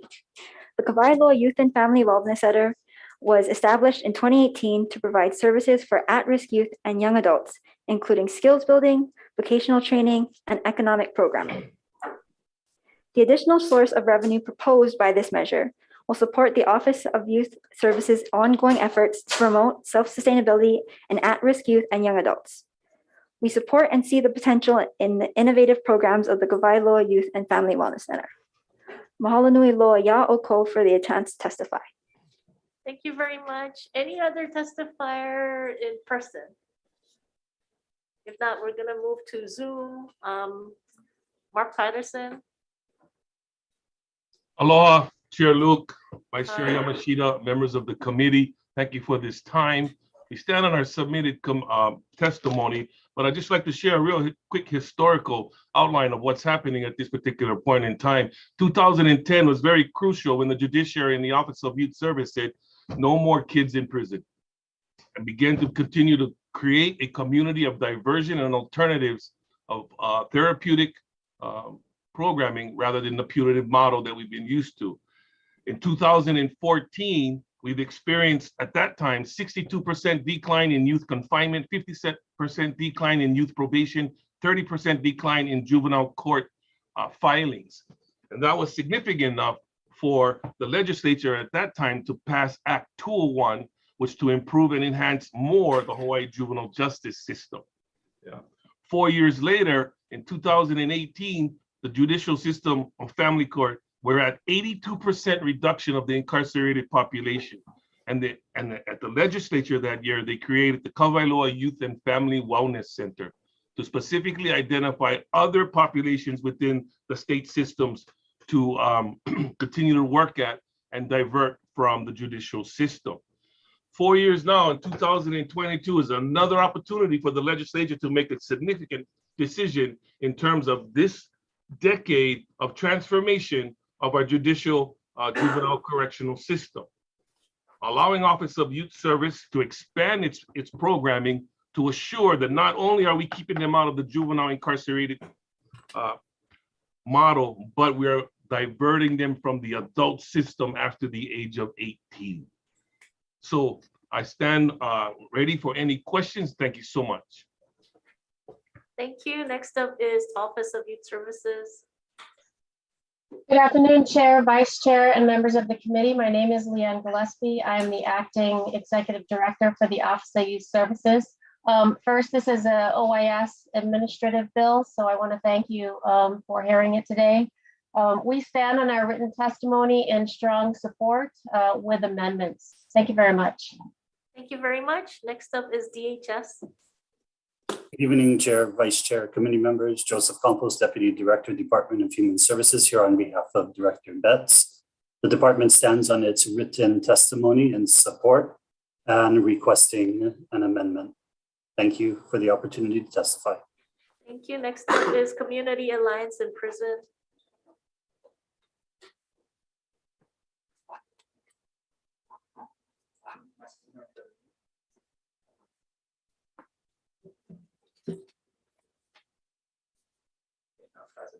Okay, next up is ACLU.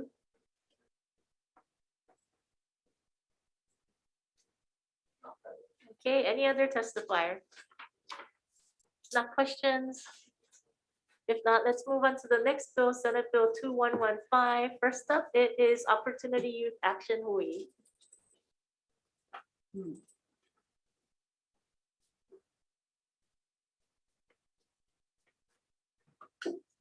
Aloha mai kako. Again, my name is Lea Del Santos, and I am testifying on behalf of the Opportunity Youth Action Hui in strong support of SB 2115. This measure would protect children from the negative effects of prolonged and ineffective room confinement. Those who experience room confinement are more likely to develop anxiety, depression, suicidal thoughts, and psychosis. The practice affects both mental and physical health, increasing a person's risk for a range of conditions, including fractures, vision loss, and chronic pain. We believe this bill is a pivotal and important step in the effort to protect and care for minors in the system.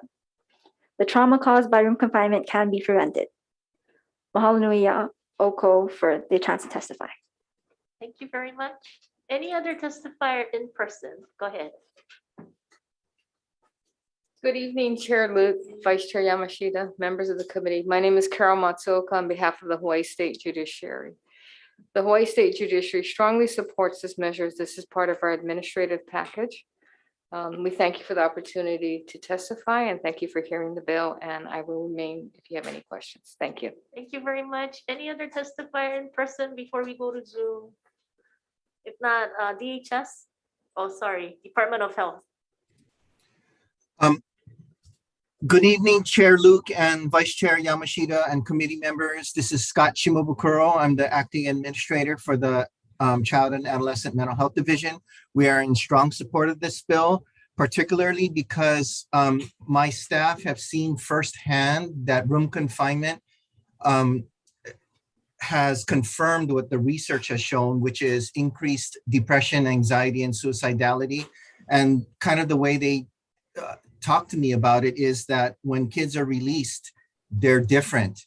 And confinement is actually harmful to the kids, not protective. So thank you for hearing us out. Thank you. Thank you very much. Office of Youth Services. Good afternoon, Chair, Vice Chair, members of the committee. I'm Leanne Gillespie, Acting Executive Director for the Office of Youth Services. We stand on our written testimony and support. Thank you for allowing me to testify. Thank you. Any other testifier? If not, questions? Great. If not, let's move on to the last bill, Senate Bill 2482. First up, it is Department of Health.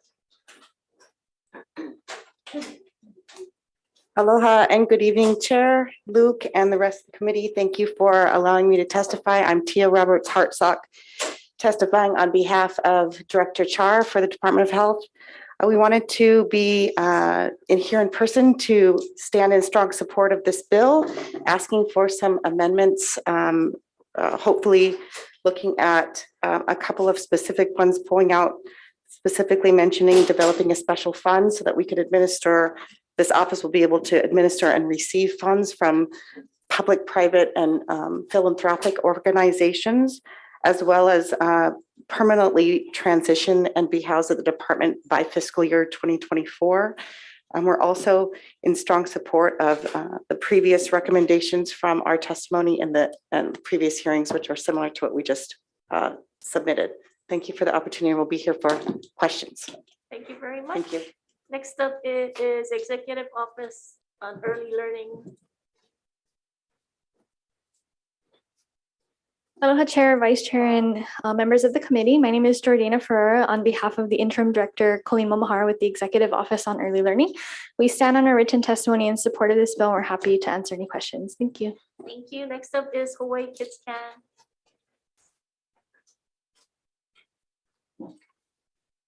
Aloha Chair, Vice Chair, members of the committee. Hawaii Kids Can is in strong support of this bill. We believe it's really important that it breaks down silos. Trauma is complicated and stressors have been enhanced by the pandemic. So we think this bill is really important to streamline programs and resources to address this critical issue. So thank you very much. Thank you very much. Any other testifiers in person before we go to Zoom? Okay, if not, DHS. Good evening, Chair, Vice Chair, committee members. Joseph Campos, Deputy Director, Department of Human Services, here on behalf of Director Betts. The Department of Human Services stands on its written testimony in support of this measure. Thank you for allowing me to testify. Thank you. Next up is Hawaii Correctional System Oversight Commission. Hello, Chair Luke. Mark Patterson, Chair of the Hawaii State Correctional System Oversight Commission. We stand on our written testimony and I stand by for any questions. Thank you. Thank you very much. Next up is Hawaii Community Foundation. Aloha, Chair Luke, Vice Chair Yamashita, and committee members. Taupo, on behalf of Hawaii Community Foundation, we'll stand on our written testimony and support. Just want to call out that this has been a really good collective action, and we are also in strong support of the amendments that are being proposed by the Department of Health, which we've included in our testimony. So thank you very much. Thank you very much. Any other testifiers? Yes. Okay.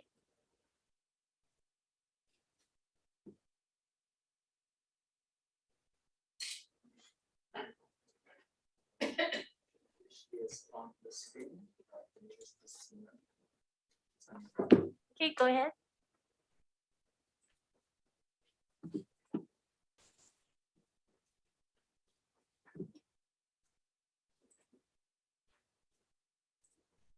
Ms. Justina Acevedo Cross, will you also be testifying on behalf of HCF? Yes, thank you. I just wanted to make sure that was okay with you. Thank you, Chair Luke and Vice Chair Yamashita, and I'll keep my remarks brief. I know it's been a long hearing. I did just want to echo that we are in very strong support of building this Office of Wellness and Resilience because of the collaboration that can happen between public agencies and community organizations. Many of them already working to leverage some of their resources and expertise for addressing early adversity and trauma. We all know that the COVID-19 pandemic has added stressors for our families. And this office also would allow others to combine and braid philanthropic resources, private resources, so that we can continue our participation in these much needed efforts. To that end, there will need to be, or we hope there'll be consideration for a wellness and resilience special fund to be set up.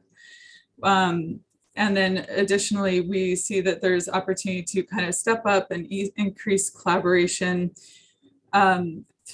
through some of the new resources that have been identified. Department of Health has been working hard on this, and we are in full support of some of their supported amendments.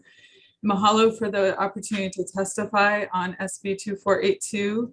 And there's some additional details in our written testimony. Mahalo and good evening. Thank you very much. Any other testifiers?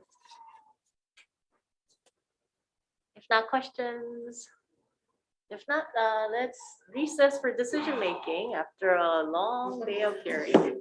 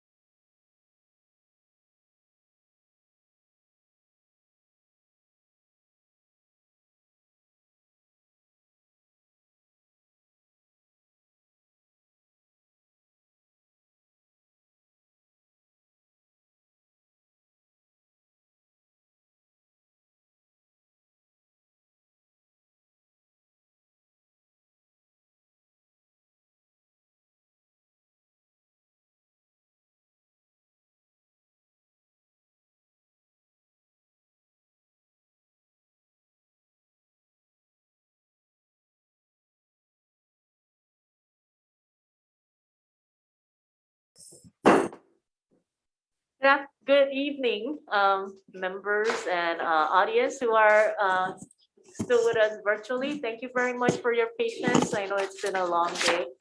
We are here to make decision-making on our 3 p.m. agenda. We have already voted on Senate Bill 2821. So let's move on to the next bill, Senate Bill 2819, Senate Draft 2, House Draft 2. Recommendation is to pass as is. Any discussion?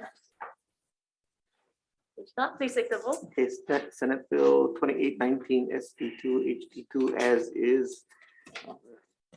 Chair votes aye, Vice Chair votes aye. Representative Franco, Aye. Eli, Aye. Hope, excused, Iligan, Aye. Kobayashi, Aye. Martin, Aye. Nishimoto, Russo, Aye. Sayama, Aye. Tam, aye. Hope, I'm sorry, Todd, Aye. Wahlberger, excuse, and McDermott. Excuse.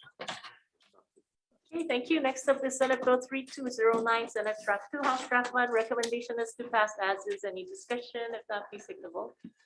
Okay, members voting on Senate Bill 3209 SD2 HD1 as is. Don't need to excuse absent Representative Holt, Wahlberger, and McDermott throughout the rest of this agenda. Are there any reservations or no's? Adopted. Thank you. Next up is Senate Bill 2820, Senate Draft 2, House Draft 1. Recommendation is to pass as is. Any discussion? If not, please take the vote. Okay, members voting on Senate Bill 2820 SD2 HD1 as is. Any reservations? No's? Adopted. Thank you. Next up is Senate Bill 2826, Senate Draft 2. Recommendation is to pass as a HD1, inserting effective date of July 1, 2022. Any discussion? If not, please take the vote.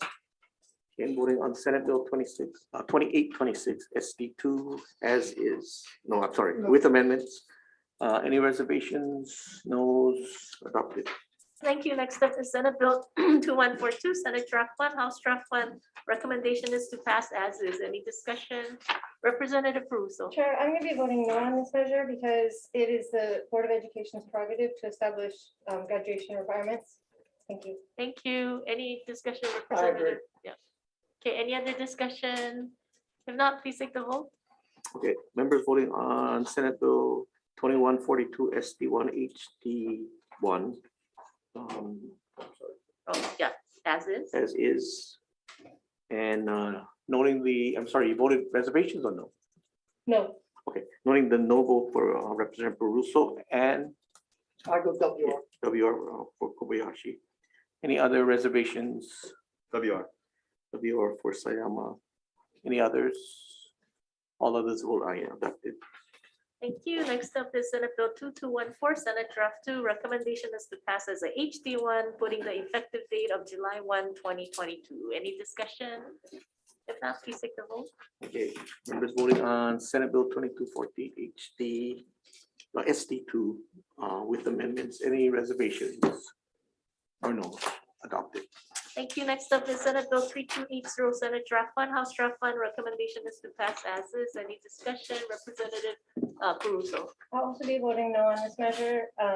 Providing a spur for a private school, I don't think is our Kuleana. Thank you. Any other discussion? Representative Kobayashi. Private schools are part of the original legislation authorized by special purpose revenue bonds, sectarian and non-sectarian private schools. Okay, thank you. Any other discussion? If not, please take the vote. Okay, members voting on Senate Bill 3288 SD1 HD1. As is. As is. Noting the no vote for Representative Caruso. Any other no's? Any reservations? Thank you. Next up is Senate Bill 3111, Senate Draft 2, House Draft 1. Recommendation is to pass as is. Any discussion? If not, please take the vote. Okay, members voting on Senate Bill 3111 SD2 HD1 as is. Any reservations? Any no's? Adopted. Thank you. Excuse me. Thank you. Next up is 3110, Senate Draft 2, House Draft 1. Recommendation is to pass as is. Any discussion? If not, please take the vote. Okay, Senate Bill 3110 SD2 HD1 as is. Any reservations? No's? Adopted. Thank you. Next up is Senate Bill 2700, Senate Draft 2, House Draft 1. Recommendation is to pass as is. Any discussion? If not, please take the vote. Okay, Senate Bill 2700 SD2 HD1 as is. Any reservations? No. Adopted. Thank you. Next up is Senate Bill 2701, Senate Draft 2, House Draft 1. Recommendation is to pass as is. Any discussion? If not, please take the vote. Okay, Senate Bill 2701 SD2 HD1 as is. Any reservations? No. Adopted. Thank you. Thank you. Next up is Senate Bill 2857, Senate Draft 2, House Draft 1. Recommendation is to pass as is. Any discussion? If not, please take the vote. Okay, Senate Bill 2857 SD2 HD1 as is. Any reservations? No. Adopted. Thank you. Next up is Senate Bill 2634, Senate Draft 1, House Draft 1. Recommendation is to pass as is. Any discussion? If not, please take the vote. Senate Bill 2634 SD1 HD1 as is. Any reservations? No. Adopted. Thank you. Next up is Senate Bill 2635, Senate Draft 2, House Draft 1. Recommendation is to pass as is. Any discussion? If not, please take the vote. Senate Bill 2635 SD2 HD1 as is. Any reservations? No. Adopted. Thank you. Next up is Senate Bill 2657, Senate Draft 2, House Draft 1. Recommendation is to pass as is. Any discussion? If not, please take the vote. Senate Bill 2657 SD2 HD1 as is. Any reservations? No. Adopted. Thank you. Next up is Senate Bill 2597, Senate Draft 1, House Draft 1. Recommendation is to pass as is. Any discussion? If not, please take the vote. Senate Bill 2797 SD1 HD1 as is. Any reservations? No. Adopted. Thank you. Next up is Senate Bill 2274, Senate Draft 2, House Draft 1. Recommendation is to pass as is. Any discussion? If not, please take the vote. Senate Bill 2274 SD2 HD1 as is. Any reservations? No. Adopted. Thank you. Next up is Senate Bill 2883, Senate Draft 2, House Draft 1. Recommendation is to pass as is. Any discussion? If not, please take the vote. 2883 SD2 HD1 as is. Any reservations? No. Thank you. Next up is Senate Bill 3248, Senate Draft 1, House Draft 2. I understand one of the testifiers, Bridget Mullen, missed the opportunity to testify, but we do recognize you and we do recognize that you had your testimony here and we appreciate you staying on. So with that, we will be passing this bill since you were in strong support. So pass as is. Okay, any discussion? If not, please take the vote. Senate Bill 3248 SD1 HD2 as is. Any reservations? No. Adopted. Thank you. Next up is Senate Bill 3124, Senate Draft 1, House Draft 1. This is an emergency appropriation for the Red Hill situation. Apparently, they need this money right away, $1.5 million. So we'll be passing this as is. Any discussion? If not, please take the vote. Senate Bill 3124 SD1 HD1 as is. Any reservations? No. Adopted. Thank you. Next up is Senate Bill 3106, Senate Draft 2, House Draft 1. Recommendation is to pass as is. Any discussion? If not, please take the vote. Senate Bill 3106 SD2 HD1 as is. Any reservations? No. Adopted. Thank you. Next up is Senate Bill 1128, Senate Draft 2, House Draft 1. Recommendation is to pass as is. Any discussion? If not, please take the vote. Senate Bill 1128 SD2 HD1 as is. Any reservations? No. Adopted. Thank you. Next up is Senate Bill 2115, Senate Draft 1, House Draft 2. Recommendation is to pass as is. Any discussion? If not, please take the vote. Senate Bill 2115 SD1 HD2 as is. Any reservations? No. Adopted. Thank you. Next up is Senate Bill 2482, Senate Draft 1, House Draft 1. Recommendation is to pass as is. And good job testifying in the back there. Thank you for sticking with us. Okay, with that, pass as is. Any discussion? If not, please take the vote. Senate Bill 2482 SD1 HD1 as is. Any reservations? No. Adopted. Okay, with that, let's move on to our 305 agenda at 6:40. So we have one item on the 305 agenda, which is decision-making only. This is Senate Bill 2764, Senate Draft 2, House Draft 2. Chair Tarnas has worked on some amendments incorporating language. So basically, on page 5, you'll be including in use of any land for purpose of cultivating, planting, which including all traditional fish pond and traditional agriculture practices. And that similar language, traditional and customary practices, including work conducted by traditional means near, in, or related to local ia, traditional Hawaiian fish ponds will be inserted in page 7, and this bill will be upon approval. So with that, any discussion? If not, please take the vote. Members voting on Senate Bill 2764 ST2 HD2 with amendments. Any reservations? No. Adopted. Thank you very much.